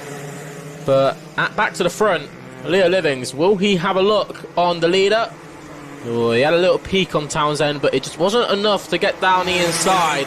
But as he come round to finish lap one, it is going to be Townsend. Oh, no, oh my word, there's a car flipped before the final corner. On the final corner, I think this may be a red flag. Yes, it's going to be a red flag. That is a very, very big accident, and I do hope that driver is okay. I could not see what happened there, but he was sandwiched to the wall. So, oh God. So the red flag has come out in the Minimax Inter final. Incident going through to the final corner at Kimbolton, and the cart actually did flip. And they have, just out of shot, I can tell you, they have righted that cart now. The driver was stuck underneath it and appears to be just talking to the marshals and the medics. They will send the medical crews out onto the circuit as a matter of course to check that driver's okay. I can't tell you the number from here. I'm not going to try and identify that driver. But the other driver caught up in the melee. I think they've just been told that the drivers are fundamentally okay. They're talking, and we'll see the medics moving their way to the position. So for the first time today, we have a stoppage here. This is the Minimax Inter final. Quite a nasty incident in the midfield on that first lap. I think about, well, 2 or 3 carts caught up on the penultimate corner. Everyone else stopping just on the TKM straight leading up towards the final 2 corners. The incident taking place just after this spot, so the marshals will be making sure the drivers are in correct positions. The cart back on its wheels. Medics currently dealing with the stricken driver, who is sat up and talking, so hopefully is nothing serious. But it's never a nice situation when a cart is upended like that, so quite understandably the red flag going out very quickly. Well, I've been to Kimbolton for a few years and I've never seen an accident like that. So I do hope that driver is okay. I've never seen someone flip and get stuck in the barrier. It looked like a sort of like a Guan Yu Zhou at Silverstone in some effect. But we do hope that driver is okay. We won't really speak much more about it as we don't want to... let's wait and see on that one. I think we don't know who the driver is. He was in the more in the midfield, I would say, that the incident occurred. Suffice to say that the driver is upright and talking, and as a matter of course, these club meetings, they have full medical cover. We always hope that they have a quiet day, but if the worst happens and a driver gets into trouble, they are right on hand to be able to deal with any situation. So we have got a brief pause in communication or in race action at the moment. Whether this will impact the race times for the rest of the programme, we shall have to wait and see, but that is of course is by the by. If a driver's injured, they will need the time they require to make sure that driver is safe and be able to get the racing back underway. Well, I think we've been joined at the right time because we have got a driver in here, and I think we should do a quick driver interview, shall we? Yeah, I'll tell you what, I'll let you do this if you like, Charlie. We'll let him have a chat with John, who's just been out in his second race. We'll pass the mic over to John, and we can talk how he got on. So Chris will take a little breather, and we will now speak to John Richardson. How are you, John? Pretty disappointed. So, well, I've seen that first heat. You had a problem going into Derek's corner. We won't really speak much more about that. And then your second heat wasn't the best. It was, you started at the front, that was really good, but then obviously got pushed back a bit throughout the race. Kind of explain how your day's been going so far. Pretty horrendous, honestly. We're not really where we're meant to be. It's a bit annoying though with the random grids, since obviously you can have really good drivers near you and could work with them, but in all my heats I didn't have one, and it's obviously cost me a bit, but I'm pretty confident that we'll be able to get a good result in the final, as we really need it basically for the battle for 5th, but I believe we can get that result and solidify 5th in the championship. Well, I say for now, as we see the driver walk into the ambulance, hopefully that driver is all okay. Hopefully for you, it'll be an exciting final. But you can have a bit of a laugh now. You are starting, not to be rude, but you are going to be starting near the back of the pack. So, and you've got the pace to go through. I mean, you were saying before, you started once 20th and came back to 9th. 30th. 30th. Even better. Yeah. You're making me look dumb. Yeah. No, but I think we can manage to get in the top 10. Obviously, we're going to need a bit of luck there, obviously. But I believe, as it's near the end of the season, I believe there'll be a bit more chaos. And all we have to do is just try stay away from all the chaos and just work our way through the pack. Well, it's not always the nicest word. Not the nicest way to use the C word, but we will try to keep that out as much as possible. Obviously, you've had a very exciting season so far. Tell us about some of your highlights this year. So, first 3 races, we've DNF'd in every final, which was a good start. Really good start. We had an absolute monster round around the the festival here they had. We had our best result of 4th. It's really good, actually. We got like 113 points from that alone. And then the races after that, we've been just a bit inconsistent, I'd say. Like, some rounds we was fighting like top 5. Like, last round we was battling for the win, but obviously made a mistake and it cost us a result. But apart from that, we've been pretty good recently, so hopefully our good form can continue, as sadly this is going to be our last round this year, because we're going to Abu Dhabi, and because Abu Dhabi and this clash, you can't really... I don't see how I could do both, so this will be our final round of the season, unfortunately. So explain to the viewers at home. So obviously you are joining us. You've joined us a couple of times this year. Explain to the people what you are doing at Abu Dhabi for the final round of the Formula 1 World Championship. So we are watching, but because we might, depending, do something for F1 kids there. We're not 100% sure, obviously, and... obviously, I'd love to do something for them there, maybe like being an interviewer or something, but I highly doubt that. But we're just going to watch there and just relax there. But obviously, it'd be a bit gutting knowing that we won't be able to do the final round here, and I run really well around here. Yeah, because obviously there's been actually another driver who has been taken on to the Sky F1 Kids. You know, Zach McDonald. Mm-hmm. He has been, obviously, he's raced here before. He's raced all over the country and has made his way into that. So it's a really good way to go. You can, drivers like me, drivers like you, we can go into commentary if that's a second option. And, I mean, I always enjoy coming down here and doing some commentary for the Club Championship. So, I mean, obviously, for you, how has it been? So, you're having to race and then also commentate at the same time. Do you think that kind of plays on your mind a bit? Yeah, it does. But because it's like only me, Ben Horner, and just someone else, I could sacrifice like time because I have no one else actually to compare with data. Because Ben's now moved up to senior recently, and it's a bit useless, I'd say, comparing a junior and a senior Rotax with data. So I just have free time, and since I actually am pretty good at commentating, I just decided to do some commentary around here. Yeah, so obviously you were just saying about the data analysis and stuff. You are with MLC Motorsport, and tell us a bit about the sort of behind-the-scenes stuff that people won't see. You know, obviously, people will only watch the racing on track, but... I mean, I've had it before. The second we come off track, we've got to do a bunch of interviews, and then we've got to do a lot of data analysis as well. So obviously, we're going to be comparing data with our teammates and try and get an edge on the other driver, but also an edge on the grid as well. Well, absolutely. During end of a practice session, that would be more appropriate. We would obviously just compare data. Let's just say so and so is just better around, I don't know, Derek's corner or something, and I'm better around Kim Bolton corner. as I believe we are now starting. Yeah, it looks like we are going to get going away, and I think that driver who was involved in the red flag is going to be getting back with us. So at least one of the drivers will be joining us back, as they are going to go around for a sort of formation lap. And so we'll get this race hopefully going underway soon. We'll see as they come through the turn 2 and turn 3. So kind of give a rolling up lap. And John, for you, what will you be doing on this rolling up lap? Try and tell us a bit about, obviously you're going to be trying to get those tyre temperatures in. Try and explain some of the techniques that they'll be using to get that temperature. So, well, there's the obvious and really simple technique of just weaving. Obviously, you don't want to weave too much that you end up going spinning, and obviously the marshals here don't really enjoy people, like, spinning on the formation lap, and it causes, like, delays and stuff. And there's a few other techniques like good full lock and like oversteering into the corner, which really helps warm up those front tyres. And it'd be really crucial for the drivers to do that, because obviously the track right now is pretty cold and they'll need as much temperature as they possibly could get in those tyres to get a good start.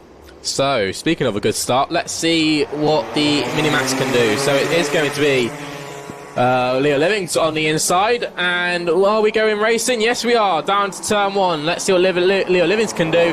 Round the outside go Townsend. Could he have a look for the lead? I think he has to drop down into third, as come through is Max Wheatley into second place, and Jensen Sale is somewhere down in the middle of the pack. But it's the top 2 here, being Leo Livings and Max Wheatley, first and second. And Townsend into third. It's especially Sebastian Clark there in fourth. And looks like Sebastian Behrman as well into sixth. So, John, how chaotic are these sort of race starts? And what is your sort of plan at the start to get round, basically the first lap? I'm trying forward to saying the C word here. It's obviously very...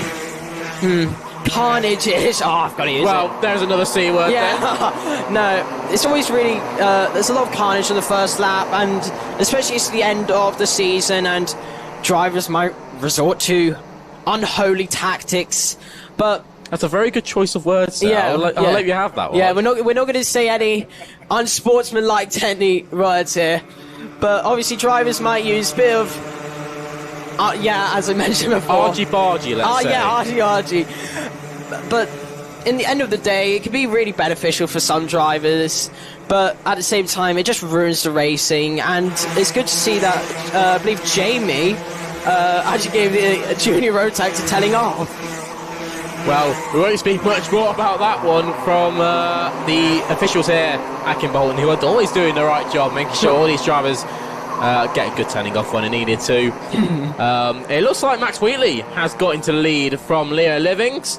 So the top 2 here, who are teammates, they'll need to work together to get off from Sebastian Clark, who's made his way into third. Who is that in fourth? That looks like Townsend, who has had a good start. And just behind, I think Benjamin Lawn as well, who's into fifth. So Leo Livings here in second. Oh, has a little look at Max Wheatley, but I think it was too far back. And as they come down the start-finish straight, going into turn 1 yet again, John, it looks like Max might have a good chance here of trying to pull a bit of a gap here. Yeah, absolutely. I've raced Max Wheatley in the past, and boy, he is a very quick driver. He was really quick at Rye House. I've raced him in there in the past, and I'm going to try and avoid saying a B word this time. He is bloody quick. I'll give him that. Oh, you do make us laugh, John, don't you? Yeah, absolutely. As he's just really matured over in the past. I've seen him sometimes he just backs off for overtakes, but now he just chucks it down the inside, a bit like Max Verstappen, if I may say. Well, Max Verstappen, he is aggressive, but he's also very quick, and so is Max Wheatley. He takes the lead in the race, and the timing screens have gone a bit funny once again, so please bear with as we, I'm going to guess Max Wheatley has probably got the fastest lap, saying he is one of the fastest drivers out on circuit, because he obviously is leading the way. Sebastian Clark there, he is in third, and he's closing down the top 2 here, so could this be an overtaking opportunity for Clark to get maybe on the inside of Leo Livings? And John, what sort of mindset would you have in this situation? You're sitting in third, and you have to pace to catch these top 2. So what would you be doing in this like sort of situation? Would you just be, you know, focusing, getting head down, or getting a bit too excited? Well, obviously, Sebastian Clark has the momentum advantage here, and obviously, I'd probably be able to capitalise on that, and you want to try and make the most of it. However, it'd be best maybe if you want to work with, at the time being, Leo Livings. But as I say that, Sebastian Clark attempts to move through down Weldon Corner as they go through into down Weldon Corner and onto the TKM straight. Max Wheatley, though, has completely checked out here. As I've said before, he is quick, and he's managed to pull ahead. Yeah, so Max Wheatley has taken quite a big margin. We won't see how big it is, but I'm guessing it's some sort of quick, as down the inside goes Sebastian Clark into second place. And a good move by Clark. We'll see him in front of Leo Livings, and right behind is Benjamin Lawn, because Lawn have maybe a look on the inside of Livings if he can try and catch up. It's a bit of a margin, but I know Lawn will definitely have the pace. He's shown he's had the pace throughout this weekend. And Leo Livings, I don't think he's done just yet. It is Clark who is maybe his next victim. We'll have to wait and see. We've just gone under 3 minutes here, plus that additional lap. And this final, although they're quite short, they're really tensing up here. And John, for someone who will be racing against these sort of 8-minute finals, is it a bit annoying when they do have to shorten them a bit? Yeah, it can be really annoying at times. If you're at the very front, it's good. But in my situation, I'm be starting around the rear end of the field, and it's not like a British Champs race where it's around like 15 or 12 minutes. It's only just 8 minutes, I think, around here. So it's going to really be a nuisance for like the drivers starting at the back. But obviously, I believe I'll be able to capitalise on that. Yeah, exactly that, and hopefully you do when it comes to that Junior Rotax final. Junior Rotax being one of the most competitive grids in the field, but now the Minimaxes are really having a good battle here. It's about 6 karts now who could potentially win this race. Watch out for Townsend, who is sitting there in 5th. Sebastian Behrman is slowly closing in as well, but has something happened to Max Wheatley here, because he has lost a lot of momentum here. And could this be the perfect opportunity for Clark, who's sitting there in 2nd place, to maybe have a look for a move? It's about to go to 1.5 minutes on the clock, plus that additional lap, so they'll have a few laps left. And will Clark now be sort of getting ready for a move? There's a move from Leo Livings and Benjamin Lord, who's now into 3rd. So a good move by Lord, but it's just the move for the lead. Down the inside goes Clark on Max Wheatley. What a move from Clark, and he's been working very hard those last few laps to try and catch up to Wheatley. He's catched up and he's made the move. What a move it was from Sebastian Clark. Yeah, it was a really good move from Sebastian Clark. He really used that momentum, and I've got a feeling that Max Wheatley has gone on a bit of a higher tyre pressures, as it seems like he's just starting to slide through the little bit of the corners now, as this might be a bit of desperation now for Max. But it was an absolute super move from Sebastian Clark. It's a warning flag for the number 44, but through the Heinz straight we go. Is Max Wheatley going to attempt to move? No, he won't. And through the Willows we're about to enter. Sebastian Clark is still ahead, but Benjamin Lawn and Leo Livings are slowly but surely catching. And ahead of Sebastian Clark and Max Wheatley, there's a back marker that might be able to affect the outcome of this race. Through down Weldon Corner we go. Max Wheatley is just getting ever so closer. With this being the penultimate lap, maybe of the race, I believe this will be, as we're about to enter the last lap. It's down the inside goes Max Wheatley. What a move! But Sebastian Clark's going to get one of him. Yes, he does. He gets a brilliant switchback. As through into the Heinz straight we go. Is Max Wheatley going to make a move? Yes, he is. Down the inside they go. Oh, Sebastian Clark covers him off. Brilliant defending from Sebastian Clark, and through the Willows we go. Max Wheatley is all over the back of Sebastian Clark. As the back marker does get out of the way, but that's going to cost Max Wheatley a little bit there. Yeah, it did cost Max Wheatley a bit of time. And is Sebastian Clark got enough of a gap now to hold on to this lead? You were speaking earlier about Max Wheatley. He's a quick driver, but he's also an aggressive driver. Could this be a last lap, last corner move when they come down into the final corner? Clark goes defensive. Will Max Wheatley have the run? Going down the start-finish straight. It's going to be so close.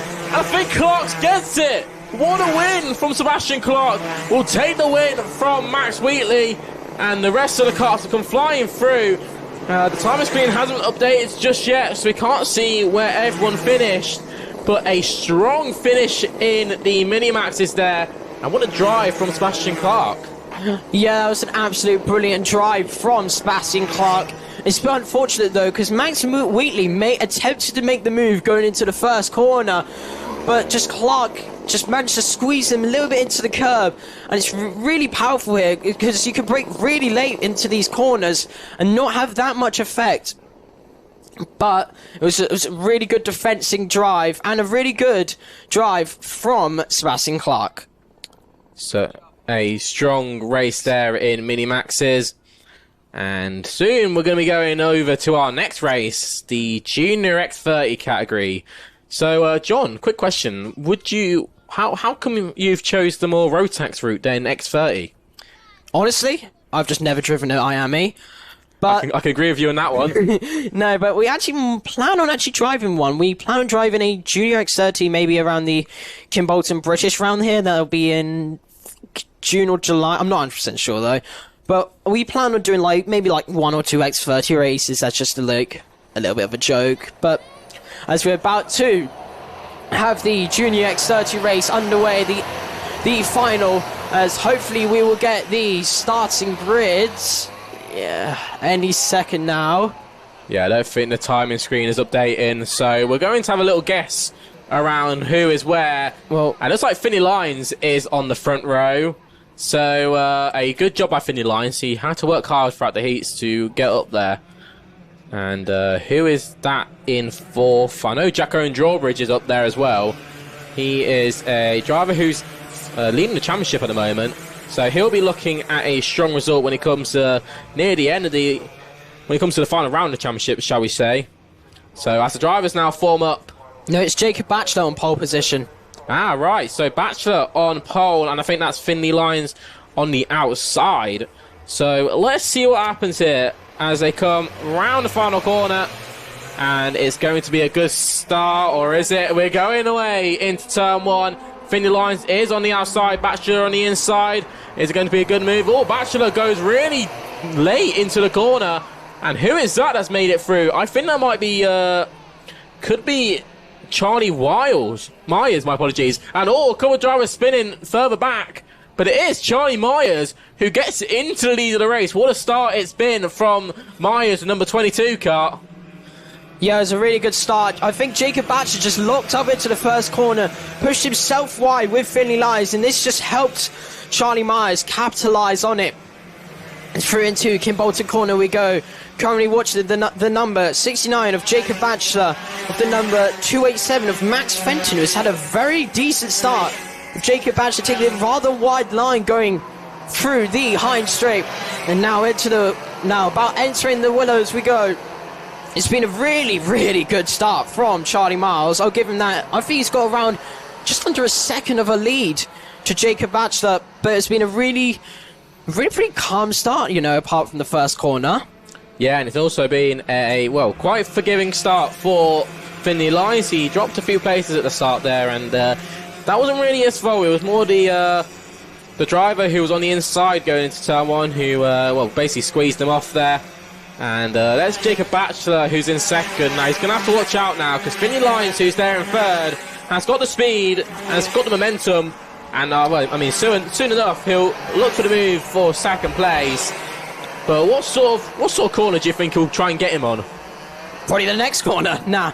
Well, it obviously depends, but if I was Finney Lyons, it'd be best not to lose that much time, as there's obviously a very short final. So I'd probably suspect maybe one of the straights or maybe into Kimbolton corner. But now he's really close to him, so I could see it happen at Kimbolton corner. But if I was Finney Lyons, I would probably do it on the straight, since obviously at this moment you don't want to lose time, as there's currently 4 minutes, just around 4 minutes on the clock. Yeah, exactly that. Momentum you don't want to lose in a race like this. Otherwise, it could really be game over as they come through turn 1 and through the Willow section. And here's Finley Lyons, who sits there in third. And I think he might have a look into Derek's corner. Oh, he does have a little look, but he's just a bit too far back. There's the K plate on your screens. Alex Wiles, who is looking for a move. I think that's for 4th place on the road as they come flying through. These Junior X30s are really having a good fun out there. And as the timing screen has come back, so we can update you on where everyone is. It is Charlie Myers who leads the way. A good move there by Alex Wiley, who goes down the inside of Max Fenton. That's the move for 4th place. Still Finley Lyons there in 3rd. He has got Jacob Batchelor in 2nd, who's going to try and have a look on a move, but well, it's just a bit too far back, is he? He hasn't got the pace like he used to in the heats. And in this sort of situation where you haven't got the pace, what would you try and do to try and get past the driver in front of you? Well, you might attempt to conserve your tyres and like at the last couple laps just go absolutely send. But obviously that costs you time, and at this moment, Finley, you don't want to lose time. And speaking of time, if we could just see, Finley Lyons has just gone down the inside of Jacob Batchelor for 2nd place. A very crucial move as we see Finley Lyons and Jacob Batchelor. Now they should try and start working together and to try and close that 1.68 second lead that Charlie Myers has absolutely extended. But on that lap, even with the overtake, Finley Lyons has got the fastest lap with 42.07. Yeah, it was the fastest lap from Finley Lyons, and well, it was only a tenth quicker than Charlie Myers. But we have got just under 3 minutes left. Could this be the opportunity for Finley Lyons? He's already extended his gap from Jacob Batchelor, and I wonder if you are right. He was maybe saving those tyres and is going for the pounce now on Charlie Myers. I think Myers now, he'll be conserving everything. He'll make sure his car gets all the sort of correct tyre temperature it needs to keep sailing him round this Kim Moulton circuit.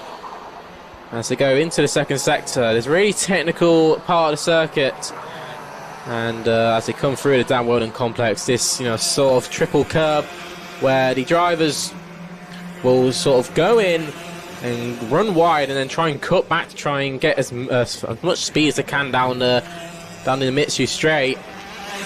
So a good drive by these Junior X30s, and Charlie Myers, who's just putting in the laps here. He has closed about half a second in that last lap. So, well, Finley Lyons, it's only got 1 minute and 40 seconds left on the clock. But could this be a perfect opportunity for maybe in the last couple laps, Finley Lyons could catch up to Charlie Myers? Well, currently the gap from Finley Lyons and Charlie Myers is currently 1.28 of the current time on the clock. Roughly, Finley Lyons will need to be gaining at least a minimum of 4/10 to Charlie Myers. As through Kim Bolton corner we go and onto the Hines straight. As we get this, hopefully we get a lap time. No, they just matched, so this is good for Charlie Myers. Currently, they've matched through the 1st sector with Finley Lyons only just being 8 milliseconds faster than Charlie Myers. Well, it's less of Finley Lyons' race to win, and it's more of Charlie Myers' race to lose. So all he needs to do is make one small mistake, and that could simply see Finley Lyons creeping up. We know Finley Lyons can make moves. His cadet career saw many moves, and obviously Finley Lyons being a cadet champion, he knows how to drive in cadet karts, but now in juniors, it's a whole different ball game. And John, I'm guessing you were racing those cadet karts as well. What is the sort of differences you have when you go into juniors, and how hard is the playing field in juniors? In the Honda Cadet, it's really easy. All you have to do is brake really late, just slam on the throttle, and you get out of the corner perfectly. In this, you have to be really smooth on the throttle. You have to really decide where you want to overtake and how you overtake, and it's just more strategic, I'd say, comparing the classes. And obviously the grids are so much more bigger. Like nowadays Honda 200s get like 16, like around the teens of entries, but in this class some tracks have nearly over 60 entries in juniors. But it really just shows how big and competitive the junior class is. Yeah, the junior class is always big. As we go on to the final lap of the race, so It is Finley Lyons' race to win and Charlie Myers' race to lose. The gap came down by 3/10 on that last lap, but I really don't think it's enough for Finley Lyons. Charlie Myers is leading the way perfectly. He's conserved the race to perfection. Jacob Batchelor is still there in third as they come down into the final sector. Finley Lyons, they tried all he could, but round the final corner comes Charlie Myers, and he is set to take the win in Junior X30. What a drive from Charlie Myers. It's been a perfect drive, and Finley Lyons, well, he's very, very devastated about that. He knew he could win that race. He has got the fastest lap, though, so that's one positive to take away from the race. But unfortunate for Finley Lyons there. If he didn't have that bad start, it's a race of what could have been for him. Jacob Batchelor finished in third, and Alex Wiley was in fourth. Yeah, and Finley Allen rounds out the top 5. Max Fenton gaining a position there in 6th. Alexander De Benedictus in 7th. Jack Owen Drawbridge, who also does Junior Rotax, finishes 8th. Leonardo Carton Sr. finishes 9th. John Seward 10th, and Harry Myers rounds out the 11th place. And now, talking about Finley Lyons, this is, I believe, his first ever race in a Junior X30, and although it wasn't the result he may have wished for, I believe he should be really happy with the result, especially that he's managed to finish second in his first ever race and managed to get the fastest lap from 3/10. Yeah, it's been a good start to his junior debut, and I'm assuming he'll be putting in more laps, and hopefully he'll be up there at the front. Well, he already is there at the front, but hopefully he'll be there winning races soon enough. TKM Extreme is about to get underway, and it looks like on the front row it is going to be Kai Springfield and Kean Bennett who will be the top 2. Patrick Leaf was there in 3rd, and the FF course driver Leah Robertson is there in 4th. Luke Jarman will be there in 5th from Bradley Peck in 6th, and it's Sean Abbott and Spencer Lane in your top 4. Top 5 being covered by Michael Cornell and Jack Stewart. There it is on your screens. So let's run through it again. It's Kai Springfield, which we were talking about before. He will be starting from the pole spot. Kean Bennett in 2nd. And going past the top 10, it is Oliver Bowen from William Brand, Matt Cardwell and William Bloom from Jessica Fitchell, and Reese Porter rounds out your row 8 from Sam Cope, John Stafford on your row 9, and Elena Arnold starts from the final spot on the grid. And Elena Arnold, I'm guessing, will be trying to learn the track as much as possible. It's her first time here at the circuit. And John, is this track quite hard to learn, you know, being a newcomer to the circuit? Well, nearly every single track is difficult to learn, I'd say. Like, you may think just, oh, it's a small little track, it's going to be easy to learn. No, there's like so many like different outcomes that can happen here. As, are we going to go green? Yes, we do. It's a really good start from Kai Springfield as Kean Bennett's going to try and go round the outside. Kai Springfield wants a bit right. Oh, what a move from Patrick Leaf. Just got the undercut from Kean Bennett and Kai Springfield. It's been a pretty clean start so far, but this has allowed Patrick Leaf to absolutely check out in the front. Kean Bennett is running in 2nd with Kai Springfield. I think he's all the way down in 4th. Well, it's been the same sort of method with the starts, where the driver who starts from pole never usually comes out on top as they come through the 2nd and 3rd corner. But as they come to finish that one, Bradley Peck goes down to the inside of Kean Bennett. That was a good move there from the driver, the number 82. And, well, Bradley Peck has had a lot of speed recently. This last few rounds have been really good for him. He's been up at the front, and something has sort of shined light in him, and he has been, well, at the front pretty much. But Patrick Leaf has taken full advantage of that chaotic start. Oh no! Oh, Kai Springfield gets spun around by Luke Jarman. So it looked like Jarman went for a bit of a late move there and caught Kai Springfield off guard, and it took Kai Springfield into a spin. So the driver who started from pole has not had the best race there, and, well, he's got a lot of work to do now if he wants to make up some sort of ground. Yeah, it's really unfortunate for Kai Springfield. Started in 1st place for the final, but it's really unfortunate for him. I feel really gutted for him, but now is the time to just get his head down and push, as we see Kean Bennett on the back of Bradley Peck, as mentioned from what's your name again? Charlie Ellis. I'm so sorry, Charlie Ellis. I've commentated with Chris before, and you're a bit of a new partner, I guess I would say. So apologies there, Charlie. But it's been a really good race so far, as Kian Bennett in third, currently behind Bradley Peck. And if I was Kian, I would be trying to push with Bradley Peck, but he's just made a bit of a small mistake on the Kim Bolton, like the mini straight there, which is Kim Bolton actually named after the circuit Kim Bolton. Pretty fun fact, as Kian Bennett go down the inside of Bradley Peck, that was a clean move, and I think that was for second place.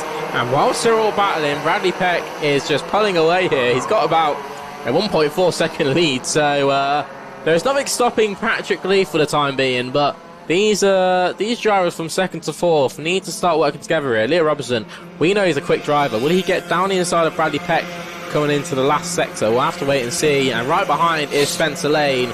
So the battles in the championships include all these top drivers such as Leo Robinson as he goes down the inside of Bradley Peck, Leo Robinson, Kian Bennett and Spencer Lane, who are all in the top 3 of the championship, and it's going to be a proper ding-dong battle for the end. Leo Robinson goes down the inside of Kian Bennett as well. That was a good move for second place, and it looks like Leo Robinson's got some pretty good momentum for the time being. Yeah, absolutely. Just set the fastest lap just before then, but it just be pipped off of him by Spencer Lane, as we see going through, as about to enter Dan Weldon corner. It's been a really good race so far, but this has even been a brilliant race from Patrick Leaf, who's just managed to absolutely extend that lead with a 1.52 second gap. But with the actual battle here with Kian Bennett, I think Lee Robinson has managed to get past Kian Bennett, I believe somewhere into sector 2, as we now see the other drivers fly through into the high straight. But we're going to be watching with this little mini battle here with the number 56, I think, of William Bloom and the 85 of Michael Cornwell, who are on the outskirts of the top 10. As currently they're running single file line going into sector 2. But hopefully we could get some action from the lead pack, which is currently rounded out by Lee Robertson, as through into Dan Weldon corner. It's been a good race from the number 56 of apologies there, William Bloom, as now going into Kim Bolton straight and into last corner. As now finally we have the action back on. Leo Robertson and Kian Bennett are battling out so far, going into the Willows and onto the Yamayutsu straight. Kian Bennett, who I believe finished second in British Champs, maybe a local championship here. I am not 100% sure, because this track is MSA UK affiliated. It's now into TKM straight we go. Kian Bennett is getting ever so closely to Leo Robertson, as now is he going to try and make a move into the last corner? He's just going to stay behind him. They've done a very good job catching Patrick Leaf. It's been a super lap from Leo Robertson, Kian Bennett. Very, very important, as it's just late on, and now they're really close to him. 8 tenths now. They've managed to just gain. As you see a bit of the human DRS from Patrick Leaf. But with currently, if Leo Robinson and Kian Bennett can keep this pace, they will be on the back of Patrick Leaf by around the last lap. Yeah, it looks like Leo Robinson has been catching from about 3 or 4 attempts every lap, and this is just the working together of Robinson and Kian Bennett. And it's drivers like Leo Robinson who are obviously looking to go into bigger versions of racing, such as car racing. He's obviously part of the FF Course Academy. They work really well with the Ferrari Challenge. And John, would it be something that you would consider as well, maybe going into the car racing and maybe the Formula racing? Hopefully, but obviously I like the commentating, and hopefully I can maybe commentate on Formula races when I get older. But if I get I'm going to be honest with myself, if I could just get a bit more better, I believe I'll probably be able to hopefully be able to race some Formula races in the upcoming future. Yeah, exactly that. And you know, there's some really good championships out there like the Formula 4s, and I know a lot of drivers who have come from karting, and especially a couple of drivers that have gone for TKM racing, drivers such as Abby Pullen, let's say. She's now currently in F1 Academy and was also doing the Formula E test the other day. As we say that, Patrick Leaf has caught up. Leo Robinson has caught up to Patrick Leaf. And will this now be a move looking for Leo Robinson? Leo Robinson has been the man on the move at the moment. He has been making precisions. What a move from Leo Robertson. He pushes Patrick Leaf wide. They'll go side by side down the straight into the second to last corner. Patrick Leaf will hold on. Now watch out for Kean Bennett. They'll go into the last corner. He'll go defensive. Now Patrick Leaf, this is a proper game on battle here. We're going into the last lap now. We've got 5 karts in this battle, all the way from Patrick Leaf to Spencer Lane. Lee Robinson has a look at the move, and he couldn't get it done. But couldn't see the move from Kean Bennett. Kean Bennett to the inside of Patrick Leaf. What a move from Bennett. He gets to the lead and is leading when it matters. The final lap saw Kean Bennett go from about 3rd on the grid to 1st, just in that one corner. And my word, what a move it's been from Kean Bennett, the driver who finished 2nd in the British Championships. He has won a couple of club rounds this year, and this will be a perfect opportunity to take another win. He'll go defensive, but watch out for Patrick Leaf. Will he have the run? I don't think so. Kean Bennett will win in TKM Extreme. What a win it was for Kean Bennett. He will win from Patrick Leaf in 2nd. Bradley Peck will finish 3rd from Spencer Lane in 4th. And Leo Robinson gets a warning flag. So a problem there for Leo Robinson, who'll need to watch for what happened on those last couple of laps. William Bloom finished in 6th from Oliver Bowen in 7th. Sean Abbott in 8th from Michael Cornell. And Jack Stewart rounds out your top 10. John, what a race that was. Yeah, absolutely. That was one of the best races I've ever actually watched and commentated on. It's a brilliant move from Leo Robinson. I actually thought Leo Robinson and Patrick Leaf were going to make contact going through Dan Weldon corner, but it was really good to see the clean and fair racing that these two drivers had. So we're now about to move on to the senior Rotax race with, I believe, Ethan Martin and the junior Rotax champion Harry Bartle will be alongside. Yeah, and just behind them, it looks like Lucas Enningham is there. So the driver who's leading the championship at the moment, just a few points ahead of Charlie Webb. And that battle will be raging on into the final round of the championship here in December.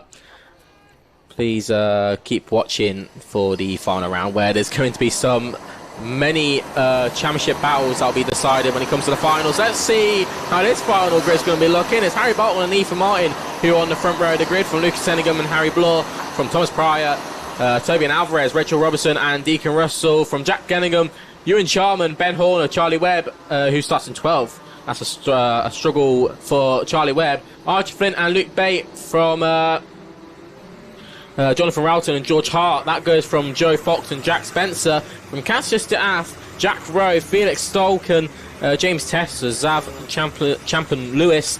From Isaac Reynolds, Leonard Ganlio, Sean Rashid. From Michael Morgan, George Allen, Brees Madison. From Adam White, Al Keary, Gregory Davis and Ryan Hedge rounds out your grid. So there's a few drivers who I would say are out of order here. We've got drivers such as George Allen, drivers such as Jack Spencer as well, who is very quick, and hopefully we'll see him at the front end. They are properly slowing it down here. Harry Bartle, well, he is a British champion. Oh, look! Oh, there's last corner. What's happened there? Contact that's gone on near the back of the pack. We're going to go round again. And that's definitely going round again. There's a couple drivers off there. It looks like George Allen, maybe, the kart number 40. We're watching the front of the pack go round now, but there's a few drivers off there. I think that might have been Ryan Hedge, and I think it was because of all the drivers sort of piling up into each other. I've never seen that ever happen again. I have not seen that happen in a while. That is Adam White as well, who got involved with that. So they'll go around again, and well, we need to speak more about Harry Bartle here. It's one of his first race weekends in the senior Rotax. I know he's done a couple weekends before at different circuits across the UK. Now to speak about Harry Bartle, I mean, he's a junior British champion, and also you've raced him in your time as well this year. Come talk about Harry Bartle. How is he as a driver? I don't really race that much for Harry Bartle because I'm going to be brutally honest for myself here. Every time he overtakes me, he just shoots off into the distance. But from like watching and like UKC and stuff, he seems to be a really aggressive driver, but also keeps it really clean with some brilliant moves, especially going into like Wilton Mill when he did that absolute outrageous lunge. And I believe that was Jacob Ashcroft he did it with. But obviously, unfortunately, he got penalised for it, which, I will be honest, that was a bit unjust. Well, let's see what happens then. What will Harry Bartle do in this race? What will Ethan Martin do in this race? As we go down into turn 1, will Ethan Martin hold it around the outside? I don't think he can do it. Oh, we'll have a look. But Harry Bartle holds his way in the lead, and for the first time in a couple races, the driver who starts from pole actually will keep leading it going into Derek's corner. Oh my God, a couple drivers going off there. Now, I thought Jack Spencer was spinning off there, and it looked like he had, and caused a pile-up between multiple drivers. And, well, there's a couple drivers off there. Reese Madison is off there. And it looks like Jack Spencer as well. And Battenberg flags are out. It's Battenberg. So we're going into some sort of safety car procedure here. So Harry Bartle will still hold the lead there from Ethan Martin in second. And, well, we won't really say what a collision it was, but unfortunate collision, let's say. We didn't really see much of that at the start. I think you kind of caught it more. Could you really explain to us what sort of happened there? Yeah, it looked like that someone was forced wide onto the big sausage curb, just about to enter the Yamuyutsu straight, and I think he just spun in the middle of the road. And obviously, if you're in the middle of the road of a straight, it's going to be really, really dangerous.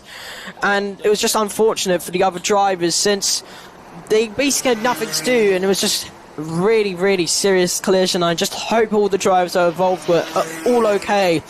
There's just 2 carts went up in the air, and it reminds me of a junior Rotax start, which, no, it's not really nice to talk about my class, but let's just say my class is not as hectic as this. Well, I think the only driver we really lost from that was James Tester. 3 drivers pulling the pits. So some problems there. Let's have a little look at our results sheet. We can see who has entered the pit. So Jack Spencer, who, well, I was rooting for him, and, well, commentator's curse, let's say, for Jack Spencer. Brees Madison, who, well, he wasn't having the best of races so far. His first time here to the Kimbolton circuit, and it's all gone in tears for him. And Adam White, who was round the midfield, he's had a rough start as well. He's now into the pits. So Harry Bartle is backing everyone up, and in this sort of situation where you want to waste as much time as possible in that Battenberg procedure to, you know, waste time pretty much. It really depends though. Like with Harry Bartle, he's been masterful at these restarts, and if in his case, I think he will be trying to waste as much time as possible. As I believe we are going to get a green flag now, as Harry Bartle now begins. It's still Harry Bartle that leads. As you see the rest of the field going through down into the home straight, as Harry Bartle still leads from a very quick Ethan Martin and championship leader Lucas Ellingham in P3. Well, it looked like Charlie Webb was on a mission as well. He's made his move past Thomas Pryor. He's also got a championship to chase. He's got to get up to Lucas Ellingham. He's got to get past Lucas Ellingham, and he's got to extend the gap from Lucas Ellingham. So that is the battle for the championship. But at the front, it is still Harry Bartle, who throughout this year, who raced in Junior Rotax. He won races here in Junior Rotax, and he's going to try and do the same. Oh, good move there by Deacon Russell on the inside of Harry Bloor. So Russell and Bloor, 2 drivers who have really been up the front here this weekend, and well, throughout the whole year pretty much. We sort of see the same drivers who have been up there at the front the rest of the year, managed to hold their ground. The one driver to watch out for, Rachel Robertson. She, one of our female drivers, she's doing really well so far. She's usually your mid-pack driver, but is fighting up at the front end here, and is right behind, I think that's Charlie Webb now. So that's their battle for 6th, I believe. Yes, it is. So the battle for 6th with Charlie Webb and Rachel Robertson. So a good start here in Junior Rotaxes, but let's see what Ellingham can do. Yeah, Lucas Ellingham currently needs to gain as much points as possible to extend from Charlie Webb, as Ellingham is just edging closer to Ethan Martin. And on that lap, they've run match of times, but keep an eye on Deacon Russell. Just set the fastest lap that round, a 40.67 he just set. As through into Dan Weldon corner we go. Ethan Martin is still first, as Lucas Ellingham is just right behind him, as we see that human DRS being used from Lucas Ellingham. As we enter Kimbolton corner we go. Lucas Ellingham is still ever so close to Ethan Martin, but Harry Bartle sets the fastest lap again. Oh, what a lap! 40.57 from the Strawberry driver. It's absolutely outrageous lap. He's into the willows we go. Ethan Martin just clips the curve there. This is going to compromise his exit, and this gets Lucas Ellingham ever so closely. But I think Ethan Martin's going to be able to keep this second place just for a few laps, because he's been really going through sector 2. But as I say that, Lucas Elliams really caught him up through here, as Lucas Elliams has a little peek over and into the last, as into Kimbolton corner. We go down the inside, goes Lucas Ellingham. What a move from the Jack Dex driver. Does Ethan Martin have the switchback on him? No, he doesn't. And and here comes Ethan Martin. No, he just backs off a little bit. But what a move from Lucas Ellingham. It's an absolute super move from the Jack Dex driver. You barely see lunges that far out from drivers, especially in the senior Rotax. But it's good to see that Lucas Ellingham is getting aggressive now, as he now is going to try and charge on to Harry Bartle. But Harry Bartle currently has a 1.34 second lead. And now, with Deacon Russell entering this battle, Ethan Martin could end up losing another position here. As Deacon Russell just had a little sniff of the inside. As onto the Heinz straight we go. Ethan Martin just behind us. Lucas Ellingham goes defensive into the first corner. Covers Ethan Martin off. But they should be doing this as Deacon Russell has a switchback on him. Deacon Russell goes down the inside on Ethan Martin. Brilliant move. Lucas Ellingham is still in second. Deacon Russell in third. Deacon Russell a little sniff of the inside. It's through into Dan Weldon corner we go. It's been an absolute super race so far, but this has been Bartle's race to lose. Still currently running in first, but Lucas Ellingham still in second, and with his championship rival in sixth. This can really help him in the championship and extend ever so more. As we now move on to the penultimate lap, the 93 has a technical flag of I believe that is can't really see at the moment. So that's the 93 driver, and he's a bit further down the grid. That'll be Al-Kiri who has received it, so problems for him. And I wonder if he was involved in that collision at the start of the race. But they are coming through now. I think we're about to go into the final lap, and it's been a brilliant drive by Harry Bartle. We have to talk about Lucas Ellingham, and that overtake was a better late than never manoeuvre, and he got on the inside of Ethan Martin, and I think he sort of had to do that because Charlie Webb has been really strong in this race and is closing down ever so slightly. They both got past Harry Bloor a couple laps ago, and I say both, I mean Charlie Webb and Rachel Robertson. The battle for second still rages on though. Deacon Russell there, he's still in third. He's also part of the FF Course Academy, if I think back right to the list, and it's Lucas Ellingham who he's going to have a big battle against. Lucas Ellingham has raced here for years. Around the final corner, I repeated it at the start of the year, it's murder on the dance floor, and it goes to Harry Bartle, who will win here at Senior Rotax. It's the penultimate round, and he sends it off in style, locks the brakes up on the rear, tries to celebrate, and some brownie points for that. So it is Harry Bartle who takes the win there. And it's Lucas Ellingham in second, from Deacon Russell in third, Ethan Martin in fourth, and Charlie Webb rounds out your top five. Yep, and Rachel Robertson with a very good drive finishes sixth, Harry Bloor seventh, Tom Pryor eighth, Luke Bate ninth, Archie Flynn, who is first race as Senior Rotax, comes home in 10th, Tobias Alvarez 11th, Ben Horner, who's another MLC driver today, is in 12th. Ewan Charman, who had a very unfortunate incident at the first lap, who had contact, went down to 21st, finishes 13th with the fastest lap. Jack Gillingham in 14th, Joe Fox 15th, George Hart 16th, Jonathan Railton 18th, and I kind of need to go off now for my junior Rotax seat. Well, good luck to you in your final, and hopefully we'll see you near the front. Yep, thank you, Charlie. So John will be heading off there, and I'll be joined with my partner in crime again, Chris Causa, as he enters back. The next race back is KZ UK, and it's going to be an exciting one. We've got the number one plate of Joshua Price. He's got the number one plate, and that's where he's going to be starting. He's going to be starting from first on the grid, and it's Derek Morgan in second. He's going to be joined by Jake Weston and Isaac Smith on row 2 from Oliver Stewart, Sam Ward in row 3, Ella Stevens and Lee Ward on row 4 from Hannah Lang and Charlie Cole, who round out your top 10. It's Ben Ballou and Richard Palmer in row 6 from Daniel Sabula and George Barker in row 7. From Jed DeFriend and Jake Baker in row 8. From Ralph Youngling and Sam Jones, who rounds out your top 20. A couple of drivers near the back of the grid.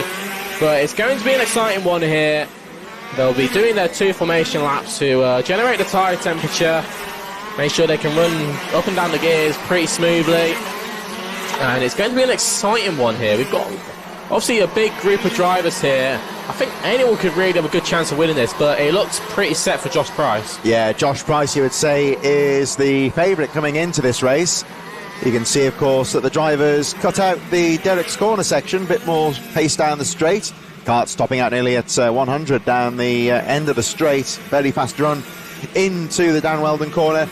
And, of course, as you were saying, Charlie, you would really put Josh Price as the favourite in this race. But still, you look at the likes of Derek Morgan, Jake Weston, Isaac Smith, Oliver Stewart, Sam Ward, amongst others, all having some good moments across the 2 heats.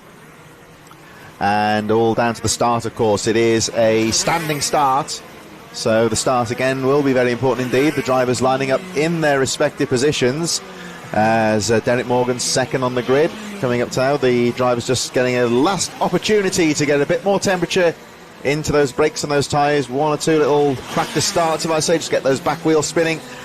Need plenty of grip out of the grid. Here they go, so pretty much in position now. Josh Price on your left-hand side of the screen, sporting the number 1, will lead them away right alongside him. Derek Morgan, he'll be looking to try and get a good jump from that second place on the grid.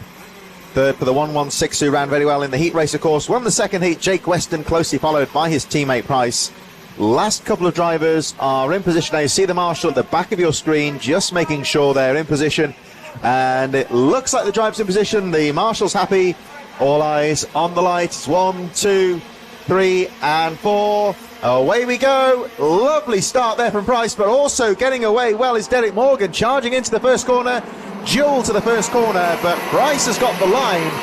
They're side by side through into the willows, but Price did have the line into the corner and holds on to the lead. Well, I wonder if that was problems for Richard Palmer, who's dropped down near the back of the pack. Oh, Josh Price was getting a bit feisty with Derek Morgan. And, well, if Derek Morgan wants any chance of winning this race, he needs to try and get past Josh Price in the first couple of laps, to be fair. Because Josh Price, when given the opportunity, will just pull away. And, oh, my word, what a move from Isaac Smith. Down the inside of Jake Weston. I don't think he got the move done. He's got it out to the corner, though, I think. He's got it down into turn 1. And who is that who's going to follow through as well? I think that might be Lee Ward. There's a spinner. In that first corner, one of the leading group there, was that Sam Ward, possibly, single-digit kart that's gone off the circuit. Driver okay, but looks like he's out of the race. Meanwhile, look at this at the early stages here. Derek Morgan really taking the fight here to Josh Price, your race leaders. They make their way down towards Kim Bolton corner. And Price, as we were saying, you would say perhaps the favourite coming into this race, really has got to get these first few laps nailed and try and break away. Yellow flag, of course, that kart is now back into the reckoning. And I believe it was Sam Ward that went out. There he is on the inside of the circuit. He's just about got the kart going, although the rest of the pack swamping as he gets back underway to continue in the race. But it is still Josh Price that leads the way. Derek Morgan trying to find an opening here, and Morgan second on the grid, of course, got away very well along the race leader. Just trying to weigh things up here, I think, trying to find an opening. A little bit ragged on the curve there, lost a little bit of time to Josh Price, but not too much. And the top 2 just slowly breaking away from Isaac Smith, who did very well to fight into that third position, and he will be quite keen to get involved in this fight for the lead. And I wonder if these two, they'll be keen just to try and maintain that good pace at the front. They go charging down the Umitsu straight, heading towards the Dan Weldon corner, topping out nearly at 100 miles an hour there. Very fast part of the circuit. And both drivers very neatly through the Dan Weldon corner, heading down towards Kim Bolton. Look out for third position, the K-plate of Isaac Smith, who is right in there. Let's have a look at the laps as they go through. So these drivers lapping in the low 36s right now. 35.91 for Josh Price. Pulls a small gap from Derek Morgan. And Isaac Smith right in there. And it's going really well for Derek Morgan. I really like Derek Morgan's helmet. It's kind of got the Senna-esque on the back, and hopefully he'll be driving like Senna. I mean, Senna do have to master all conditions. You've got to be fast having a Senna-inspired helmet, haven't you? Well, there, otherwise you put the name to shame. So Derek Morgan, he's going to use every bit he can of his equipment to try and get onto the back of Josh Price, but Josh Price slowly pulling away. And I was going to talk about Jake Weston here, and there's a good actual timing. We got him on the cameras there. Jake Weston, he had the fastest lap. That's just been taken by Derek Morgan, but don't count out Jake Weston just yet for a top 3 spot, but maybe a win. I mean, if these two drivers at the front of the field sort of start to tangle together, this could be a perfect opportunity for drivers such as Isaac Smith, as a driver pulling off there, and another driver having some problems near the further back of the field. Ellis Stevens had some problems with the number 9.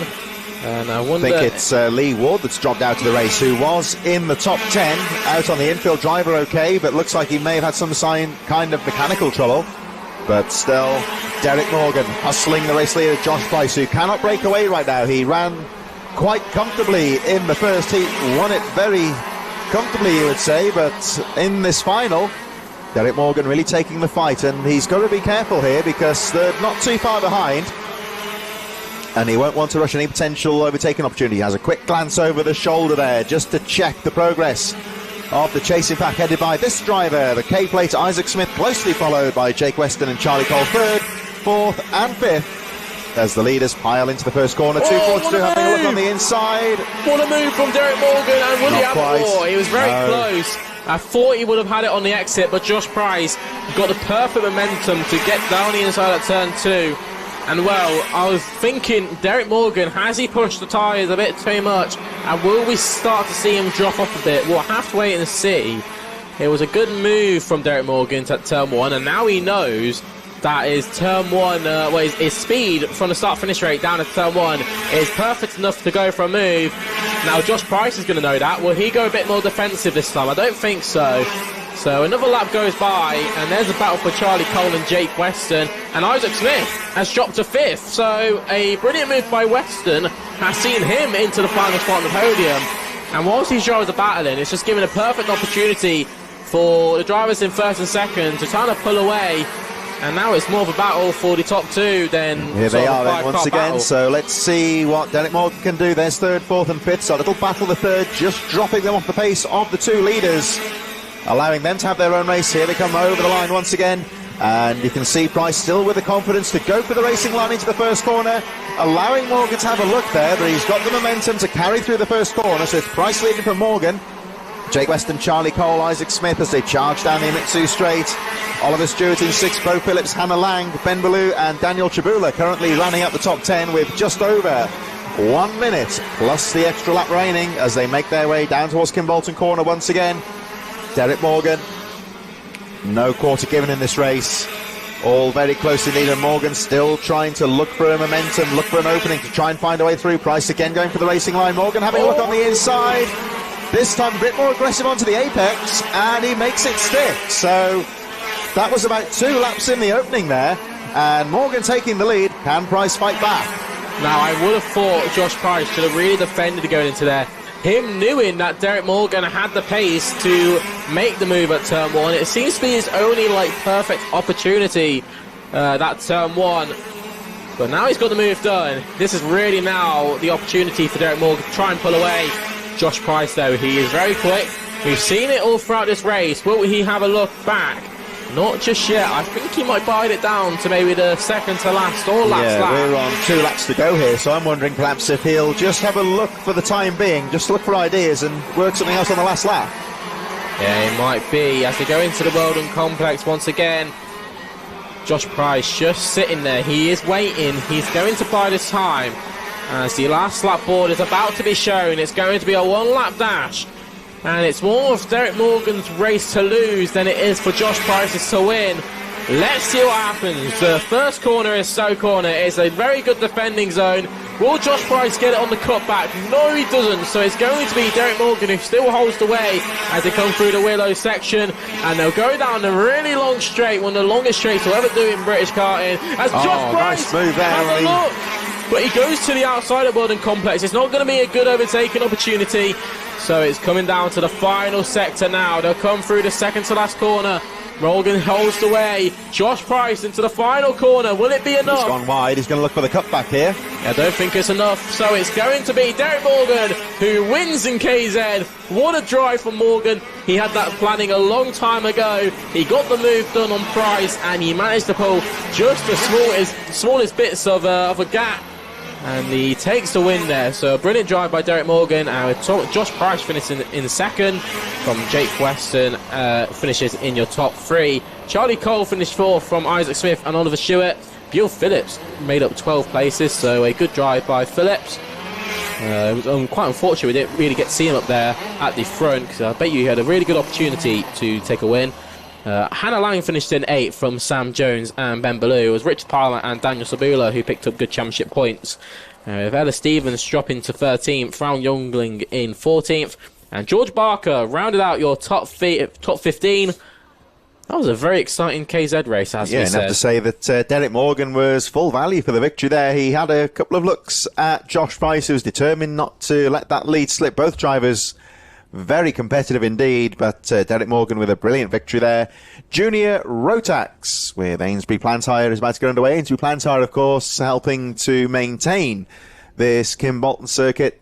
Always well swept, always well presented here at Kimbolton, and the track, as always, in top condition, thanks to our club supporters. As we wait now for them to get underway, Alfie Lapper will lead them away from Joel Dixon-Cohen, Will Archer, Callum Sims, Finley Jones from Aidan Mitchell on row 3, Jack Owen Drawbridge and Joshua Smith on row number 4, Dominic Parabrook, Owen Keenan, Daniel Minto, Devin Taylor in 12th, Zach Starbuck, Harry Russell, Laurie McVeigh and Teddy Cooper in 16th on row number 8. Row 9 is made up of Stanley Williams, Dejon Bennett, Oliver Meek, George Phillips, Kai Clark, Mikey Walker, Ellie Baden from John Richardson on row number 12, and further back, Samir Paul, Conor Large, George Cole, Alex Lynn on row 14, Alexander Gergis, Lucy Wilden, Kevin Ivanoff on row 16 from Archie Buchanan in 32nd position.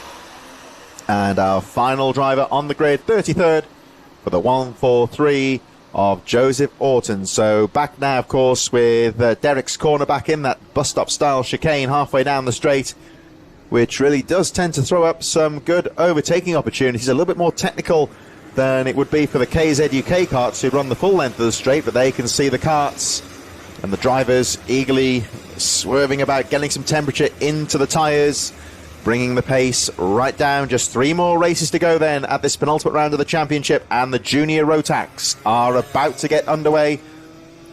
The pace goes right down as they make their way. We saw 1 or 2 drivers getting together at the back, getting caught out by how slow they're going into the final corner in some earlier races, but they'll all look well in position. Here we go, up towards the line. The start looks good, and away we go for Junior Rotax. Drivers going off the circuit there almost. Everyone guards the inside. Going. Oh my word, a big smash into the barriers there. But we were talking about whoever starts on the front row has the smallest opportunity to get the kart stopped. Battenberg flags are out, and it looks like Eli Baden there. The kart looking pretty battered. I don't think it's anything that time and money won't put right. Baden looks okay, but yeah, just again that the cold temperatures and the lack of grip on the first corner. Everyone leaving the braking as late as they can, but that's the risk. It just locks up and goes straight off the course. So really unfortunate for Joel Dixon-Cohen.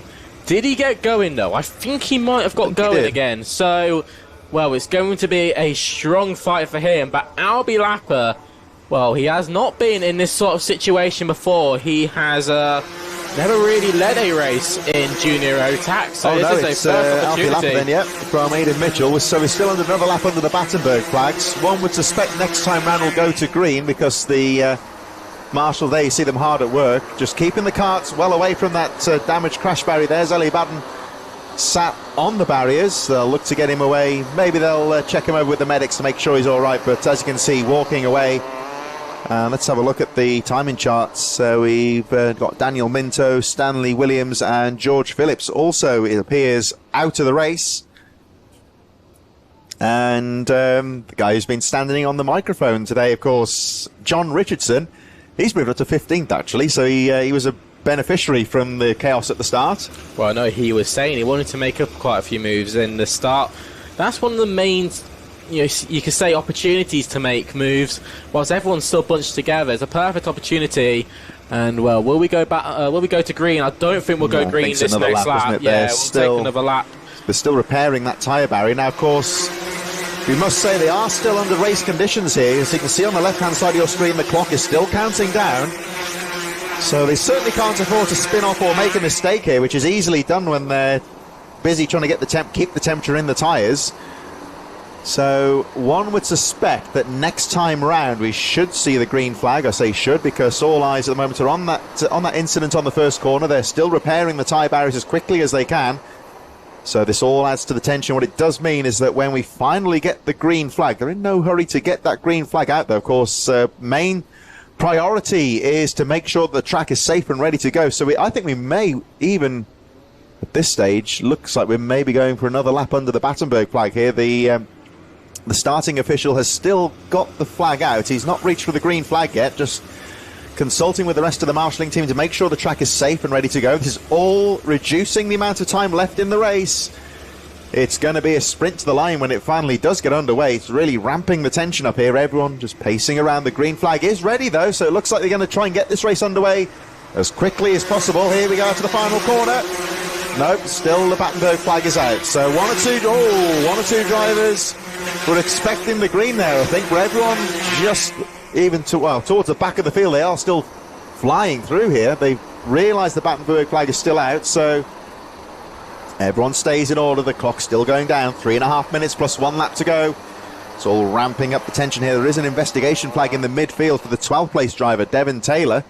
So there could be some repercussions after the race for the number 141. In the meantime, though, the drivers making their way through Derek's corner up towards the Dan Weldon corner.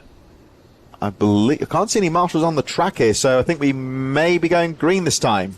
Yeah, so it's going to be an interesting one, especially for the championship. Joshua Smith is up in 6th place. His championship protagonists, who are Mikey Walker and Joel Dixon Cohen.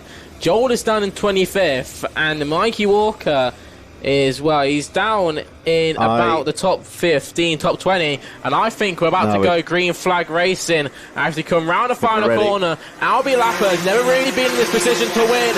He hasn't won any of the heats. Let's see what he can do in the final. Aidan Mitchell to the inside. Will he overcut the corner? Yes, he does. And it looks like Albie Lapper has got the perfect start and is getting a bit of a margin now from William Archer into second. Aidan Mitchell has held on to third, and Finley Jones is in fourth. Now this is going to be a real battle to the end now. We've lost a lot of time because of that Battenberg flag, and it means that drivers such as John Richardson, who want to make up places throughout this race, he hasn't got much time to do it, and he's going to hope that everyone bunches up and stays together. Yeah, this is really going to be a dash to the line now. We've only got 2 minutes plus the 1 lap remaining. Oh, as Jack Owen Drawbridge gets forced off the track there into the final corner. There is John Richardson, actually, number 25, just sneaking through. So the unfortunate Jack Owen Drawbridge drops way down the field. He's just about in 15th position as they all make their way through the willows. Time is of the essence here, 1:46. They will still squeeze in a few more flying laps here. But when you get a lengthy Battenberg flag like that, it really does ramp up the pressure for those final full racing laps, you would say. And Albie Lapper really getting the jump on the field when it went back to green. And at the moment, it was 0.8 of a second. We'll have a look when he crosses the line in just a moment. Making his way down towards the Kimbolton corner. Bit of a look there for second place. Nothing really going here. They come out to the final corner, over the line. We'll have a look at the timing charts here. And it stays pretty much the same with Finley Jones taking the fastest lap down the inside, trouble further back. Just trying to pick up. That might be Dominic Parabic, who has gone off at the Weldon complex. Yeah, you're right. Number 12, Dominic Parabic, has dropped out at Dan Weldon. So Albie Lapper losing a little bit of time here, but well, it's 55 seconds on the clock. They'll squeeze through with 2 laps to go at the end of this one, and the race still wide open here. So Albie Lapper, he has never been in this situation before, and he hasn't been in this situation the whole weekend. It's his race to lose. He's the one leading it. William Archer is down in second, or is he? Because Aidan Mitchell goes to the inside, but he's overshot the corner, and I think that's a perfect opportunity for William Archer to come back on him. They're going to be side by side. He's going to be on the concrete, and watch out for Finley Jones now as they go into turn 1. Finley Jones will go on the cutback and get the both of them. What a move from Finley Jones. And this is all going to be working in Albie Lapper's favour. Jones is going defensive. William Archer to the outside. He can't get a move done. And, well, this is all working brilliantly for Lapper. The man leading the way. He hasn't led all weekend, as I said. And, well, I don't think he has ever won a race in Junior Rotax. So this will definitely be an emotional win for him if he does take it at the end of the flag. Oh, look at this on the inside. Having a look there. So Albie Lapper, let's have a look at the clock when they go through. Lapper with that battle for second place, the gap goes up now to 1.4 seconds. So you would say now for the race leader, the 129, Albi Lapper has just got to keep it pointing straight on this final lap, and the victory will be his. So there he goes. Got to just keep it together now. The fight is all on for second place. Action throughout the field, though, as we look at this battle for second, going through the Dan Weldon corner now. The leader goes through. There we just saw in the infield the number 12 being pulled away there of Dominic Parabrook out of the race, but here comes Albi Lapper heading down towards the final couple of corners now. Brilliant drive here for Albi Lapper into the Kim Bolton corner, up towards the finish line, and over the line he goes. Checkered flag goes out for Lapper, your race winner. It's a fight to the line for second. Finley Jones, Aidan Mitchell, Will Archer fourth, Joshua Smith, Callum Sims in sixth place, Kai Clark, Owen Keenan, Zach Starbuck in ninth, he's under investigation. Harry Russell, John Richardson up to 11th, Teddy Cooper 12th, Devin Taylor, Laurie McVeigh, and Mikey Walker rounding up the top 15. Joel Dixon Cohen George Phillips inserted into 14th. Laurie McVeigh, Mikey Walker, Joel Dixon Cohen in 17th. Well, a brilliant race by Albi Lapper. It'll be an emotional victory for him as he takes the win. Finley Jones there in second, and Aidan Mitchell rounding out your top three. A brilliant drive there in all the junior Rotax races, and it's going to be CNX 30 up next, and it's definitely going to be an exciting one. We've got some very quick drivers in this, drivers such as Morgan Hill, who wants to extend, well, his championship protagonists, and he wants to maybe take the lead if he can. Jurovic is there in second place, with Stansfield there in fourth, and I can't see who's there in third, and I think that might be Tristan Powell. Could be Rylan Ekberg, I think, looking at this as well. He qualifies in third. We'll have a look at the lineups in a few moments. This is the penultimate race of the day. One more round of the championship in December, of course, and we're right through into 2025. Morgan Hill will lead them away from Peter Jurovic. Rylan Ekberg from Ty Stansfield, Jack Nettleship, Harry Maynard, Monty Braithwaite and Tristan Powell on row number 4 as they make their way out.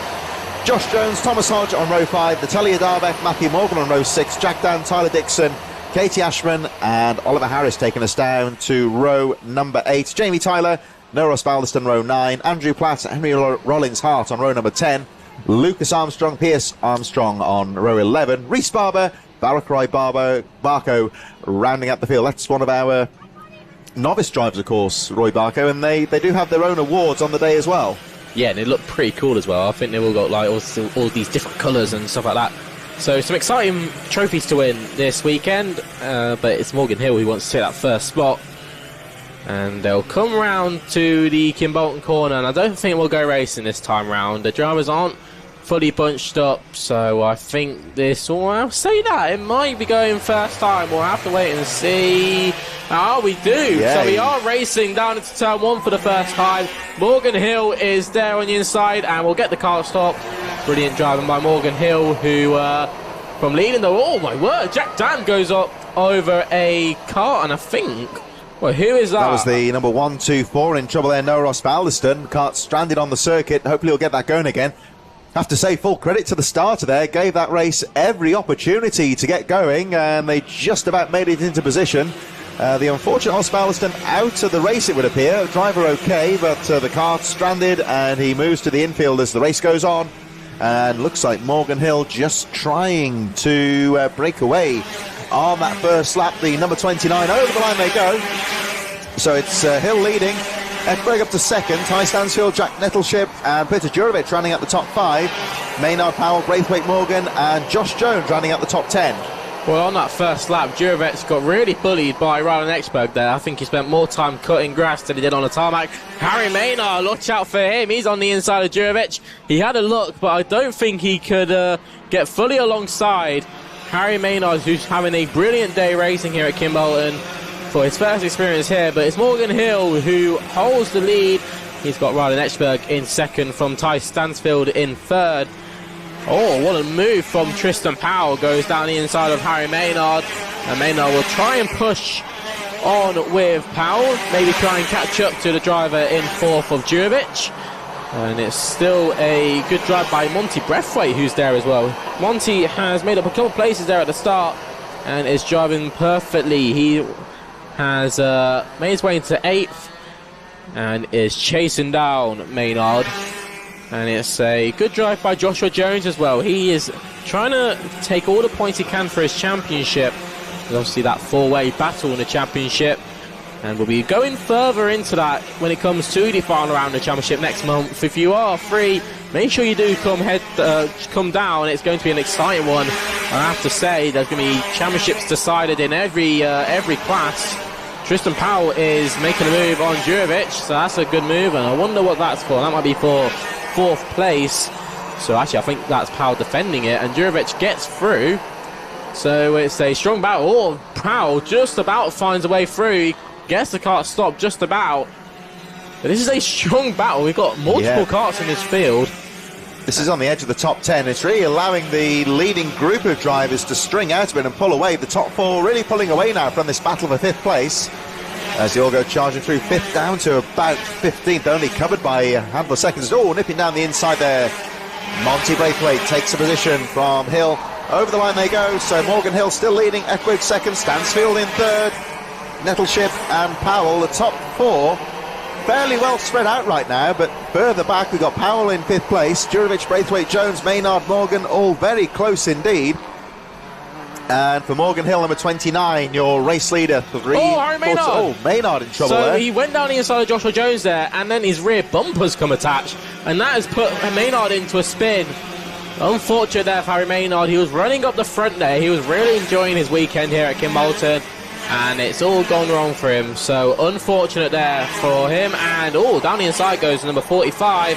That is on Joshua Jones, and that is Jamie Tyler, who is having a great race out there. Jamie Tyler, he's been racing around Kimbolton for quite a few years now. I remember him doing a 177 debut not long ago.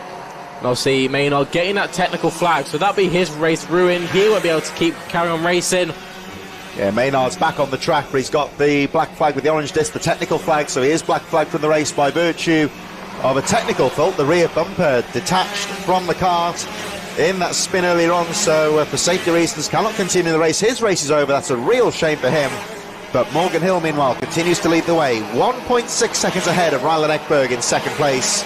Ty Stansfield, 122 in 3rd, Nettleship. And the race just settling down at the front, but further back, still plenty of action going on here, as Morgan Hill just nipping past one of the tail enders there. The blue flag goes up. I think that may well have been might have been Pierce Armstrong, possibly. He's a lap down as Hill makes his way back down in towards the final couple of corners. There's the number 273, Rylan Ekberg, still charging in 2nd place. 1.6 seconds down with 2:09 to go. Leaders over the line. They make their way past the slow driver. I think it was the number 193 actually of Reese Barber up to 21st position. A few drivers dropping out of contention. We saw Harry Maynard out of the race, as we saw a lap ago. Noah Ross Baldiston and Barack Roy Barker, unfortunately, is also out of the race. So 3 retirements, 150 on the clock, and at the front you would say just starting to settle down here. Morgan Hill, Ekberg still 2nd, but Ty Stansfield still could be a contender for 3rd place here. Yeah, he could well be. Rylan Ekberg has got to watch out. Blue flag still being waved for the driver who's getting lapped. That'll be for Reese Barber. But so far, Morgan Hill has been absolutely on it.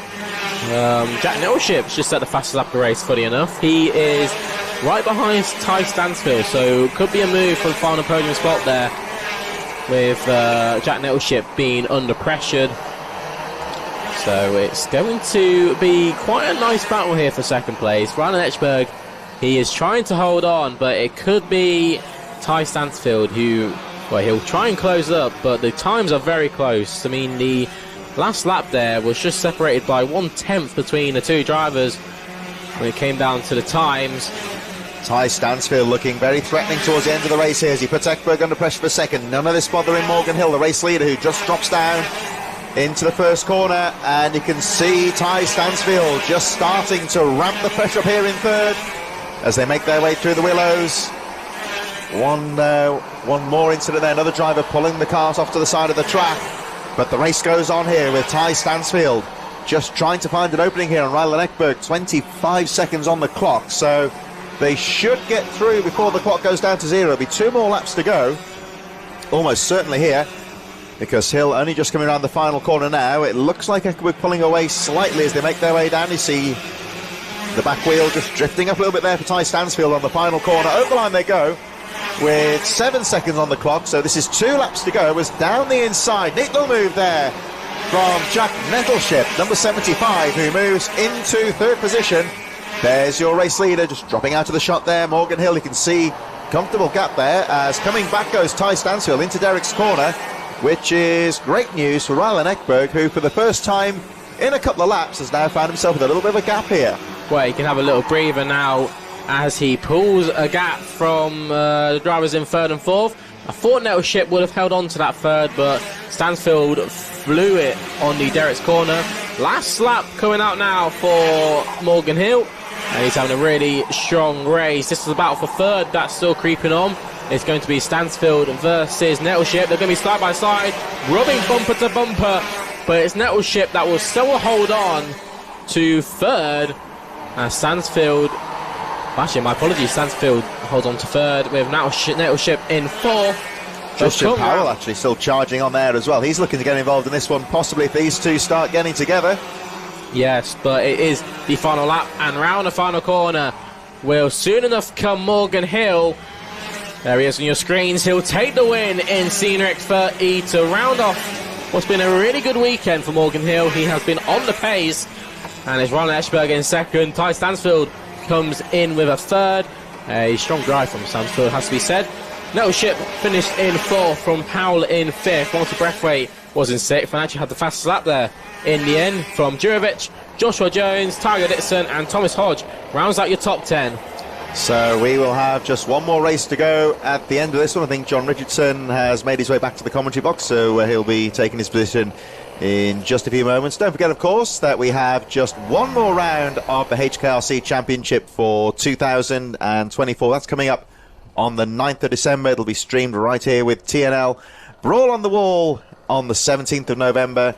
And look out for On Thin Ice, all episodes on YouTube. And, of course, one more live stream from the HKRC round number 10 on the 8th of December. Brawl on the Wall, the bouldering climbing competition coming up very soon on the 17th as well. All the action on TNL Sports. So it's race 27 from 27 about to get underway. The Rotax 177. We'll have a look at the grid in a few moments. But John Richardson is back on the microphone for the final race, who's just come back from his final. And he did quite well to fight your way through some of the carnage at the start there. And what are your thoughts on that race? Chaos. It's just something on one word, absolute chaos. It was really annoying though with the Battenberg. It lasted like half the race and we only had 4 laps of racing, which really hindered me, but it was the best we could do with 11th because with only 4 laps of racing and there was like a second gap in front, there was nothing really we could do, but managed to finish 11th, which is pretty decent from something from 24th, but yeah, obviously I aimed for a lot more higher. Did well there ineffectively, of course, with 4 laps of racing and some very tough conditions. It was a fast and frantic final as we wait for our 177 to final race to get underway. We should be underway very shortly. As you can see, just starting to brighten up here on what's been quite a dark day here at Kimbolton. But luckily, I would say, we've got a little bit of a light into the evening as we head towards our final race of the day. And the drivers making their final preparations. Of course, this is the final part of the daylight, you would say here, John. And it seems to me to be getting colder out there. Did you notice that in the final? Absolutely. Basically, since it gets colder, you're forced to change the lines. And we went on a more just cold setup with like more front end, but we underestimated how much colder it would be, and it really did cost us. We couldn't really get the kart turned, and the car was oversteering so much as now we see the grid. So let's see how they line up. Ollie Goodyear will be first from Scott Smith, Alan Kenyon, Liam Ferguson on row 2, Scott Clee and David German on row number 3, Alfie Bray, Nick Skelton on row 4, Simon Hilton, Jimmy Galloway row 5, Mark Armstrong, George Willis on row 6, Will Milner, Gordon Chenry row 7, Alex Jones and Matt Lear on row number 8. Row 9 is Sam Yaxley from Josh Bass, Tadeo Mickey and Harrison Crook on row 10, Lee Todd, Sam Ward row 11, Steve Stewart and Daniel Walker on row number 12, Toby Case, Aidan Rudge row 13, Tim Darlow, James Butcher, Andy Chenery, Ollie Hancock, Stavros Athanasopoulos and Chris Emerson on row number 16. And your last two drivers away will be Colin Walker and Simon Pugh, a 34 driver final here. Biggest entry we have for quite some time for the Rotax 177s at this final race of the penultimate round of HKRC. Mr. Starter has got the flags ready. We're hoping that the drivers can keep it together. They're just starting to bunch up. Last 3 or 4 drivers catching up with the rest of the pack as the leaders bring the pace right down. This one could be wide open here. Ollie Goodyear on the inside. Number 73, the 38 alongside him of Scott Smith as they crawl around the final corner. Rising the revs, here they come over the line, charging down into the first corner. Everyone going for that inside line. Will they make it through the first corner? All very tight. They all get round amongst the leading group. Looks like a good clean start. Everyone a bit of banging towards the back there, but a relatively clean start, and it looks like Goodyear's had a good jump there. Yeah, it was a really good, really strong start for Ollie Goodyear. I've seen him many times at Senior Rotax at PFI, and this is the first ever time I've seen him do Rotax 177. And he's really came alive in this category. It's been a pretty rare clean start for the first time in these finals. Yeah, here they come down towards Kim Bolton for the first time. Good clean start from that leading group as they make their way down through the final corner. So at the end of lap number 1, it's Ollie Goodyear that leads the way. Scott Smith, Liam Ferguson jumps into third place. David German losing a couple of positions there, as did Alan Kenyon. And Simon Hilton tumbling down through the field down towards 15th. So Galloway 6, Nick Skelton, George Willis all making their way through. So 6 minutes plus the 1 lap remaining in this final, and it is still wide open here with 73, Ollie Goodyear with a good start. You can see him just taking quite a tight line through the Dan Weldon corner. Down towards Kim Bolton they go, and he's looking good so far. Ollie Goodyear trying here to break away from the rest of the field, but still Scott Smith and Liam Ferguson charging. Yep, keep an eye on Liam Ferguson. He's been really competitive so far. It's down the inside goes Liam Ferguson. An absolute super race so far, but brilliant switchback from Scott Smith. Manages to get ahead of Liam Ferguson, but Liam Ferguson gets him back on a double switchback as now through into Dan Weldon corner, about to enter. Liam Ferguson was really quick last round with the HKRC Kart Racing Club Championship last time out last month, as they're now edging ever so closely to Ollie Goodyear. Ollie Goodyear's had a very good race so far, but with the charge of Liam Ferguson, we can expect him and Scott Smith to catch up to them. Yeah, Scott Clee right in there as well, and at the moment you say Ollie Goodyear not really able to break away despite that battle on the previous lap, so this race is still wide open, still quite a long way to go in this one. 4:42 plus the 1 lap remaining. So Ollie Goodyear, your race leader, 73, with a bit of work to do here because 2nd, 3rd and 4th are very close indeed. And Liam Ferguson looks threatening in 2nd place as they make their way down the TKM straight, heading towards Kim Bolton corner. Is he going to try and line up a move here? Down to the final corner they go. Ferguson down the inside he goes and makes the move stick. So a neat little move there from Liam Ferguson. Over the line he goes. Your new race leader is the 165 of Liam Ferguson. Ollie Goodyear charging in 2nd. Scott Smith, Scott Clee in 4th. Jimmy Galloway, Nick Skelton, Alan Kenyon, George Willis in 8th position. David German and Will Milner rounding out the top 10. But with just under 4 minutes to go, plus the 1 lap remaining, this final race today, the Rotax 177 final, is still wide open. Yeah, it's been a really brilliant overtake from Liam Ferguson. We saw him do that last round with that amazing double overtake he did last round out. As now he's currently leading the race by just under a 10th right now. As through into the Hines straight we go. Can Ollie Goodyear make a move? He just stays behind so far, but these front 3 should all try and attempt to push away from a very quick Scott Clee. He's been really quick so far, and at the moment he is lapping just around a 10th quicker than them at the moment. But this group should start to try and organise himself and try and pull away from Scott Clee. As Jimmy Galloway, don't count him out. He brilliant race last time out, last round. I think he won the round actually. As currently through we go into the last corner. Jimmy Galloway, Liam Ferguson still leads out with Ollie Goodyear still behind, but Ollie Goodyear is still ever so close. Then he's not going to try and make a move, and I believe he's going to be trying to be pulled along by Liam Ferguson, since he's a very quick driver around this circuit. And speaking of quick, Liam Ferguson has just set the fast lap a 41.36, as he's now trying to aim to extend his lead out in front. Yeah, he's looking good at the front. No one really in a rush to go for an overtake right now. It's all very tactical here. We've got 2 minutes 20 on the clock, plus the 1 lap remaining. Still, potentially, you would say, a long way to go in this race. And watching in third is Scott Smith. He will have eyes on victory as well. Any one of those 3 drivers could still potentially take the victory, but look out for Scott Clee.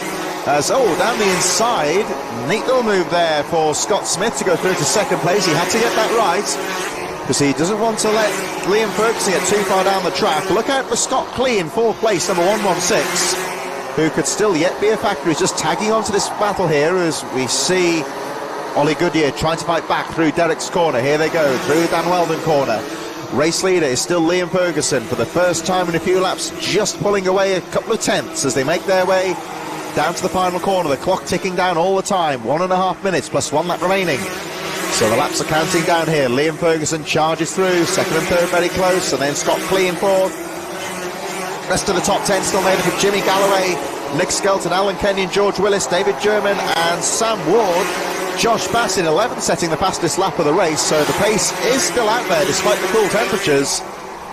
At the front though, Liam Ferguson trying to pull away here, but Scott Smith in particular looking threatening in second place. Scott Smith has managed to gain a couple of tenths through the first sector, as onto the middle sector we go, and through into the small and medium straight of Kim Bolton's straight. Now into the last corner we go. Scott Smith is ever so closely to Liam Ferguson. This lap he's gained 2 tenths and set the fastest lap of the race, a 41.27. As through we go into the Willows we go. It's been really good race so far from these front 3, as Scott Smith and Liam Ferguson have managed to pull away just a tad bit from Ollie Goodyear, and I should just say that Ollie Goodyear has just managed to re-catch up onto the main pack. So he's tagging on in there. I noticed then when they crossed the line there was 45 seconds on the clock, so they should get through just before the clock gets to 0. So essentially we're going to go for an extra lap here. Down to the final corner they go. 10 seconds left on the clock, so they'll go through. 5 seconds left, but it doesn't matter. The race is still going. They've got 2 more laps to go here now. And it's still wide open here. They will see the clock when they go through on the gantry. When they cross the line, there is the timer, so they'll know there's 2 laps to go in this race. And at the moment, it looks like it's a battle between the top 3. Liam Ferguson, Scott Smith, and Ollie Goodyear. Scott Clee, a little bit further behind, still there in 4th. I think he would be relying on these 3 getting together for him to take the victory, but he's still hanging on in there. Here they come down towards the final corner. Liam Ferguson has done all the hard work so far, but he's got 1 more lap to go. Scott Smith not quite close enough for a move here. Can he line something up as they make their way down? 1 more lap to go here in the Rotax 177s, and Liam Ferguson a bit defensive there into the first corner. Still wide open. None of these 3 drivers are really close enough to make a move, although they're nose and tail. Both of them have around like a 3 tenths gap from each other. As through into Derek's corner we go, and onto Dan Weldon corner. It's been very good so far from Liam Ferguson. He's just managed to keep that fairly sized gap, but there's just a bad marker just a bit ahead. I don't think that's going to cause any trouble for the front 3, but it's been a very commanding race from Liam Ferguson. Liam Ferguson through the last corner we go, and onto the high straight. Liam Ferguson wins the final, followed by Scott Smith. Ollie Goodyear rounds out the podium positions. Scott Clee with 4th place. Jimmy Galloway, who started 10th, made up 5 places. Nick Skelton in 6th. George Wills in 7th. Alan Kenyon in 8th. Josh Bass 9th, and David German in 10th. Very closely fought final, and a very good victory there for Liam Ferguson, who made his move about halfway through that final and was able to snatch the victory in quite some style, despite some real pressure from Scott Smith and the early leader, Ollie Goodyear. Rest of them making their way through: Sam Ward, Aidan Rudge, Harrison Crook, Alfie Bray, Alex Jones in 15th. And that brings to a close this penultimate round of the championship. So thanks, of course, to John for his hard work on the mic today, and, of course, combining it with the racing.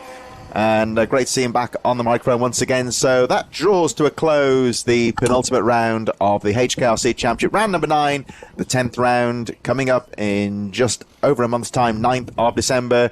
And Charlie Ellis back on the microphone here just for a few final words. What are your thoughts on today's racing?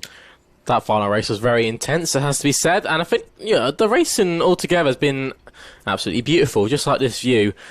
It's been, a brilliant day racing, and it's all going to come down to this then. We've got one more round to go. Championships will be decided. Champions will be crowned. We're going to get ready for the final round of the HKRC Club Championship. Well, thanks a lot for Charlie for all your hard work on the microphone today. Word of thanks, of course, to all our marshals, officials, and everyone for coming along. Thanks for tuning in. See you on December the 9th.